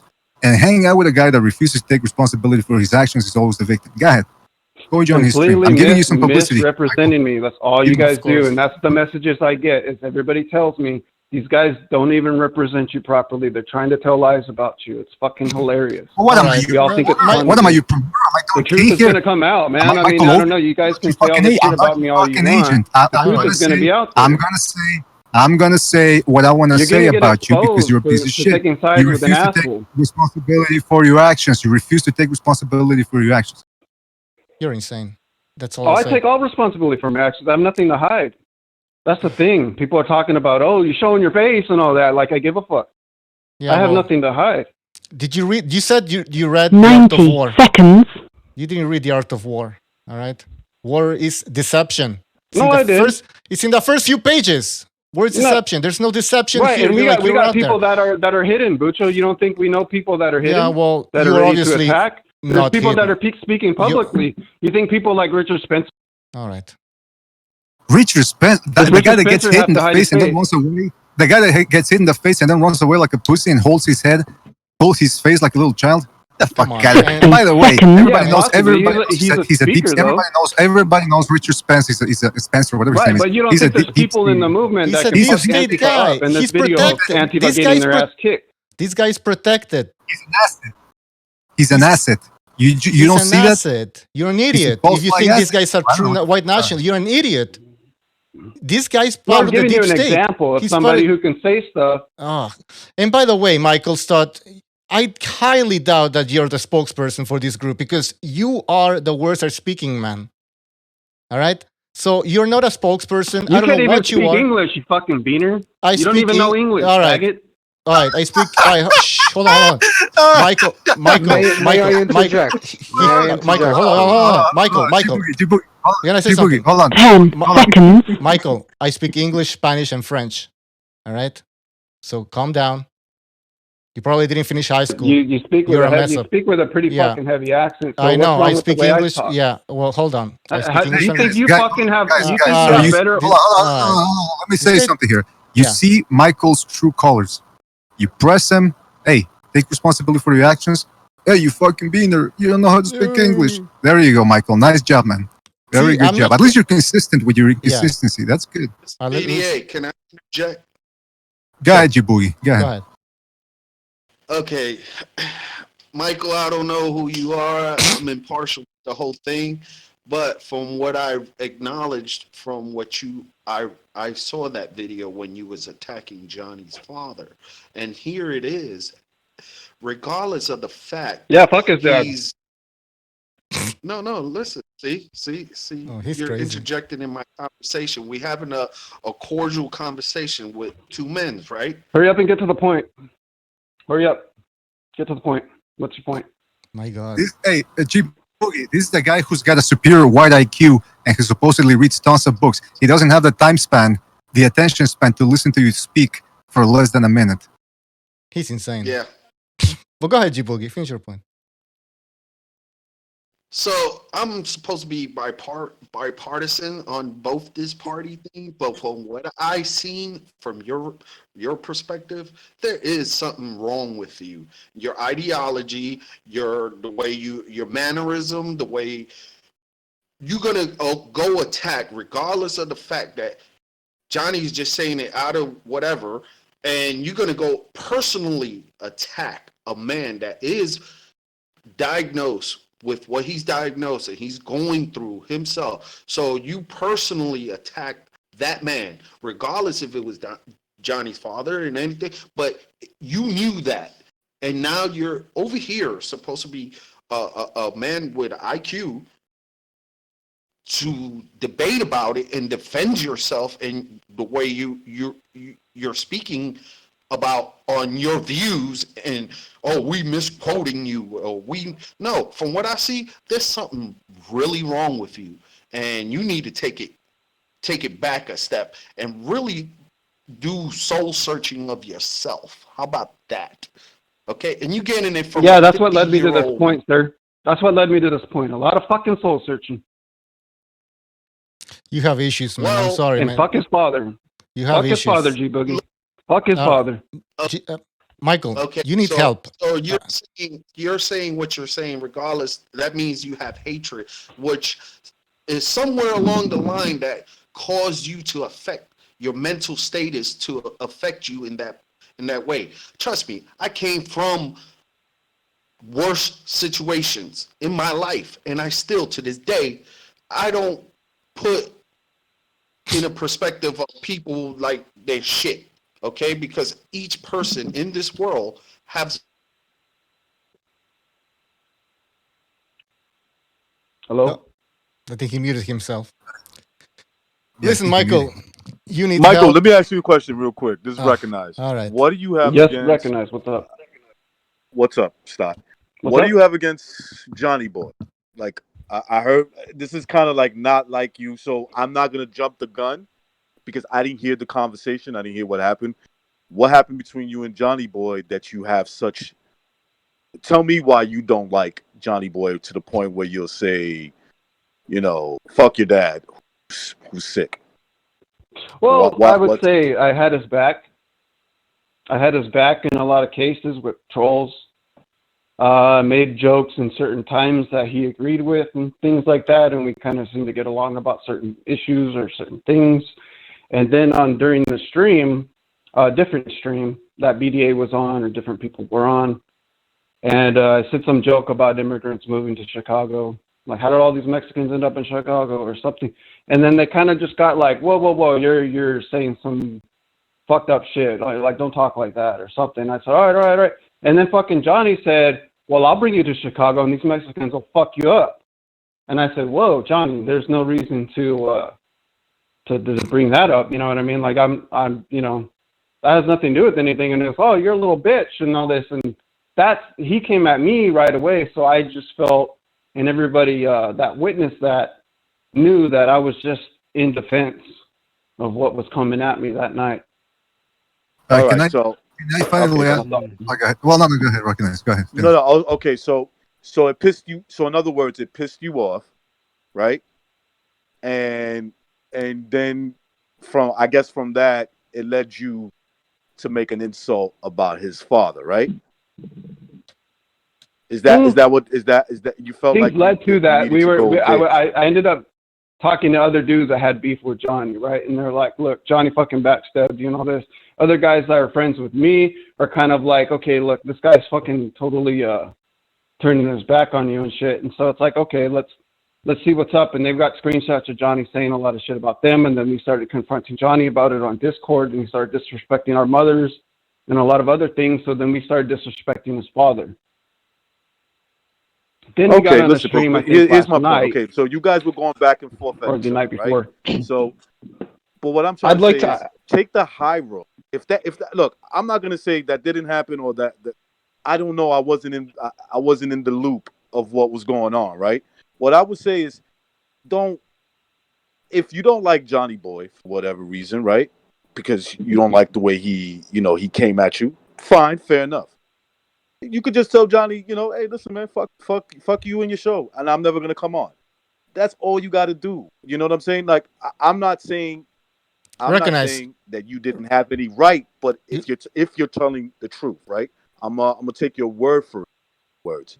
What I'm saying is, if you're telling the truth and he did that, just take the high road. If somebody recognize. You said it once, and he's a 34-year-old. I think he should know this by now, but you said it. And Mr. BDA wanted to say something because we're in a loop here. Yeah, we're in. Listen. First of all, he said I was making a joke about Mexicans in Montana. People pressed him on this. What was the joke? Like, what was the punchline? He couldn't explain because he wasn't kidding. He was asking a rhetorical question, and then once he realized he couldn't explain it, and we pressed him, like, what do you mean? What do you mean? Then we didn't want to talk about it later on, and that's when he stepped in and tried to explain what it was. But first of all, I want to say something too as well here. Okay, I raised my voice a little bit, and that's not normal my stuff. But I really, when people go after non-involved entities in this party, right, and especially people that are ill, and they invite kids that are trolling the shit out of Johnny Boy, and they start making fun of his ill father. See, that's when I say this guy has no morals, he has no scruples, or maybe he does, but he's willing to discard them as soon as he gets angry. I mean, listen to what he just said to Bucho. Oh, you fucking beaner spick, you can't speak English. All right, but listen, I already told Stott that we gave him a second chance to come back on the show. I told him over at the Johnny Boy's channel, I got no ill will towards you, Michael. I got no ill will. And I will say, despite the fact that I got a little heated here, Colossians 3:13, bear with each other and forgive one another. If any of you has a grievance against someone, forgive as the Lord forgave you. So I can't speak for Johnny Boy, but I do say I forgive you, Michael. But the Bible says nothing about liking somebody or being forced to like somebody. So you and me, I mean, like I said, I'll let you on the Discord. I'll let you on the chat from here. I don't want to talk to you again. And we'll just leave it at that, man. And hopefully there's no fuckery from either side. Now, can I interject something as well? Yeah. Because I've been part and parcel to pretty much everything from day one on this whole situation, right? So let me say something that Michael didn't allude to. When he said that Johnny said things about our mothers, and we started talking about his father. First of all, the two people that he's referring to have been targeting Johnny's channel and been insulting his father for 6 weeks before Michael even got involved. And then when Michael got involved, after the situation that happened on Johnny's stream, they were insulting each other back and forth. But then you brought people who were delegating his father and promoted insulting cancer. Like, that's a high level of victimization. You promoted that live on air. And then you say that Johnny was insulting our mothers, so we did it back. No. They had already been doing it first. They insulted his father before he ever... That's not cool, man. Like, it's just not. It's not a right thing to do. If you want to insult another person... Right, so Johnny just gets a free pass to say whatever the fuck he wants. Poor guy. You can ask Johnny what I've told him about some of the shit that he says. Doesn't get it. He doesn't get it. I mean, poor dude. You can say Poor say guy. that Johnny So gets sad. a free pass, but So here's the sad, thing. Mark. Here's the huh? So Can't sad. hear you. It's depressing. I can't want to hear cry. him. What's he saying? Who wants to be friends with this guy? All right. Like seriously, Apparently, man, a lot of you're people, insane. Bucho. Apparently, a lot of people. Screaming. See how he's getting angry because it hit a note. Like he knows he's a fucking loser. Stop. Go ahead. You told me, right? You're talking about people Oi, oi, running oi, you down. oi, and talking oi, about oi. Go ahead. Go ahead. No, see that he just, I mean, talk about trying to give the guy second, third chances. He's he's insane. Look, you're nothing but a dumb little. You're nothing but a dumb little waste, man. You got fucking nothing to your name. When you go live on your camera, you got an empty room behind you. You don't even have a fucking picture on the wall. You're a bum. But listen, you can talk what you want. And I heard, no, I'm going to say what I want because he says what he wants to me. I'm not going to have people tell me I can't say something back to him. He says enough to me. He told me I was scared for my family's life in a comment yesterday. What, for you? Come on, stop. I mean, for real. You're the least of my problems right now. But you talk about people talking behind your back. You did to me. No, but I bet you said a bunch all the of BDA invaders in guys our were country going are. on your show. All the guys were going on your show and laughing about me and calling me names. That's what you said. So you're doing the same thing. Let's see what he has to say. Is that Go true ahead. or not? Are you lying? Oh, thanks for unmuting me, by the way. Yeah, you're welcome. Gracias. Go ahead. What's up, Stu? How are you, sir? This guy's insane. My goodness, is the autism just off the charts with this guy, man? I mean, he's it's autistic. incredible. Listen, we're going back and forth here. There's insults being thrown. Hey, I'm insane. I don't think it's going to be productive. I don't think it's going to be productive to be hurling insults. But I will say this. Listen, I want to ask Michael a question, straight up, and no insults or nothing. Can I say something? Michael, would it be so? No. Can I say something? By the way, can I invite all you guys on to one of my streams, and I'll invite all my boys. Your that'll boys. counter signal you guys. So his boys are two like 15-year-old guys. All right. Yeah. Okay. Can you just name us your No. boys? No. I know a lot of other people that aren't affiliated with boxing that'll talk to you about politics and what's insane or what's insane about my ideology. Name them. You can do that any other time you want. I don't want to waste my time. Name them. Michael. All right, Bucho, Name hold them on. the people, like First of people all, on the what's the internet. I point? could give them the links, and then whoever wants to fucking jump in can jump in. Michael, what does that have to do with everything we just told you about your problems, the way you carry yourself, and what You're you know? telling me that my ideology is insane. Mark you keep saying that, right? Mark made some excellent points, and again, you sidetracked them by inviting us to your stream with your boys. What does it have to do with what Unrivaled told you? What does it have to do with what Unrivaled told me? Why do we have to go you're to channel? coy again. You're being coy again. You're not answering straight questions because you know you don't have an answer. You know you're in the wrong in this. Give me a and I would really question, appreciate it. Give me a straight question. Give me a straight question. I'll answer. No, everybody gave you a bunch of straight questions and you refused to answer them. Give me a straight answer. Just give me something right now. What do you prove? Why do we have to go on? Okay. What am I not answering? I'll ask you something straight up. Isn't it true that ever since the first time we kicked you out of this channel, you had a hair on your asshole and you had a hard on for us? You were pissed off at us since the beginning. Not at you guys, no. At who then? Maybe Stuart. for being a bitch, Maybe, and other but people. see, that's what you. To be honest, I think that was weird that you guys let that guy decide who doesn't come on. Michael, There see, were again, you're people that were deflecting. fans of the First show of all, that told me that guy was an asshole, and I should have been on the panel. All I'm asking for is a straight answer, because I asked you, did you have any resentment? You thought about it a good long while. Took a while. You actually do have resentment. No, exactly. It took a while. And then you said maybe. And then you said maybe Stu. Do you or do you not resent Stu? Straight up question. You told me to ask you a straight up question. Yeah. I'm sure he does. Okay, you do. Okay, well, listen. Listen. We're being honest here. I've always been honest. You said, well, why isn't it? It's not fair that Stu gets to decide who's on, who's not. Do you think Stu decided that?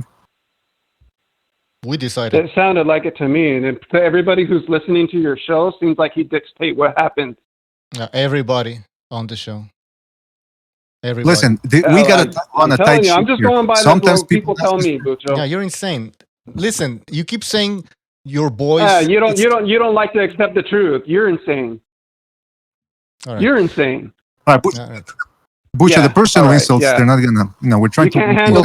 Here's the thing, Michael. When you say you don't like the truth, a moment ago on the stream, I called you out for lying because you said, and I quote you on this, that Johnny insulted our mothers first when he was the one who was being insulted by them for his father for 6 years. No, because he did. He was being insulted by them. Hey, Mark.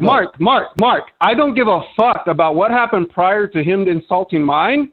Once he did that to mine, it was over. That's the end of the story. But you said ours, and you were insulting him on the same stream. Because he did. We have screenshots of him doing it. And now hold on, Michael. He called you a bitch-ass faggot, and you won't be able to do fucking shit. And do you know what you turned around and said to him? I'll do whatever the fuck I want. Fuck you. You can't do anything. And he said, fuck, I can't. And you said, fuck you. I could do anything. I could do your mum if I wanted to. That's what you said. And then he went off and said, I'd fuck your mum. I'd kill you. Mother. Bro. I never go at somebody's mother. Oh. Okay. Well, I got to tell you, it's very difficult to try to speak sense into somebody that just is all entangled around his ego. It's all about the ego. And look, we all have egos. When you're being outnumbered 5-1 too. Do you guys think it would be fair for me to get people on my side to talk to you guys too, or do you guys? We don't care. Go hang out with your friends. What are you? A big 5-on-1 against somebody. Michael, why are you here? What, Bucho? Why are you here? Because you guys are talking about my name. No, go hang out with your friends. I have to defend my name. Go hang out with your friends. Nobody likes you here. Nobody wants so you. You're going to continue to make streams about people that aren't true. That's what you guys are about. Just for the record, just say it. What did we say that it wasn't true, Michael? You continue to say a lot of things that aren't true, especially about me. What? Do I have to repeat the question? Am I insane? Am I insane, Bucho? What did we say? Do you have proof of that? What did we say that wasn't true? What am I lying about? Supposedly, I'm saying things about Johnny that supposedly you are a fucking lunatic. Man, you're insane. No. Why does Johnny get to fucking come at us? Oh, Johnny. He always goes back to Johnny. Oh, hold on. I'm gonna read this guy. Johnny came at me, man. Michael, you're insane. Michael, you take responsibility, man. Holy Christ. Michael, ask him, what did we say that was a lie? When you Johnny. Hold on. It's like, Michael, when you continue to say us, and you're talking about you and those two children, by the way, children. And you I'm say talking about many people. Not just, those are the ones that wanted to do the You live. realize on Johnny's stream, you called yourself a stuff. white nationalist, and yet you're saying he's coming at us, and you're supporting two Mexicans. That's contradictory. Not, because you don't know nothing about white nationalism, you fucking idiot. What the fuck do you know about us? Who are we friends with? Hey, not friends with? Explain white nationalism to me. No. We don't want to hear that shit again. I don't give a shit. He can't even explain it. No. He can't even explain it. But listen, I'd like for him to do it. Nah, he can't.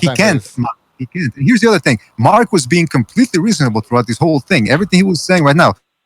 And what do we get from Michael? You're a fucking idiot. You're a spick. You're a beaner. You're an idiot. I got superior white eye. Oh yeah, on Johnny's stream, I'm okay. So aren't you guys not saying that to me? Are you guys not telling me? No. No. Am I not being insulted and humiliated I didn't say on one your thing channel? to you. I asked you questions. I didn't insult you once on the stream, and you've actually insulted me twice. You're saying I'm contradictory. That's an insult, sir. What am I contradictory on? No. Oh, that's not an Making insult. a contradiction of statements. That's an insult? You're being contradictory to your own statements. That's not an insult. That's reality. There's a difference. If I were to say that you're being that you're a hypocritical buffoon because of your behavior, that's insultory. Now, you're the man who said he has a 120 IQ. You should be able to know this. Now, that's an insult because I ridiculed you in a sarcastic manner. Social cues. Any I'm catching them. Any rebuttal? Okay. Listen, Michael. There we go. There's the classic. Okay, Listen, I guess. Listen, Michael. Go read the comments. Oh, it's somebody with an accent. Yeah. Read the comments. This guy. Go read the comments and find out how many people like you. Everybody's most people are making fun of you in the chat. All right. Now there might be listen. So, what? Not in my chat. Listen. But no, yeah. but your chat is like 8 people. Man, are you insane? Not on my Discord or not on my Facebook and stuff like that. No, I get a lot more support than you do. No, everybody loves you over at your chat. We've already established that. But You not already said here. that 1,000 And times. on my even though side, they do. Yeah, they do, BDA. What Actually, side? yeah. Yeah, Okay, I they know do. it's a Oh, hard now pill to listen. swallow, Here's the but point. Okay. I mean, not I'm everything telling you. revolves Okay. around But here's BDA the point. show then. and Right. I didn't hear you. What? What did he say? I have to mute him. He was just, not that the BDA show's fan base decides who is cool and who's not. Yeah, maybe in your circle I'm not fucking popular, but in many others I am. That's for sure. Okay, let me say something. I'm not interested in popularity contests. I could care. Listen, I don't care if people like me, like you, whatever. But here's the point. I don't want to be around you. Okay. Now you said you don't want us to that people were talking about you, and that's true. People were talking about you right now. So here's the deal. I would love nothing more than not to talk about you anymore, and everybody else as well. At least on this show, as far as I'm concerned. So can we apply that? Can we have some detente over here? That's fine with me too, but anytime you guys want to talk real boxing, I'm willing to do that too. Okay, but now what's the point of that comment? See, Michael, cry? you're immature. What's the passive-aggressive comment? If you want to talk real boxing, all right. If you want to talk real boxing, go over to Durden's channel. All right, and that's the last time I'm going to mention your name. We wish you the best. No. Like between us, BD, I'm saying Durden, me and you want to talk. We wish you the best. That's fine. Good luck with your channel. We don't have to talk politics. Durden. No politics offense. No, it's over. I don't want to talk to you about it. I don't want to talk to you about anything. Before you kick him, could I say one last thing to him? All right. Go ahead. I'd just like to say no, this. Mark, you're going to contact me privately anyways. Probably not, but I am going to say this to you. Okay? It's a very simple thing. I know what it's like to have mental health issues. I know what it's like. Just like you do. I know what it's like to put up weird-ass identities online. It's the most honest thing I'm ever going to say on the BDA chat. If you need someone to talk about your issues, you can talk to me. But keep it away from the I remember boxing we chat. talked last time. Keep it to the politicals. And I'm willing to talk to it to you. the I'm going to send you a political side of message things. and we can talk Right? like you offered. But we'll leave it at that. Have a good day. Take care, Michael. Stop. I suggest you talk to Mark. All right, Okay, he might Mark. be able to help you. But Michael, we wish you the best and good luck with your channel. And that's pretty much all I have to say. All right, he hung up. All right. Well, listen, that was very productive right there. What? Did you hang up on him? Yeah. No, okay. no, he hung up. Good. I guess he left. Couldn't get. Okay, good. All right. So again, just these are the types of things that happen when you run a show, right, Butcher? You gotta encounter a couple of people that you would normally just want to get away from as quick as possible in real life. But hey, listen, I said what I wanted to say, and that's about it. I like Mark. Mark's a good man. Yeah, for an Irish, he's pretty okay, man. No. Putting words in my mouth. He's a good man, period. Hey, Mark, for a guy, is Mark still there? I don't know. Yes, sir. For a guy who's with supposed mental issues, you certainly handle that situation pretty well. Even, I mean, I was fucking losing my cool at the beginning, man. I just didn't. the lies. You know that I didn't say. I'm gonna say something, and you guys might be able to understand this if we just keep it away from everybody else. But in weird ass ways, I see a lot of me from about a year and a half ago in how Stott's been behaving recently. Makes sense. And Mark, to go back off of your comment, yes, it's I'm 50. I had before that I didn't have anybody to communicate with, so I was finding avenues for myself, and whether it's a mental deficiency or whether I wasn't being proactive in finding proper ways in discussing my issues at that time, because we all have issues, and that's why as human beings we could be able to talk about it. And when you're not being susceptible, then you're lying to yourself. You know what I mean? Some people understand that. No, I definitely I get what you're saying, because a lot of it applies to Stott, right? Now, before I say this, and I'm gonna let you guys know, this has always been my stance. I like Stott. That's me personally. Stott's never disrespected me. We've had conversations online, and our conversations have been nice. Nothing bad. It is what, it's just good conversation. So most of the time it's boxing. A lot of times also we'll switch subjects and we'll talk about politics, culture, all that type of stuff. Okay? Sometimes I agree with him and sometimes I don't. What Stott reminds me of is somebody who found out something. Maybe it's because he's very impressionable, right? And he doesn't know how to express it, so he offends people in expressing it. I don't really believe, I don't know him, I don't really think that's what he wants to do, but because he doesn't, this information that's coming to him that he feels rejuvenated almost, right? He doesn't know how to express it because he doesn't have experience in it. I know plenty of people that have different point of views that I don't even agree with. And because they're so experienced in speaking on it, I can have a conversation with them and they know when to bring it up. And it actually makes, from their point of view, they're able to express themselves where I could see where they're coming from. And that's what he's doing wrong. The name calling and all that stuff, look, I don't do that on either side. You shouldn't get into that. The mothers, the fathers, don't do shit like that. That's where you're going too far. Now, when somebody disses your father, you can't expect father's dying. All right, you said that he said something about your mother, but I don't know if your mother's dying. And if Johnny Boy knew your mother was dying and did that, then I would say, okay, you could go for it. But if Johnny Boy is just saying, go fuck your mother, right? And like a figure of speech, go fuck your mom. And Johnny Boy tells you his father's dying, you're like, well, go fuck your father. I hope he dies. I mean, come on, bro.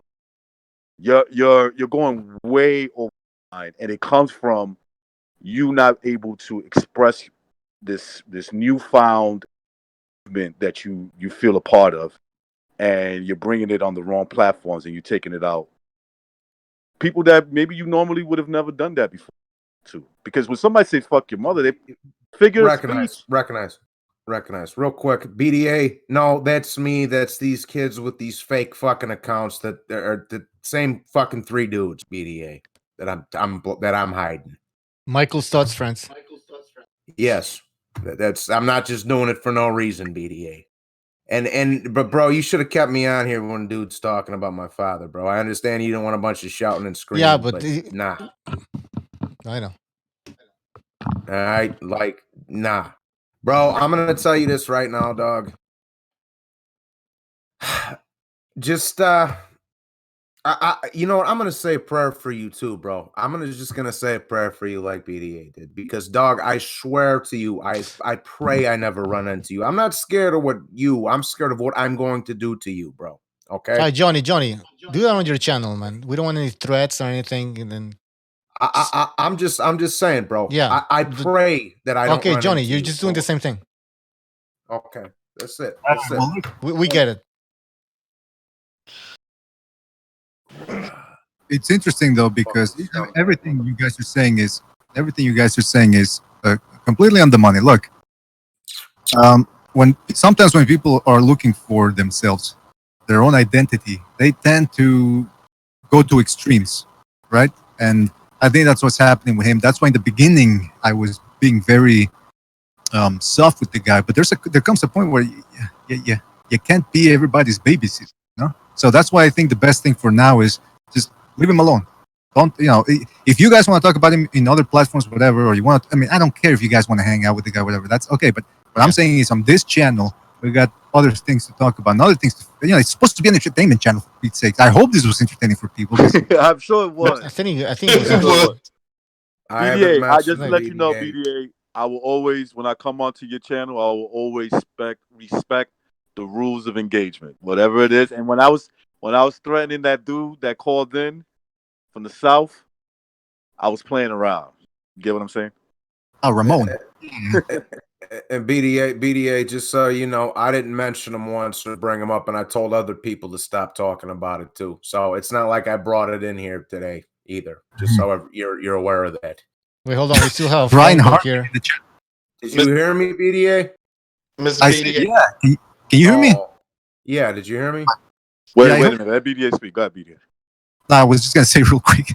Brian Harkin in the chat room says, "I've been laughing for the last hour." Yeah, we over here having real talk. This motherfucker's laughing in the back. Oh boy! I could imagine this being a very morbidly entertaining show. Yes. Hey, we have a phone call. 1010. You're on the air. 1010. 1010. 210. Shit, I'm fucking tired. No, I'm fucking tired. 201. No, Jesus Christ. Yeah, I thought that was real. 1010. 210. You're on the air. Hi, this is Vince. All right. This is not Vince. What? No, I'm That's joking. not Hey, Vince. Bucho, I'm just fucking with you guys. It's me, John. Oh, John. What's up? Guys, Vince. what are you doing? How you doing? How you guys doing? Guys, what are you doing bringing that crazy guy on there, man? I know. That shit's crazy. I mean, it's funny for like maybe about 10 minutes, but holy shit, that lost a while. I know, man. You went too long with this shit, man. Come on. Yeah, I mean, yeah, it's funny for a bit, but man, dude. Anyways, dude, I would kick him out if I were you guys. I mean, just kill him off. I mean, he's just gonna keep on doing the same shit. I mean, you can't trust the person. Gonzalez likes to see has a people killed drastic off. personality change every fucking. What are you implying? Gonzalez, you know what? You know what I would like to do, Gonzalez? I would like to live in your head for like 5 minutes. Just no, shorter than that. 2 minutes. Hell no, you would like that Jennifer Lopez movie there where she's in this psycho's head, remember?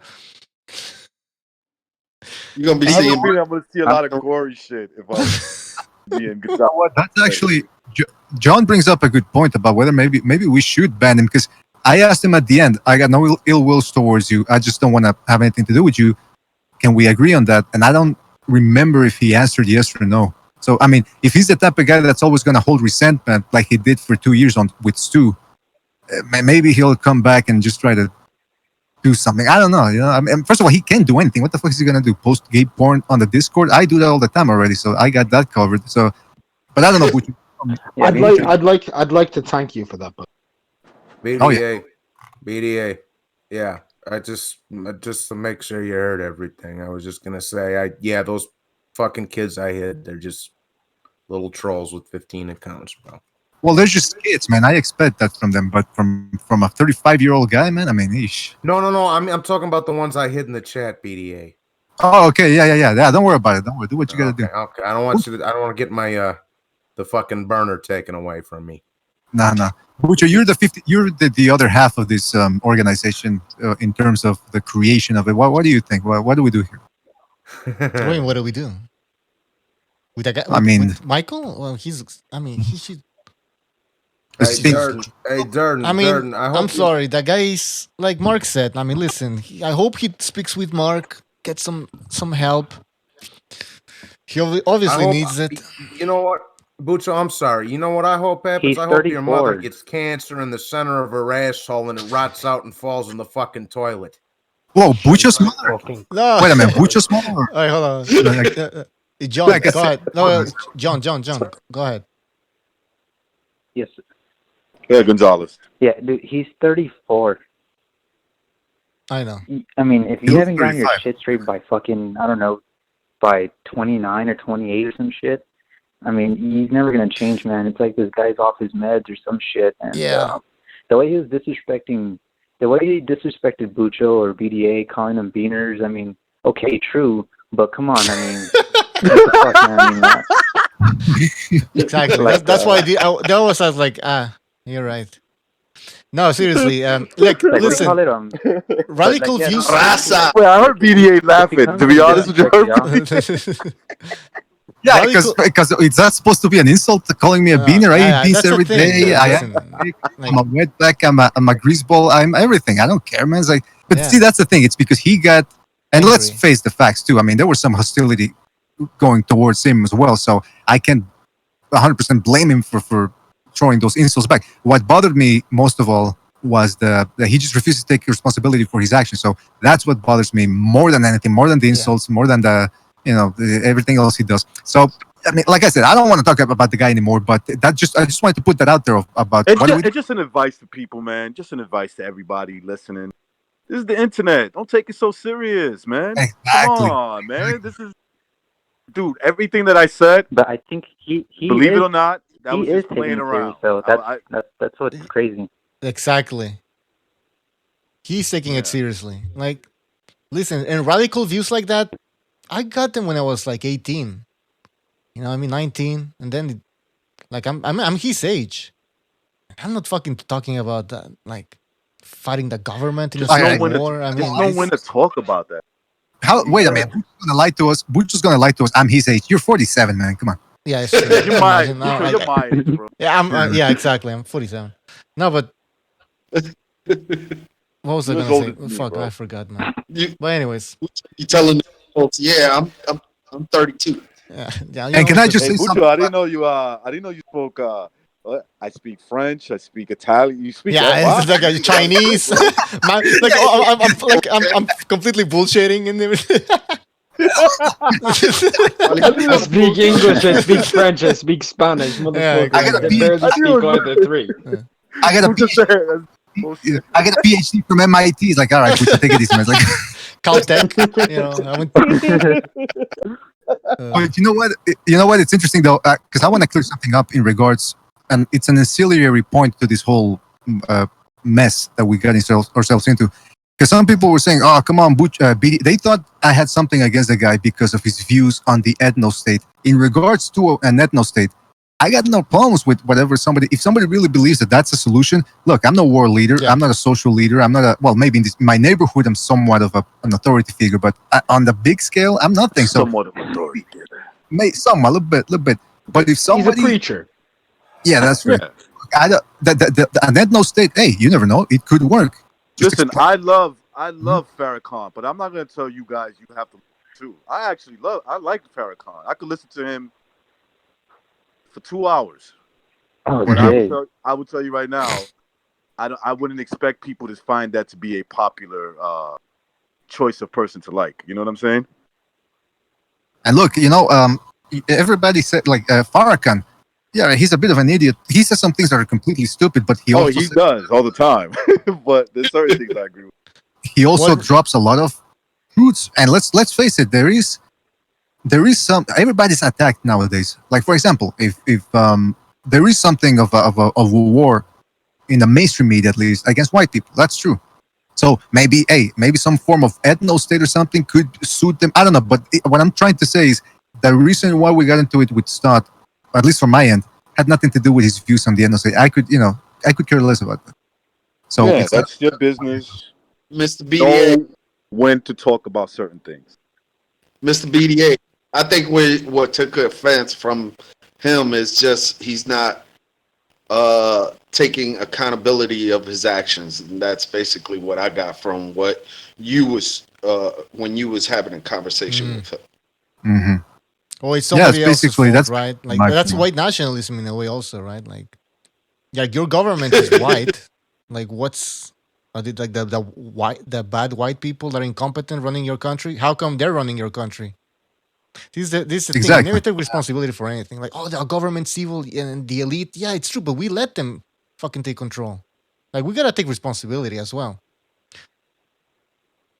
Getting all political. Absolutely. But anyways. Absolutely. Wait, is John still there, man? John, are you still there? Hi. Hello. So what's up, man? Anything else? Oh. Why don't you jump on the Discord instead of calling? Huh? Jump on the Discord. What? Jump on the Discord. Oh, I was exercising. That's why. All right. Yeah, I don't want He was exercising. Oh, here's another thing. You know, I didn't like Discord and exercising. This is another reason I didn't like the guy, because I don't give a shit about his political views. I mean, fuck. He thinks he's smart. Well, he's not. So he's arrogant, and that pisses me off when somebody. And then he tells you that he has an IQ of what was it, 180 or something. It's like, obviously, it's not smart. Wait, No. He said 120. He said 120. Okay, he said 120. Are you sure? Well, oh no, and then remember he said like he said maybe people don't get me because I'm too smart. I'm like, what? Yeah, I have an IQ of 120. Okay. Yeah. Cool. Let's not go back down. No, I'm just saying why I didn't like the guy. Like, who says that? Like, Yeah, nobody gets me because I'm too 120. smart. I mean, I don't talk about my IQ. It's 131. It's not that high. People nowadays have IQs of 190 and shit. Yeah. Wait, that's it? I look at my son's IQ. Put it this way: when my son was 12 years old, Mensa wanted him. That's how fucking smart my oldest son is. All right. So is everybody just gonna? Is this the show where everybody's just gonna make stuff up about like Bucha speaks Italian? Yeah. But you want to know something? In fairness to Mark, you want to know why I know he has a high IQ? I don't know how high it is. You have to have that kind of IQ to remember the kind of shit that he remembers. That's a what's the word I'm looking for? You see, my IQ is not that great. So, hey, but are you talking about memory retention skills? Are you talking about memory retention skills? Right. Yeah, that's what he's talking. I bet you your IQ. No, but that's just from reading things 1,000,001 times because I've got nothing better to do. I bet you your IQ, your fluidity IQ is probably even higher than that. My social IQ is 7. My social IQ is 7. Hey, by the way, his social IQ is 7. He said. Oh yeah, that's where I'm like 150. Hey, by the way, can I say something here? Go ahead. Yes, BDA. please. Well, actually, G Boogie wants G Boogie, I think. I wasn't kidding about that, my son, because my. All right. I was listen. No. Check it. When my son was born, they induced my wife so much that she had him. You know, when he came out the canal, and then I had to cut the umbilical cord. They had to rush him to the hospital. The doctor said they put him in ICU for 2 months and had to supply oxygen for him because he was a cold blue, and we didn't get to see him for like 2 months. And then the doctor tells us, oh, he's going to be retarded and this and that and this and that. I'm like, okay, well, I got videos of my kid 2 years old was reading a book. He wrote his first book at 7 years old. It was a playbook, but it's still a book. He was published. He also published a couple of poems. And when he won the Presidential Academical Achievement Awards 3 times from the presidents, Bush, Obama, and Bush. I mean, Bush, Obama, and Obama. Yeah, twice from Obama. And then he was the top 10. He was in the top 10% in the nation. He won an award from the grandson, the grandson of Albert. What do you call him? What the hell? Einstein. No, not Albert Einstein. Spear. Spear. No, the Peace Prize guy. Nobel Peace Prize guy, whatever the fuck his name is. Well, anyway, he wound up getting that for high school as well, and then he just finished graduating. He's only 22, going on 20. All right, G Boogie, does he want to G-Boogie, where are apply we going with this? for a position at BDA or what? Because you're giving us his resume here. Wait, It's hold very on. impressive, though. Hold on. Hey, hold hey, on. I scored the highest. I had the highest score in my GED state penitentiary test. Congratulations, Rocky Boys. Thank you. I Salute. appreciate that, buddy. I just want to let you know. Hey, I'm not that pretty smart myself. He just finished his double bachelor's degree in biology and psychology, and he's only 22, going on 23, and now he's going for his PhD. I mean his PA in biology and psychology. Mm-hmm. Well, you must be very proud of him. That's very impressive.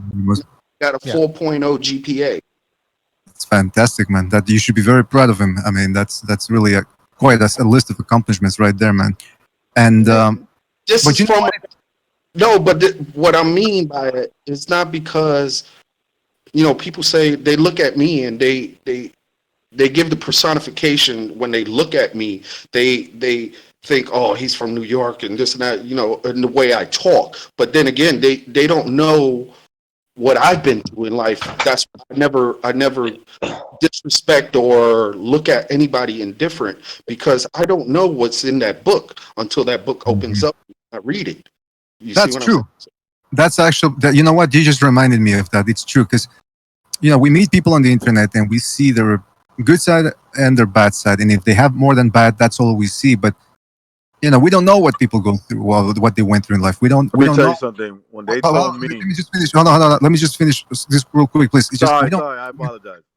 That's okay. That's good. Real quick. But we don't know what happened with him. But there is such a thing as free will.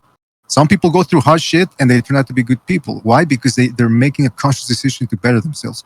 Other people just stagnate and they wallow in their self-pity or whatever else other negative traits they may have. But let's never forget free will. That's the main thing. So sometimes, yes, people went through hard shit, but at the end of the day, they get to make their own decisions. So we should always consider both sides of the story. Amen. Right. When they told me, hey, you either get your GED or you ain't getting out in that early term, I said, let me get these books real quick. Hey, recognize when the warden told you when you left, I'll be seeing you again. Yeah. I told him in a movie fashion. I took my shades off and I said, "You're never gonna see me again, Warden. Never." Oh man, fucking Bernard Hopkins. All right, but I mean, yeah. Listen, I mean, what else can we say? We'll be next time. I suppose we'll be back with more of the regular programming. But this was one of those classic BDA drama episodes that we gotta have every 6 months. It's like in The Godfather. This type of things happen every 6 months. Clear the bad blood. That's all. Yeah. What was the last crazy episode we had? I'm sorry. Go ahead. No, I was asking which person did we have a disagreement with before Michael? Trying to think. Rohani. Rohani. Oh no, that was fucking name. Romani. I missed that call. I'm gonna take a leave of absence. Have a good night. To everyone out there, stay safe. Wash your hands. Wash your butt. And take care. I don't think so. Well, I can wash my hands, but I can't promise you the other one. But take it easy, Mark. Have a good one. Take it easy, Mark. Peace out, Mark. What was that? Because I just caught the last the end of the conversation. Some guy named Ramon. I forget what. Romani, yeah. The black dude with a gypsy name. The black dude with the gypsy. What was his deal? What happened there? He went at Johnny. He went at Johnny Boy first. And he was, I'll kill you. I don't think he said that. He said, I'll beat you up. Don't say the N-word, yada, yada, yada. And then I was telling a story. I didn't know he was, I think he hung up and he heard, and I was telling a story about dudes from the South, when they come up, when dudes from the South like him, they have a problem with other people saying the N-word. When they come to the North, and I guess they'll see somebody that's Spanish looking, but he has like black features, and they call him the N-word, and they think that by them swinging at that dude, that's everybody's gonna be like, oh, he called you the N-word, like in the South. So they'll let you know, if you're in the wrong neighborhood, you do that to somebody. Doesn't matter what you think. You could be Puerto Rican, you could be light skinned, whatever the fuck you think. They're in for a culture shock. They get beat up. He called in and he was, who you say you're gonna beat up? I'll beat your ass. And so I just told him, if he comes to New York, I'll hurt him real bad. Yeah, I don't think people know. I don't think people know who they're when they talk to you. I don't. You know, they don't know. You don't know who they're messing with. You don't know who you're messing with. I could be 6'9" or I could be 5'2". You don't know. You could be a cartel guy. I could be a cartel guy. They don't know they're dealing with a 50-year-old with high testosterone for his age. That's you gotta. I like when they don't know about. I like when recognized French people. 5 One of my languages. favorites. Yes. And by the way, Bucho, I'm sorry I butted in there. I caught myself butting in when you wanted to talk to him about 2 or 3 times, but it's just, I mean, I couldn't take the fact that he didn't want to. I was trying to help him, and he was just fucking, digging his own hole and taking me with him. So I got a little back to Johnny all the time. Johnny. But what about Johnny? But what about Johnny? But what about you? Anyway, but all I wanted to say is I'm sorry I interrupted you 1 or 2 times. And this was your barbecue, and I got involved, but I'm sorry about that. You fucked up. By the way, don't let it happen again. Yeah. Somebody said that the best fight was when Gonzalo fought his brother on the air. Oh, yeah. That was classic. Fuck you too. Yeah, hey, his brother's going, hey, Gonzalo, come down. By the way, they talk exactly the same almost. Remember Gonzalo said, what? Fuck me. Fuck you, Leslie. Hey, I'm your big brother, man. I'm your older brother. I think he's older by 5 minutes or something because they're twins technically. But so he's telling him, I'm older. You got to respect me by 5 minutes. Like, He's a caller. He's a good caller. Hey, hold on. Speaking of Gonzalo, he wants a. I sent him a link. I don't know how long. Did you send him a link? Okay. Because I got a message here saying that. Hey, by the way, that with Teofimo versus Lomachenko, I can't wait for that fight. I've been watching. You know what we're gonna do? I said, screw it. I don't care if Top Rank has a problem with us using their footage, whatever. We're gonna look at the Teofimo Lopez versus Nagasaki. What was the guy's name? The Japanese guy that gave him so much trouble. Nagatani. Yeah, thank you, Nakatani. We're gonna watch a couple of people. Negro Tani, they call him. Okay, come on, man. Romani's gonna call back and he's gonna want a piece of you, man. What are you doing? Yeah. I'm sorry, man. I thought I was one of your peoples. That's all. Yeah. By the way, I'm not kidding. I don't know if look. I know Recognize here. We've known each other for 2 years, but I don't know him because I've never met him in person, so I don't know. There's always the possibility. I'm not saying you're a liar, but I'm saying you never know when you're talking with someone. But based on the stories he's told us in private, Romani wouldn't be a good idea, especially now with the empty streets in Manhattan. It'll be real easy to get rid of you. Yeah, that's what I'm saying. Let's not start looking for fights where there isn't one. All right. No, Romani would see me and say, "Oh shit, this is a mistake." Hey, by the way, did Tito also get into it with Johnny Boy? I think I overheard that one. Oh yeah, that was another one. Hey, not for nothing, Johnny Boy, if you're still listening, but but Johnny Boy starts with Tito. He got it in for him. You're not exactly a choir boy yourself when it comes. You're not Nelson Mandela when it comes. Well, actually, maybe you are like Nelson Mandela, planting bombs and shit. But the point is, we got Mandela. It's the BDA, Mr. BDA. Yeah. This Tito, and I was trying to talk to Johnny Boy, man, and the guy, he's not cool, bro. This bro, I don't know what it is with T-Tone and Johnny Boy, but T-Tone, I got nothing. Actually, he's in the chat now. He says, I just told the truth. Well, there you go. I mean, look, I can't speak on the Toledo feud because that I don't know anything about, so I can't speak on that. Tito's a man of few words. Exactly. I just told the truth. Yo, well, I'll tell Mr. BDA. I'll tell you this: T-Tone's his voice, the way his mannerism was, he's like real cool, laid back. You know, that shit was cool to me. I have a feeling that when I hear these callers, I try to picture what they look like. I picture T-Tone with the fucking hat, with the brim on, with the Yeah, shades. Cholo, old 1940s, 50s hat. Yo, Yeah, wait. yeah. I bet you T-Tone drives a modified car with the fucking a lowrider. He's playing oldies every time he's cruising down the street. I can just picture that from T-Tone. You know, I want to ask him if he's into cars because I'm pretty Hey, Mr. certain. BDA, man, I got Yeah, a we have 69 Chevy Impala way, you know. By the way, Virtuoso in the chat says, BDA, find that clip with Gonzalo and his brother and upload that. Yeah, we're gonna start. Fuck me, fuck you. Jose's pretty cool. Jose's a guy. My brother's pretty cool, man. Hey, man, I'm your brother. I'm older than you by 3 minutes. And you can tell he's also a big boxing fan because he just once he started talking, he was this and that the other. Like he had a whole bunch of points to make. So you can tell like Gonzalo, they're both I boxing gotta junkies. say something though. Wait, Gonzalo, you have a twin? Yeah, Yeah. he got a twin brother. Oh, that's He quick. called in, Jose, and right? they were. Yeah, go ahead. I thought you guys were just joking. No, that's his brother. But his brother's cool, right? When he noticed he pissed Gonzalo off, he goes, "All right, bro, just take it easy, you know." Yeah, I don't know. When he told them, "You know what I'm talking about, right?" He's talking about the drinking.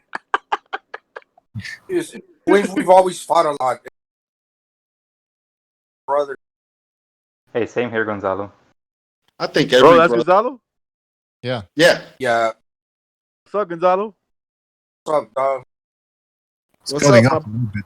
We were talking about classic moments, and you and your brother's argument on air was pretty. Yeah. You're cutting off, man.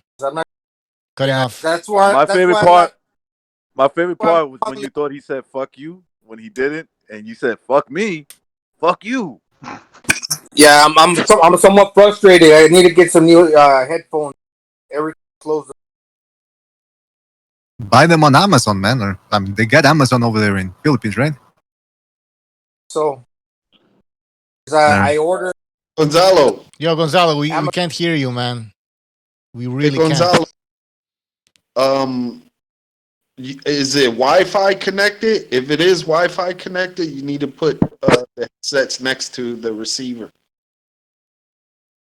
or the transmitter. Yeah, it's kind of. All Hey, right. you guys know how to record? I can hear you, man. Yeah, we can hear you, man. Hear you. You cut I off. think he was asking, do you know how to disconnect because he asked me a question on Discord, and I asked him, did he finally get to get off of that one Discord group? He wanted to leave that group. He didn't know the process on how to do it. Well, you'd have to ask Bucho that. I don't know about how to leave a Discord. I'll tell him on in a private message. Yeah, because I figured it out. I looked at the server, and then you got to leave that server. You press into that thing, and then you leave out of it. That's how I figured it out. Hey, listen, I want to reiterate something here about Triple G versus Canelo because I see that the title of the video here. Okay, Canelo probably has the best chance now out of all their fights to beat Triple G in a more concussive fashion or convincing fashion rather. But don't think it's gonna be easy, man. I still remember when Pacquiao was gonna fight Marquez, and he brought Marquez all the way up from lightweight. Marquez had looked old, he'd been beaten by Mayweather. He had a war with Katsidi, so people thought, "Oh, Pacquiao's gonna fuck him up." And remember what happened? It's always style makes fights. Excellent, like revisiting history, and this is why I don't look. I get it.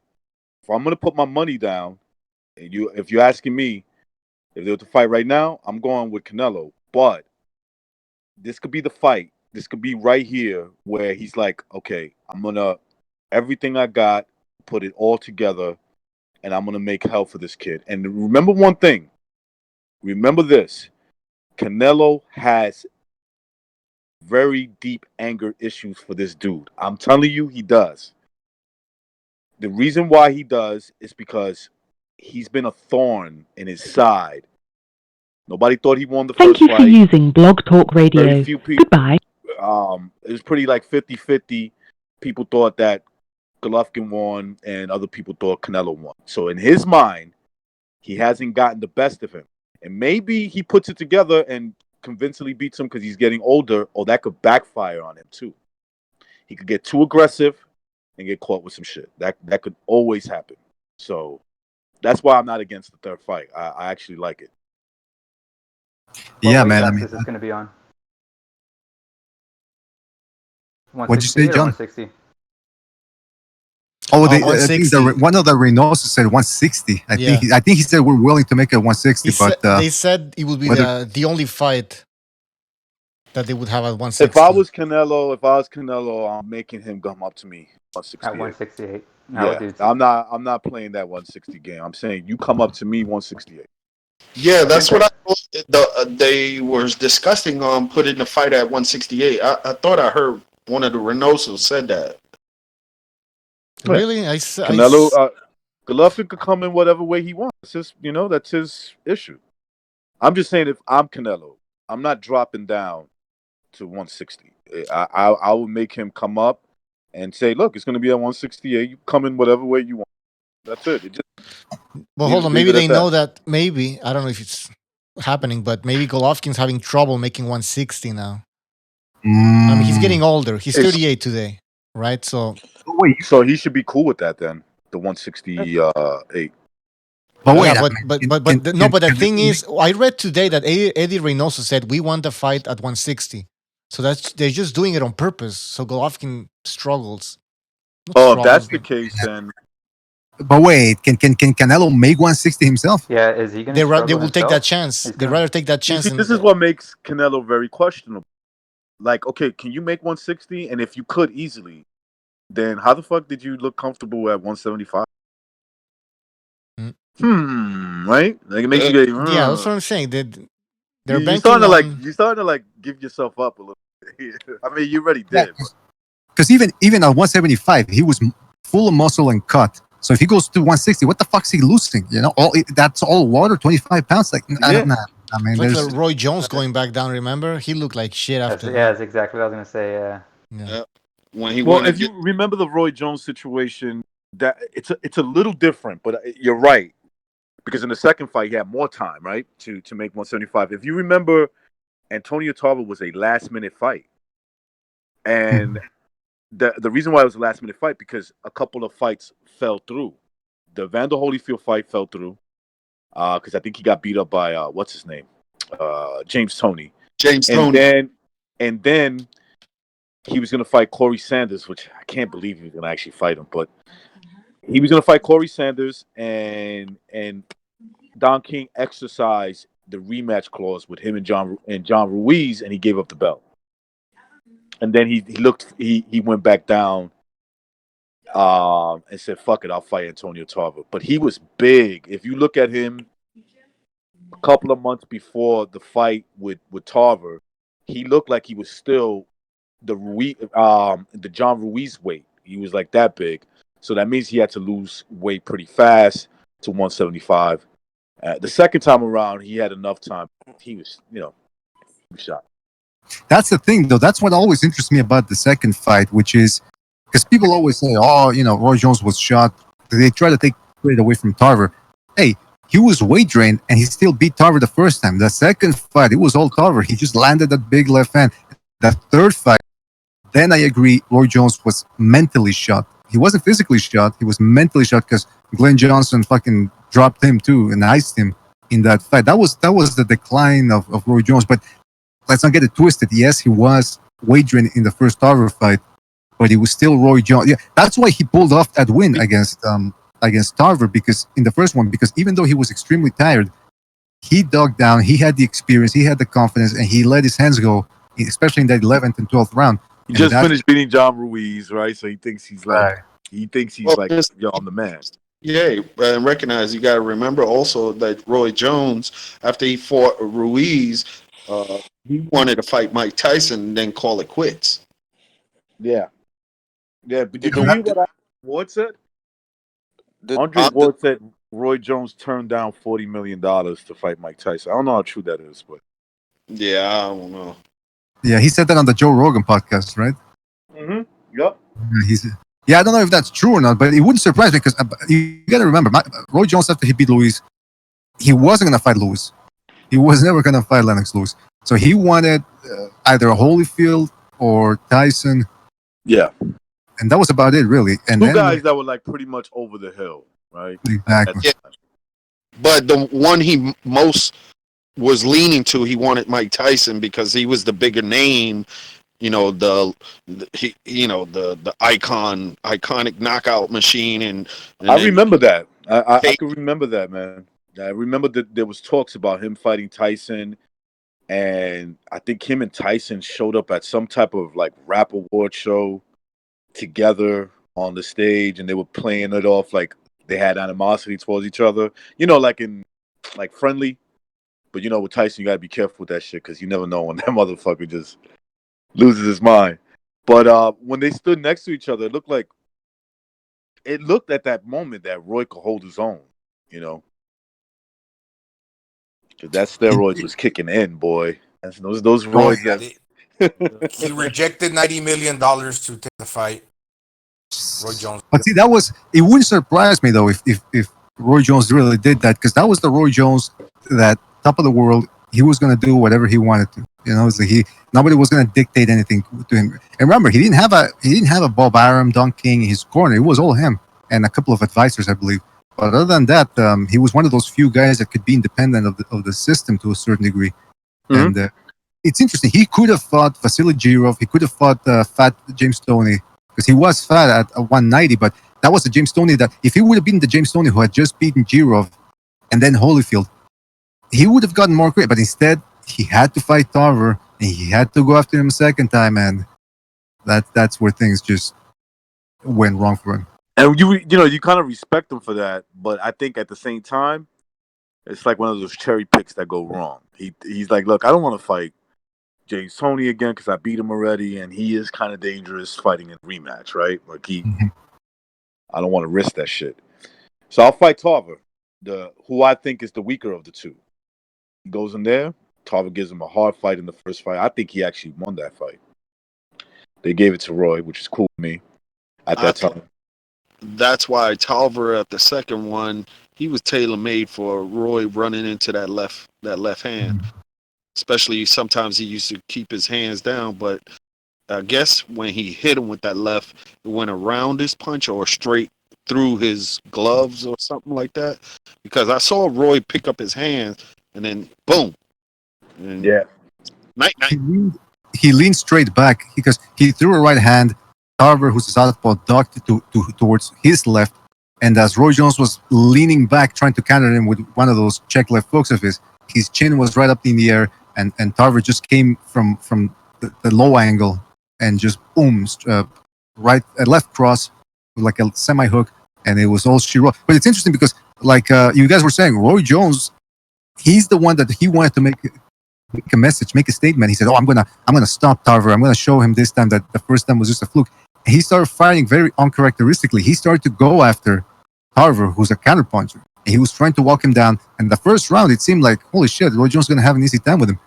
And then Tarver just was waiting, biding his time, and boom, that left hand came out of nowhere. But he was planning it. You know, it wasn't a. When people say, "Oh, it was a lucky punch," there's no such. Even with Wilder, that's why I give Wilder a certain modicum of credit too. When you throw a shot, you created your own luck. There's no such thing as a lucky punch. Of course, man. When boxing is about letting your hands go, that's the most important thing. Forget about your fancy footwork, your defense, this, that. Let your fucking hands go. You'll see good things happen. Hey, yo, real quick. I just came. Listen, man. I'm not mad at nobody. I'm fuming right now. I just came to say one thing, bro, real quick. Durden, you say hello to your wife for me, bro. That's all I'm gonna say. I thought we Peace were out, everybody. Peace out, everybody. All right, take it easy. All right. That was frightening, man. All right, what was saying something? Yeah, I was gonna say, I was quote Anthony Joshua. It was a punch from the gods when Tolver threw that left hook at Roy and knocked his ass out. Mm-hmm. He kind of was when he threw the punch. I guess that's what people were speculating or saying that it was a lucky punch or whatever. And going off of what you said, Mr. BDA, I don't think it was a lucky punch. It was a punch from the gods because when he threw it, yes, he wasn't looking at him when he threw it, and almost had his eyes closed by half when he was throwing the punch in the first motion until he connected. Then that's when he looked and he was like, "Oh shit, I knocked his ass out." Yeah, exactly, man. I mean, Tolver knew what he was doing. He had a prime Buddy McGirt. I mean, prime as a trainer when he was red hot. So they devised that. And by the way, you got to remember, Tolver had a hard on for Roy Jones for years. I mean, Got they knew any each other from the excuses tonight, Roy? Yeah, that that classic quote. Listen, guys, I'm gonna drop off, but I wasn't even supposed to be on today. But thank you guys for being on, man. Thank you. No problem, man. Thank you. Thank you, BDA. Do we Take it keep easy, going guys. or what do we do? Peace. Do we keep going? Up to you, guys. What do we do? It's up to you. What do we do? Yeah, once Roy Jones lost his Oh. speed, he was more vulnerable. I mean, he was never the most technically great guy. It's just the fact that he was so fast at lightning quick reflexes made him Yeah. very dangerous. Fundamental- He really relied on that. Yeah, a little bit like Prince Nassim Hamed, but obviously Hamed. much Hamed. more skill. Hamed. I have a lot of Arab friends, so I know how to pronounce it. Hamed. No, and with the situation with Anthony Joshua, he had been rocked multiple times in his previous fights. Yeah. So it's bound to happen. Yeah, but he was off balance. Even in this last fight, they call it a virtuoso performance. When he was sticking his tongue out, backpedaling, when he showed some glimpses that he got hit a little bit, but he didn't really want to engage, it kind of made me question. That's why I still put like Tyson Fury above him as a heavyweight champion, because he looked like he was fighting kind of scared in his last performance. I wouldn't necessarily call it a virtuoso. He did what he needed to do, but he still looked vulnerable. Yeah, I agree with that. I thought Ruiz had stunned him a couple of times too when I saw that fight. But it showed that I mean, it showed that he could fight like backwards and shit. So it's like it was a good sign. Perfect but I guess- combination. There was the game plan, because he dropped the weight that he needed to drop, while fat ass fucking Andy Ruiz came in heavy. If Andy Ruiz would have came in at around 260, he might have been able to catch up to the even lighter guy, because I mean Joshua did come in lighter, but as a heavier version, there was no way in hell he was going to catch up to the lighter version of Joshua. You know, a lot of people sleep on Anthony Joshua against Fury. I think that fight's very close. I don't know what you guys think, but I don't think it's as easy as people make it out to be. I don't think it is going to be that easy how people think it is, because AJ has a better. He may not have that one punch thudding power like Wilder, but he throws better combinations, and he can take on a Tyson Fury. You know, He's got a better stance. He's got better defense. Quick reactions though. He's good at counterpunch. You know, like that uppercut when you come in, left hook. Like he can catch Fury if he comes in. But I think that Fury's not gonna fight. Like he's gonna fight AJ the way he fought Klitschko. There's no doubt in my mind. Yeah, I think so too. I think he's gonna fight him the way he fought Klitschko. I don't think he's gonna fight him the reason why he did that to Wilder is because he studied him and he said, "Oh, I know what I gotta do. I just gotta blitz this." Yeah, you know? like in the That's 12th round. Overhand right hand to the temple was very similar. The one he landed against Wilder, and the thing is like Andy Ruiz is not really a power puncher. He's got about 69% KO ratio, same as Fury. So if Ruiz wasn't a heavy-handed knockout artist, and he was able to take out Joshua, I think Tyson Fury could do the same. Well, it's like from what I saw when AJ was fighting Klitschko, his corner was telling him, "Hey, stop looking for that hook. Stop looking for that hook." He said, "I'm gonna catch him with the hook.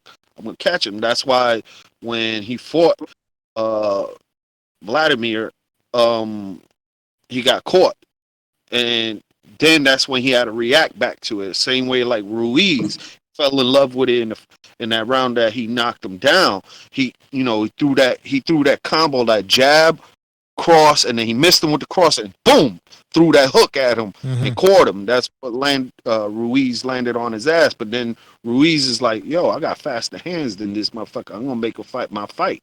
And that's what he did. He made him fight his fight because Ruiz had the faster hands.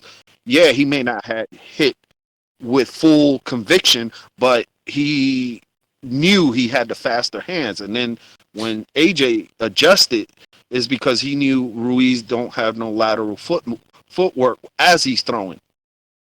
AJ also went apeshit though. After he dropped Ruiz, he's like, "I'm gonna go for the kill."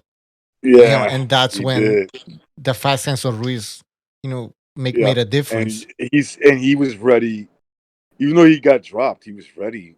Or I guess he kind of like, I know this dude's he's gonna come in for the kill. I'm gonna try to catch him in between, Yeah. while he's coming in, and it worked out. And he did the Marquez type of thing because when you're hurt, either you clinch or you fight. You know what I mean? And I remember Marquez, Juan Manuel Marquez, he got dropped a lot of times throughout his career, but he would never try to clinch. He would like fight back, and his opponents would be like, "Oh shit, this guy's like." How many times Marquez has been dropped? Yo, Katsidis dropped that guy. Like he got dropped. He was like Trinidad. Over 10 times. Yeah, Yeah, but he Trinidad never also got knocked out. Never, Yeah, but nobody He ever. got knocked dropped 3 times in the one Manny Pacquiao fight, and he got Yeah. dropped another True. time 4 in the second fight, and in the last fight he got dropped once again. He got dropped by Pacquiao 5 times. Right. By Pacquiao 5 times. Yeah, and then Casillas knocked him down twice. Katsid. What was the other guy? He had in LA. He had a Diaz, fight. Or not Baby LA, California, somewhere. The baby bull. No, the guy Knocked who him down, fought. too. The guy who fought Rios 3 times. Alvarado. Mike Alvarado. Yeah, he dropped dropped once. him. He dropped Marquez. Remember? Yeah. He did. Mike freaking Mayweather. Mayweather knocked him down. Mayweather. Yeah. He got knocked down a lot of times, but that's what makes him great. I think he's. Barrera knocked him down, right? Yeah, Yeah. He hit him after. Remember, he was on the floor on the ground, and then fucking Barrera came in, boom, hit him right on top of the head. Yo, Fucking insane. this is Tito, man. But I'm gonna tell you, bro. Marquez, man, he's a savage, man. You know what I'm saying, bro? You gotta be respectful of boy Marquez. Same thing with that lucky punch y'all were mentioning. The fight against Pacquiao, he didn't get lucky. He That wasn't created his a own lucky luck punch, because bro. they had fought like 30 something rounds. Dude, he timed them perfect. That wasn't fucking luck. He There's no knew way. because after all those fights, he knew Pacquiao's rhythm. That rhythm caught what made Pacquiao fuck up because he did that stutter step. Pacquiao always do that stutter step. He'll go fake and step in, and when he stepped in, he misplaced the timing of his feet, and that's when Marquez stepped on him. But he ran right into the punch with hands down, boom. Marquez was ready At this to point, go. I think they were tired of each other. We were trying to close the show. Absolutely. That fight, early on, they were trying to knock each other out. Absolutely, They were man. trying to make it close to where we're going to have a 5th fight. Now, they were trying to decide it. Gonzalo's 100. Yeah. I agree with Gonzalo 100%. And the reason why a knockout happened, Pacquiao was trying to go for the knockout. He had started hurting him, and he put Marquez in a situation where it's either knock this motherfucker out, get knocked out, and the other one happened. That's it. I don't need I hate when people do this. Like, oh, he was on steroids. Like, okay, we know that. Maybe he was. Maybe he probably was on steroids. That doesn't take away from the knockout, bro. He knocked him out because, you gotta understand boxing. He was put in a position where he had to. That's it. It was either you knock this dude out, or you're not going to be able to finish the fight. Your It was nose is like his broken. last shot, basically, in my opinion. He was Yeah. bleeding, he was fucked up, and he's like, but he's mentally so strong that he was still trying to focus through a difficult situation. You know what I mean? Because he said he couldn't breathe or something like that. Like, he was fucked. He couldn't breathe. Yeah, he still had. Mentality was, I'm gonna try to knock this motherfucker out. Coming in. So Yeah. Conclusion. No conclusion is done. And that's why he didn't want that rematch. He didn't want it. He said, "No, I'm satisfied by leaving it the way I left it and me knocking him out." Yeah. And he said on Mexican ESPN Spanish, he said that he was offered, I don't know how many millions, like a crazy amount. 50 million. 100 million. And he said no. I think 50 million. Was it 150 million, Gonzalo? No, that's maybe. I thought it was 50 million. He said not even for 100 million, I won't fight him.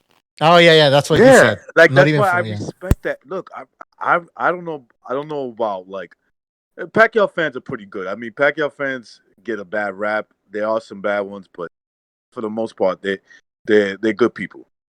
Like the dude gave him respect after beating him, after knocking out Pacquiao. He said, "I won't fight that man." That is one of the greatest honors for another great fighter, knock you out, to actually say, "No, I'm not fighting that dude again." Hell yeah, because he knows.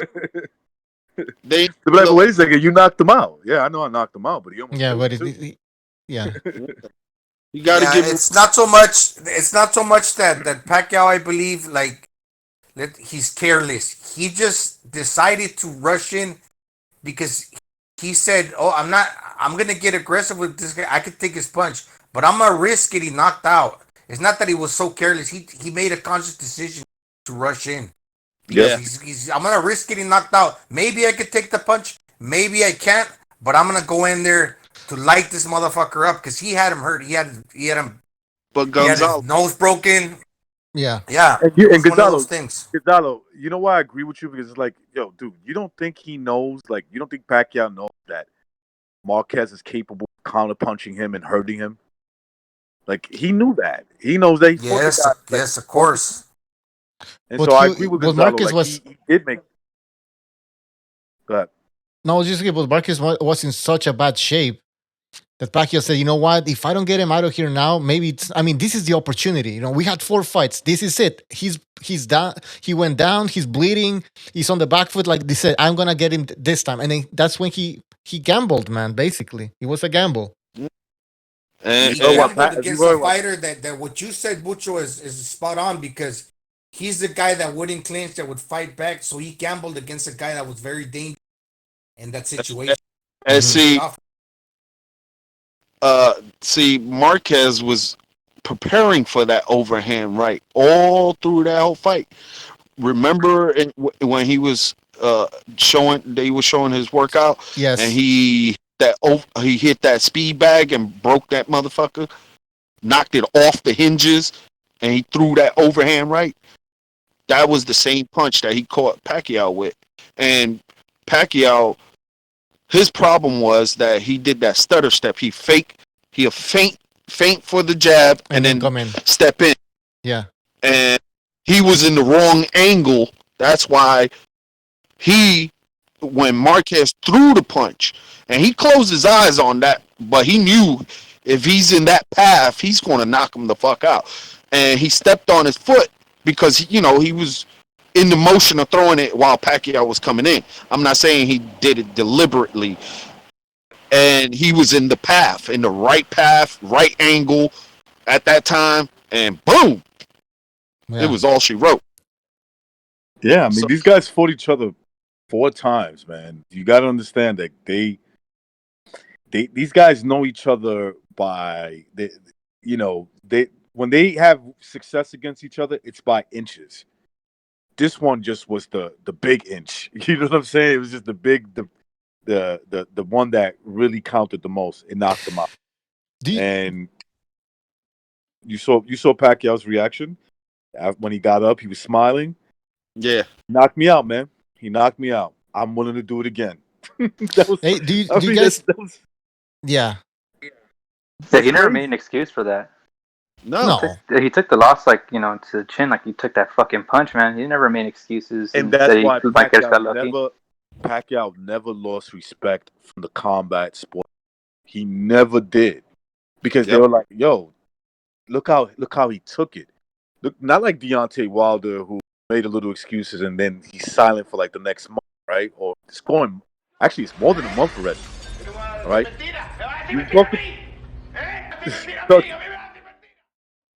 You talk to Pacquiao now, and Pacquiao will still tell you the same thing.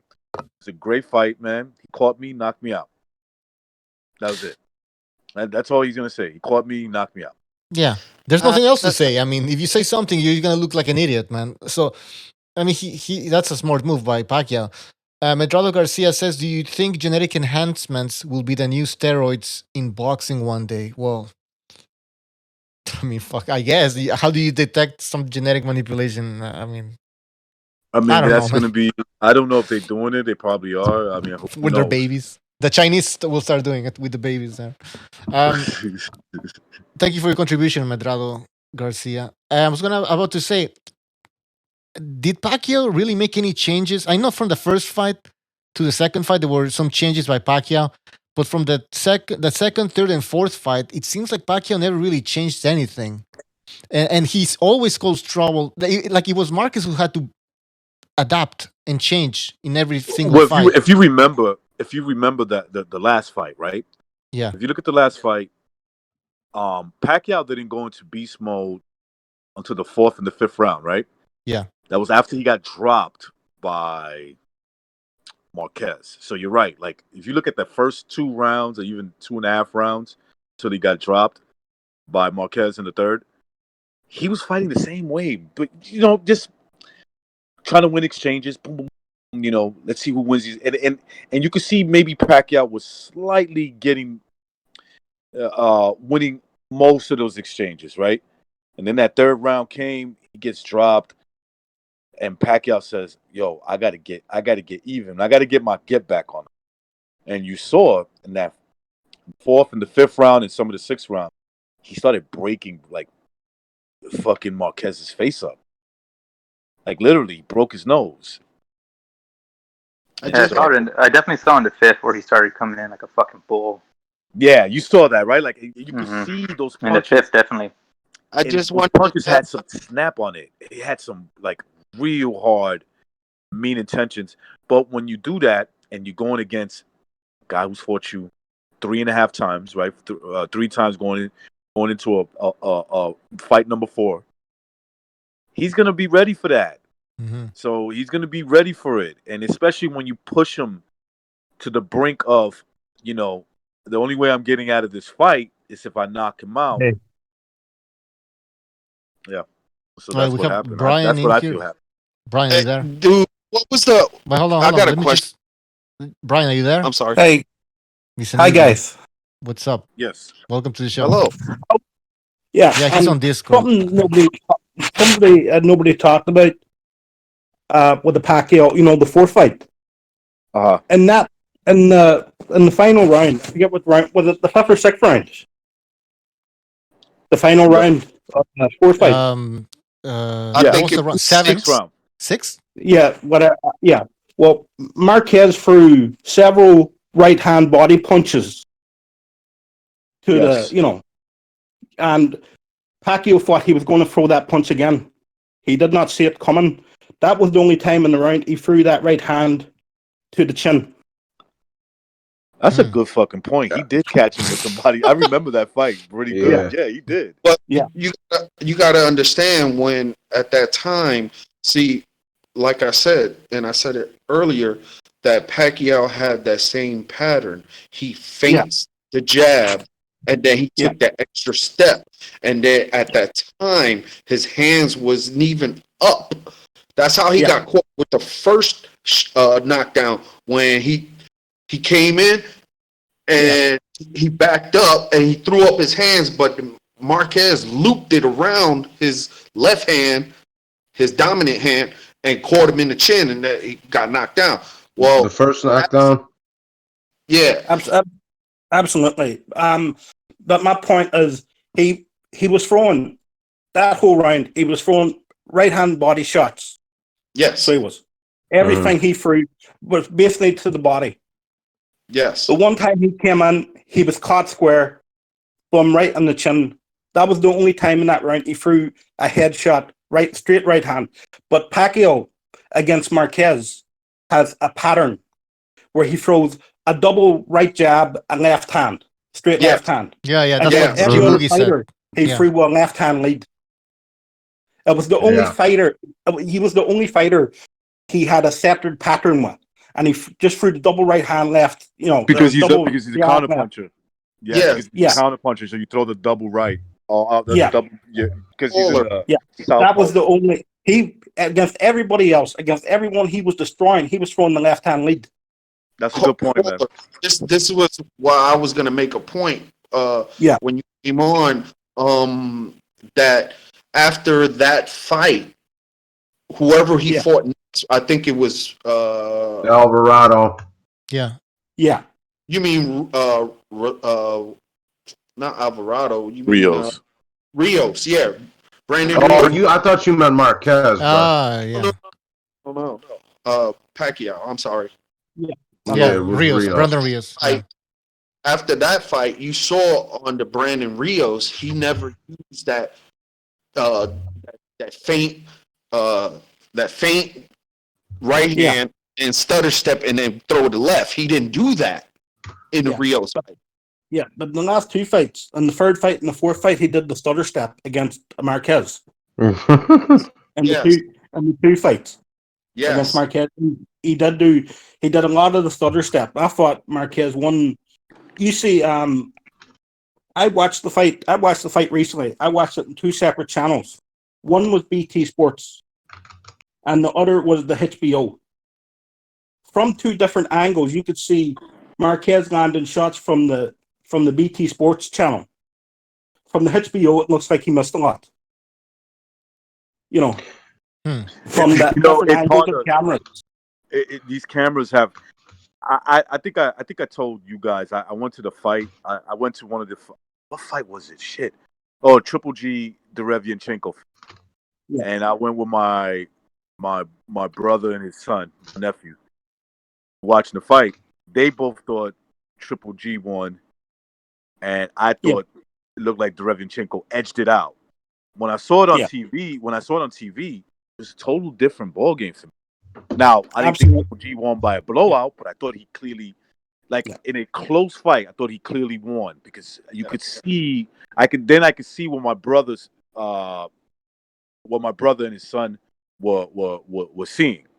But from the angle that I was in, I couldn't see it. It just looked like Triple G was in trouble. It's like, damn, is it me or Triple G looks like he's in trouble in this fight? I have a question for all of y'all. Do you Go ahead.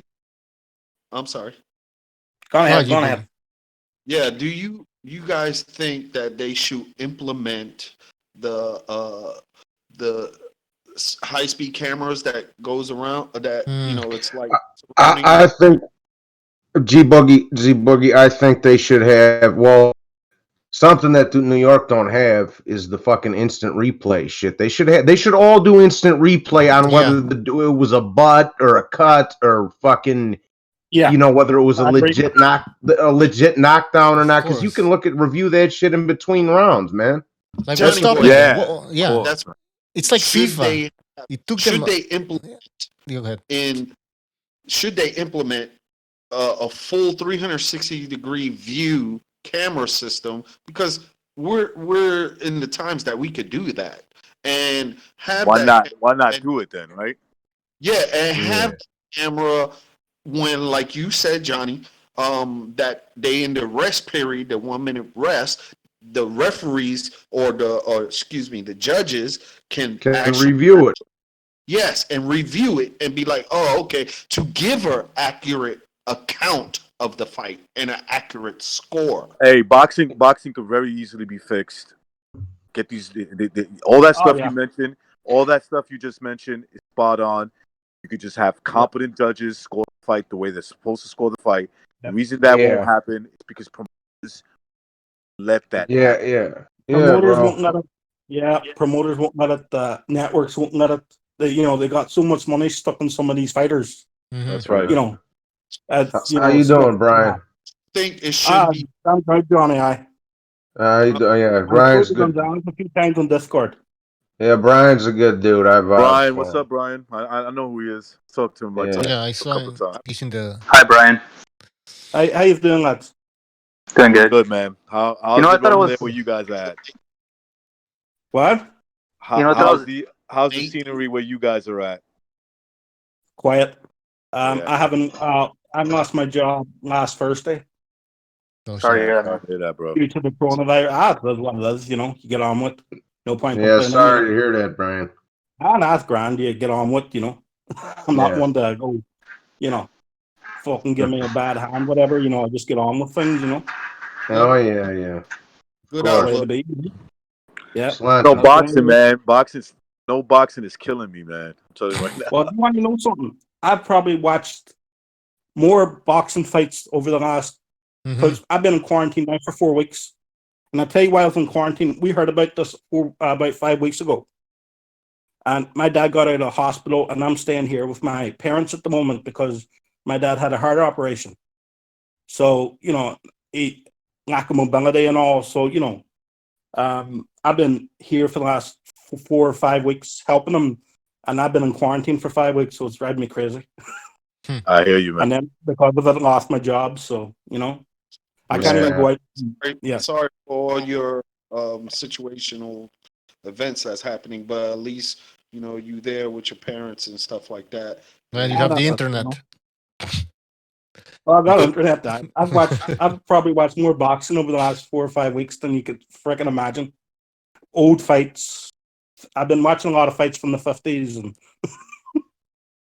whatever I can get on YouTube. Hey, people are asking if you're from Sweden. No, he's from Ireland. Ireland, yeah. You can't tell by the accent? Come on. Nah, somebody just saying in the chat. I don't. Okay, I got a Donegal accent. It's not very Irish. So. Whatever the fuck. Yeah. Yeah, that's what it is. I know your accent is not from Sweden, that's for sure. Yeah, I know it ain't from Sweden. I can't do accents. I really can't. Like I could probably do a wee Scottish one, but that's about it. I thought you was Irish, Brian. What? Are you Irish? I'm Irish. I said I can do a Scottish accent, but that's about it. Okay. Yeah, I was gonna say I thought you was Irish, bro. Yeah. No, I'm Irish, 100%, man. Yeah, for sure. I've been to America, England, Scotland. That's about it. That's my travel. What did you think of America? Great. I was 23 at the time, so it was party central. Did you go to New York, LA? What part of America? I was in New York, Boston, and Chicago. Nice. Party capital. He went to iconic cities. That's where you go. Yeah. He went to. Damn, you went to all the big cities up north. Damn near you just missed Philly and Detroit, Brian. And it's That's my next protocol. Yeah. So when this virus is over and I get some fucking money behind me, I'm off and away. There you go. So it is what it is. And if I see us guys around, I'll buy you a pint. Or whatever you freaking drinking, Oh yeah. Yeah. So I just wanted to get my thing on that because I think the body work in that round was very underrated. And I don't think Pacquiao saw that right hand coming because he was throwing right hands to the body that whole round. So it was a punch he just didn't see coming. Marquez was an excellent boxer. It's like he's the type of person that you really don't know where that punch is coming from, even if you fought him a bunch of times. He had that ability. He's got good ring IQ. He's got problems with boxers who are taller than him and can move. Yes. And can use their jab against them, But even Diaz, remember what was his name? The Baby Bull? You could see that he gave him problems pretty early. Then he got figured out. Yeah. Oh yeah, but you know he does have problems with slicker boxers, but you know if somebody's coming at him and they're standing in front of him, you know that's where Marquez is dangerous. And something too that I noticed when Pacquiao throws, Marquez is throwing punches at the same time. He's not throwing after him. He's not throwing before him. When Pacquiao's in the pocket, that's when Marquez goes. He's trying to land that right hand. It's called same time punching. You know. Yeah, it's So something that the counter puncher same time does. very very smart. He's he's got a great ring IQ. Marquez, you know. Yeah. Absolutely. One of my favorite boxers in the last 20 years. Got to admit, love Pacquiao too. Well, listen, man, he's the only guy. He's the only guy that I could say clearly beat him because he knocked him out. After he moved, when I mean that is once he went up to 122 and above. Yeah. Nobody ever came close to doing what Marquez did by scoring a knockout. Yeah. Absolutely. You know, but he was intelligent too. Even though he was hurt, you could see blood coming off him. He said he couldn't breathe in the fight. He was still calm. Nose broke. He's got his nose broke. He got dropped. That was the one fight where Pacquiao was absolute savage. Mm-hmm. You know what I mean? Like against Marquez, like he was absolute savage, and Marquez, though, you know, mentally strong, able to keep his wits about him. You know, and he's still I remember that. Right? His composure, There was this interview that I'm trying to find, man. It's like right after he won the fight. It was on Telemundo, one of the Spanish channels, and he's speaking to this lady reporter who's like got the fucking mic in his face, and you can see his nose like kind of twisted a little bit. Yeah, and he's breathing hard and shit. And he's like, oh, "What do you know?" They were talking in Spanish. Oh, this was an unbelievable win, and how do you feel? And what was going through your head? You know, all that kind of stuff. And he's like, that was my last punch. I couldn't breathe. That's what I'm saying. I always remember that. That was my last punch. I could not breathe. Exactly. That's how. It was the last second of the round too, which was ironic. They recognize this. This is how the pod or the cast went. Órale, this is Telemundo. Marquez, yo tengo a Marquez, una gran pelea que nació a Manny Pacquiao. Yeah, Telemundo is all Cubans. I've had a laugh tonight, boys. Like really, I'm like listening to some of them guys, you know, and just jabbing back and forward. Really made me laugh. So thank you for that. Hey, real quick. I know, you're not right in the head, but still, some of it's funny. Hey, real quick. Bucho, I didn't bring none of that shit in here tonight. Good night, everybody. What shit? Good night, Johnny. Good night, Johnny. Have a good night. Bye, 4:30 yeah. here, bye. Yeah. All right, fellas. Have a good rest of the show. Have a Heineken, not a Corona, please. Bye. Yeah. All right, boy. Hey, you guys think Corona took a hit with this as far as propaganda, or it helped it? I guarantee you. I put up a somewhere video yesterday. I put up a video on YouTube yesterday. The Tyson Fury Deontay Wilder fight is called "They Knew About the Coronavirus Back in 2018," sponsored by Corona. Hey, that was one of the rumors. You know that, right? Yeah. That Wilder I had was the just having coronavirus. fun with it, you know.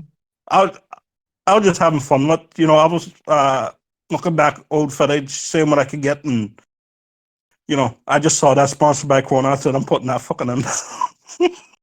Hey, Johnny boy, good beer to drink is Blue Moon. Oh, Yeah, lovely. another good drink. With the lemon? Oh yeah. Belgian white. When I was 12 years old, I buy tapped me on the shoulder. He goes, drink this. Podging. 89% alcohol. At a sip, I was fucking drunk. Shit. You were 12? Is this moonshine? I was 12 years old. He just gave me a wee sip. It was like a whiskey glass. You know. He goes, put that in you. I was like, freaking drunk, fellas. I think the best alcohol that I had, and I was in a family reunion. It was in North Carolina, and one of the old guys, he said, "Here, young buck, drink some of this. It puts some hair in your chest." I was like, drinking it. It tasted like fruit punch. And I was like, "This shit ain't nothing, man." He said, "Yo, slow down, man. Slow down." So I drank the whole glass jar. I said, "Give me another one." He said, "Man, you better chill out." What was you drinking, J Boogie? Was it that sake, that Korean liquor? No, No, bro. sake. I was That's drinking, Japanese. I was drinking 150 proof of moonshine, bro. Oh man. Oh, that would Because I put know that everything sake down. don't taste like nothing, Another and person it gets you say. fucked up. Yeah. No. Hey, Gonzalo. I'm sorry. Yeah. Did you drink it cold or warm? I can't recall, man, but I used to drink it a lot, like when I was in the military. Back at this strip bar called the Silver Dollar in Kansas. Recall this old lady, Korean, to the bar You there. She talking was about the plum sake? Yeah. That's It's just Japanese, called no? sake. It's a transparent, clear drink. Yeah, But sake. it isn't. Yeah. It's that rice wine. I mean, rice alcohol. It's made of rice. There you go. That's Yeah, Japanese for whiskey, isn't it? I used to drink it in Japan. Yeah. So I thought sake was Japanese for whiskey. It's their No, whiskey. it's like it's like alcohol. It's like Okay. it's almost like if you pour it, it's made of rice. They Okay. distill it from rice, and they So also basically, it's like vodka. well, it's like I don't know how to base it. It's Okay. an alcoholic drink, basically. Well, It's type it in the type it in the Discord chat and I'll look it up later. Yo, Yeah, John. it goes down easy, not like vodka. John, we can hear you playing PlayStation. Oh no, I'm sorry, guys. I'm sorry. I thought he was laughing. Hey. Yeah, but in Japan, that's what I used to. I tried it. They had this one drink because my best drink I like is Long Island, but in Japan, the other one is called Suffering Bastard, and it have 7 alcohol, while Long Island only has 5 alcohol. You know. Yeah, you know what? The Long Island iced tea goes down easy too. That's why, like, I always used to order double Long Island. Yeah. I love but that gets you fucked up, man. It's like the blue one. Hey, what's your drink of choice, Bucho? What's that? What's your drink of choice? Lately, just wine. I know. Oh, you like wine, right? Well, people drink a lot of wine over here, so I started getting into it. So I'm gonna get in depth into wine thing. Do you like a dry? Do you like a Merlot? Do you like? Yeah, no. I just tried the Merlot. I don't like the dry. I don't like white wine. And Steven Schneider, thank you for your contribution. He says, "Great show lately, guys." Buy They actually stews on say if you tampons. drink All like right. 1 glass of wine a day, it's good for your health, your heart. Yeah, that's what they say. Even Jesus should drink a lot of wine. I don't know if you ever tried this. Y'all had this around where y'all live, but it's something that fucked up my liver and it gave me an ulcer. Was something called Four Locos. I don't know if you ever had that. No. God, no! Don't drink that. What That is shit it? Ooh, What is that's it? toxic. Four Locos are good. I used to drink those when I was working at Chick-fil-A. I'd be like on shift and shit, and I wouldn't eat all day, and I would drink like 2 of those, and they'd fuck me up, man. Well, and what I is think it classified they as? gave me like an ulcer. Huh? What is it classified as? What type of alcohol is it? Like it's They stopped selling Four Loco in California. They used to sell it before. Yeah. Wait, it's a whiskey It's or like what? 12% alcohol, man. And it's I don't know what would be under. What would be under? I don't know, but it was like 12.7% alcohol, and it didn't taste too strong. It kind of tasted like a fruity taste. Yeah, so it you don't can taste hit that that shit real strong. quick. Yeah. Oh, you know, Jagermeister. What's it called? Jagermeister. Jägermeister? Jägermeister. That's fucking gross. I don't know what the hell that is, man. I don't like that shit. It's almost like if you ever drank Zambezi. Anybody? It's like if you like licorice. That's Basic, yeah. Yeah, I don't like Zambezi. My best, the one that we did this on one of our supervisors. It was his birthday. We didn't want to work the next day in Japan, so we took him to the bar. We gave him 4 shots of Habusaki. Oh yeah. Habusaki. Go ahead. Okay. Habusaki, check it out. What they do, because it's illegal to sell it here in United States. In Japan, they take a habu snake, a live, is an event viper species that they have poison. So they throw it inside the sake and let him drown himself. And as he's drowning, he's trying to strike with his venom. As he's asphyxiating himself, and then they take it after it dies.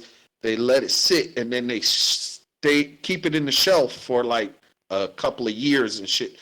Then when they give you a shot of it, they take the top layer. That's where the poison is at.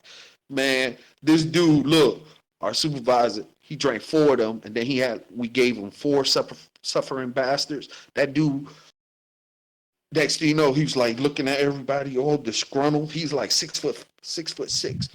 He goes, "Okay, I'm going to my hotel room." He started stripping off his clothes, man, and running down the block he was in the Prince Hotel in Yokosuka.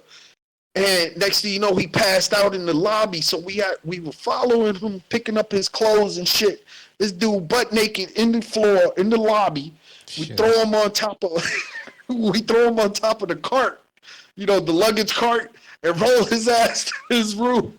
This dude shows up the next day at 6:30 in the morning, and everybody come in. He goes, "All right, we all here. We taking the day off. All right, bye." Bonus, no.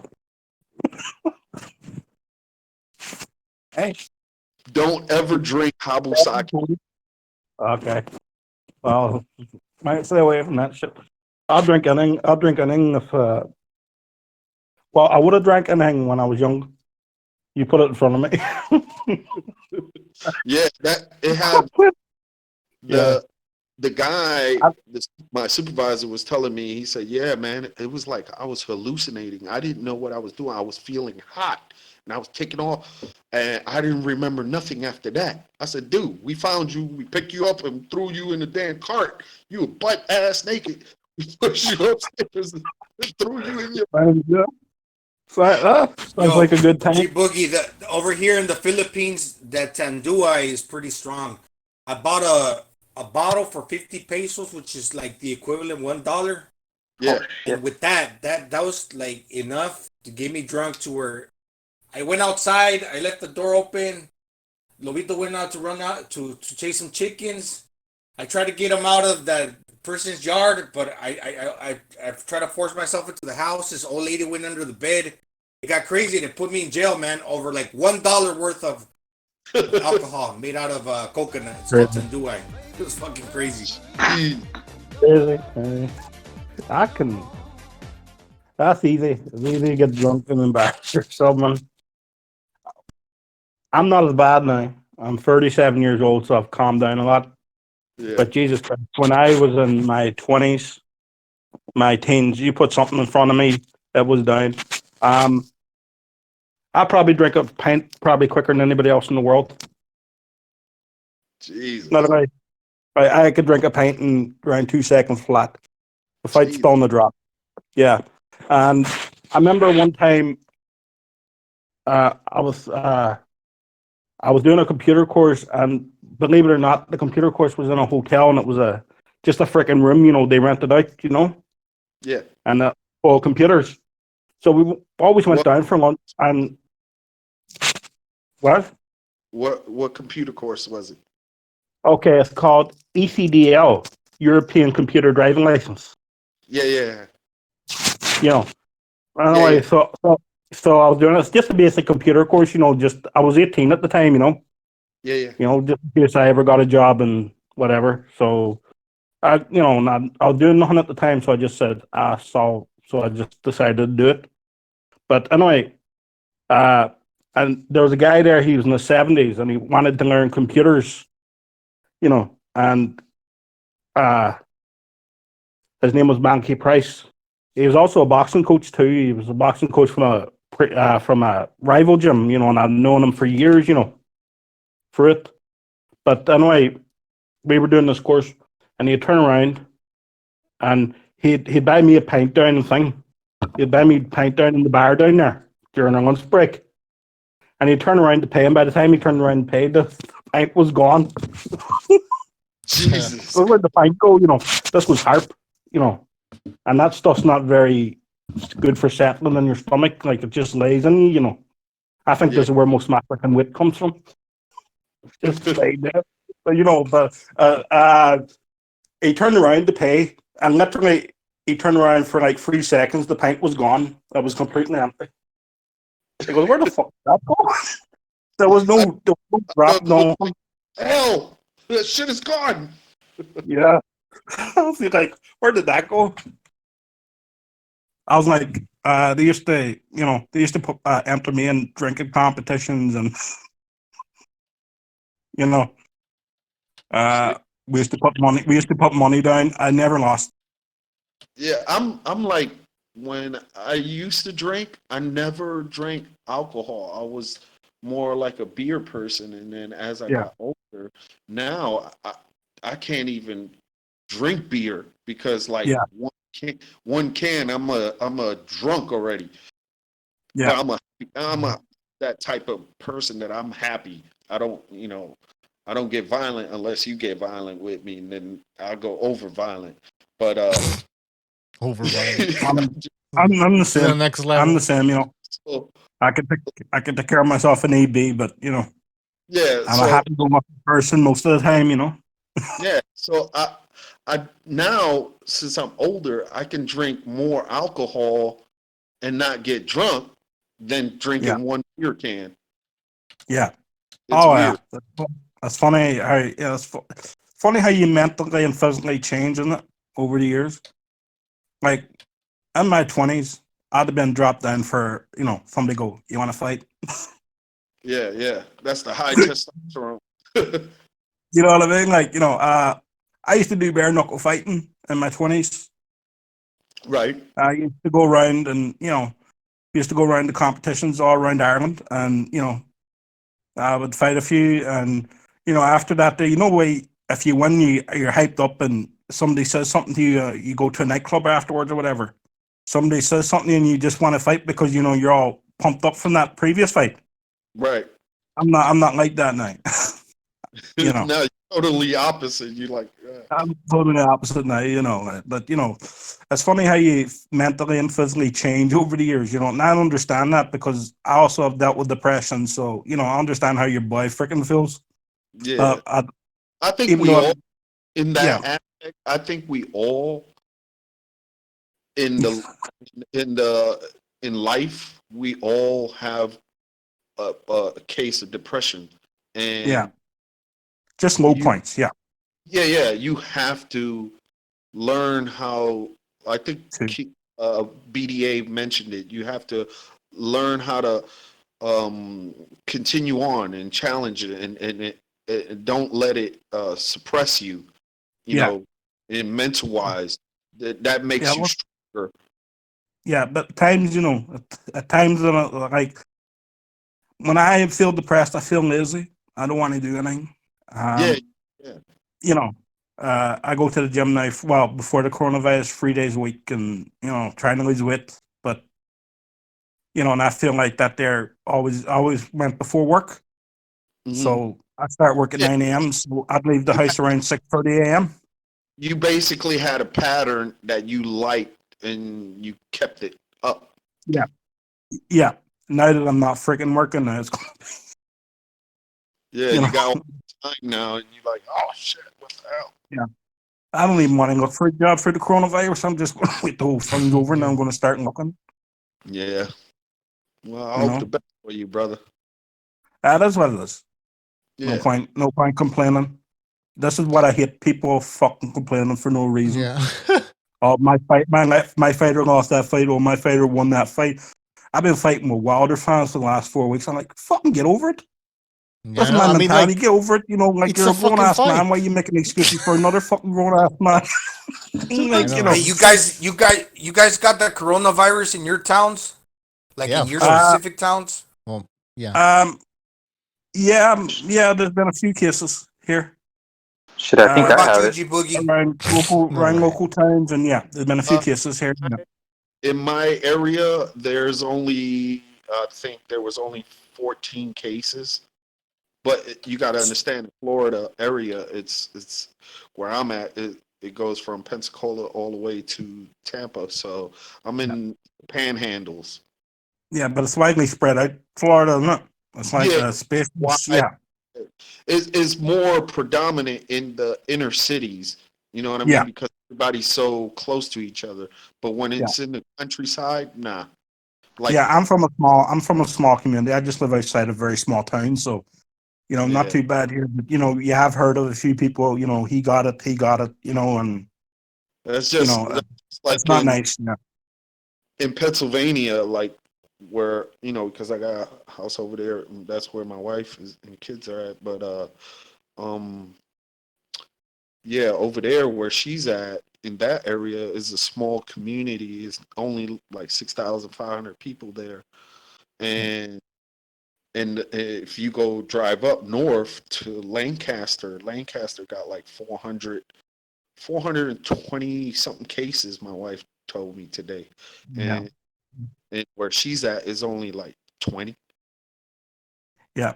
Well, my country is about 5 million people. There was 400 cases today, Mm. and 24 people have died in my country. So, and that number is rising every day, apparently. So, But I ask you this: did anybody do research, and is it like in a way, or is it attacking more the elderly, the middle age, for the sure. youth? Yeah, apparently, mostly elderly and people. It seems to attack people with diseases. My brother has a disease called Wagner's phenylpicosis. It's a rare disease, but if he gets it, it's deadly for him. So you're saying it I consider that like a genetic defect. You know what I mean? Yeah. So like my daughter, she has sickle cell. So and she has the Oh, rare. sorry to hear about that. Yeah. She has the rarest one. It's not. She don't have SS, which is the harshest one, but she Okay. has SE. It's only 1 out of 5 million people have it. Whoa. Yeah.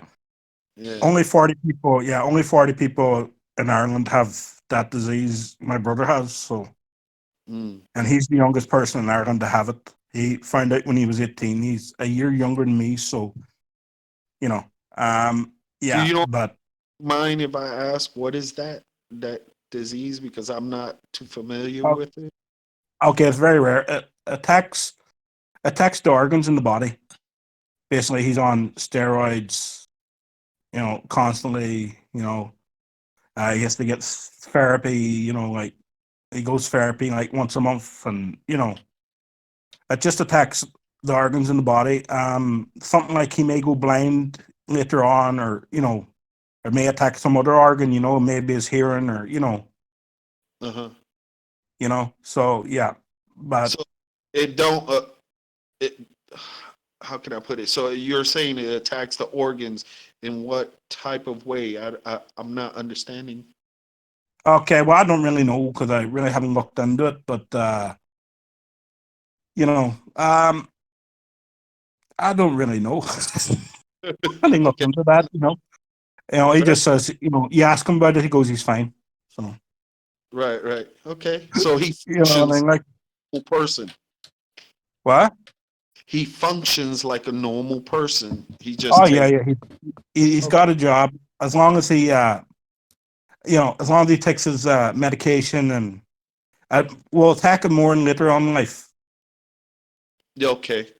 as he gets into his 50s and 60s, or whatever. But Yeah. he has the disease. He was the youngest person to be diagnosed, I think, in Europe at the time, because usually it doesn't come to you till you're in your 50s. So yeah, He was 18 when he got it, and he was working in a hotel, and he was cleaning around the hotel, and he had white paint in his legs for a number of days. And he went into the toilet, and he went in to clean the toilet, and he was found laying in the toilet, and he couldn't move his legs. That's how we found out. We thought it was cancer or something. We thought, Yeah, so it attacks the nervous system of the Yeah, body. I think so. I'm not sure. It attacks the nervous system and the organs. So it's a very aggressive disease once it comes in fully. Wow. But so far he's managing with it, Well, God bless him. Yeah. Oh no, he have you asked him how he's doing? He's just say I'm grand. Yeah, yeah. He's he's one of them guys who doesn't really tell you anything. Yeah.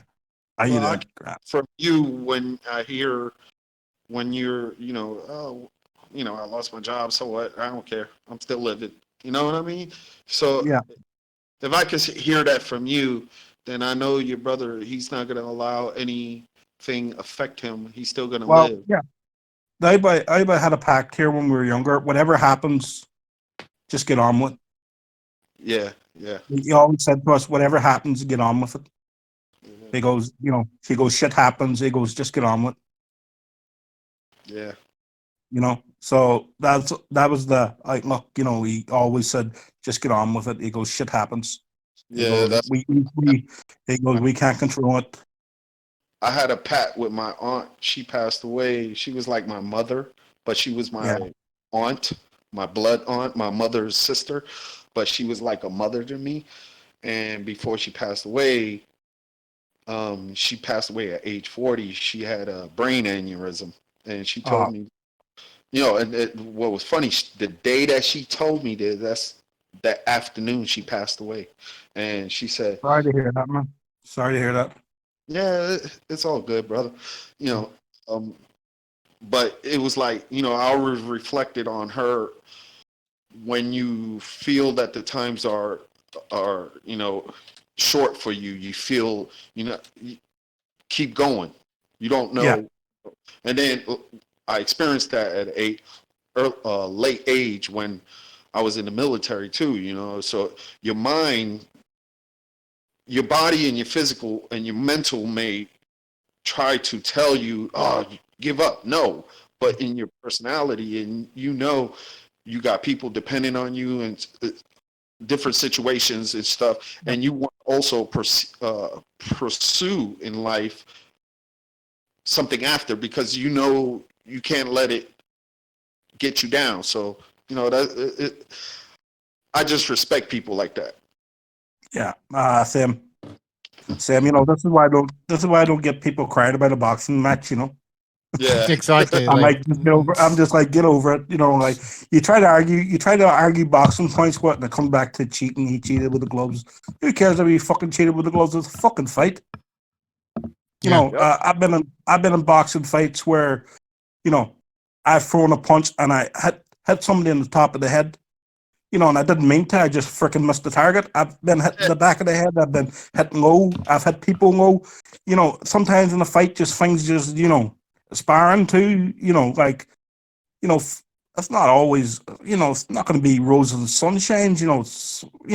Two people in there with the intention of fucking hurting each other for prize money. That's simple. That's basically what boxing is. It's a That's brutal what boxing. That's a brutal sport. It's not. And if you want to go bitch and cry about it afterwards, oh, you hit me in the back of the head, or my legs were weak, or whatever, if you're going to make that excuse, you shouldn't be in a ring. If you're going to make that excuse for a guy you're watching for a fucking fight, this is what pisses me off. You shouldn't even be watching a fight if you're going to make that excuse. Yeah. Jesus Christ, I've often watched the guy and I thought, he Right, got guys, it rough, but you don't fucking complain about it. You just say, better man won. Jesus Christ. All right, guys. I'm gonna head to bed. I'm fucking falling asleep over here. Carried away there. All right. Hey, King Boot. Carlos and Fuller and John Gonzalez. Hello. Have a good day, Stu. Hey, Stu. Recognize Mark, all y'all. I appreciate I y'all, used to man. watch. I used to watch Doom Sky Sports.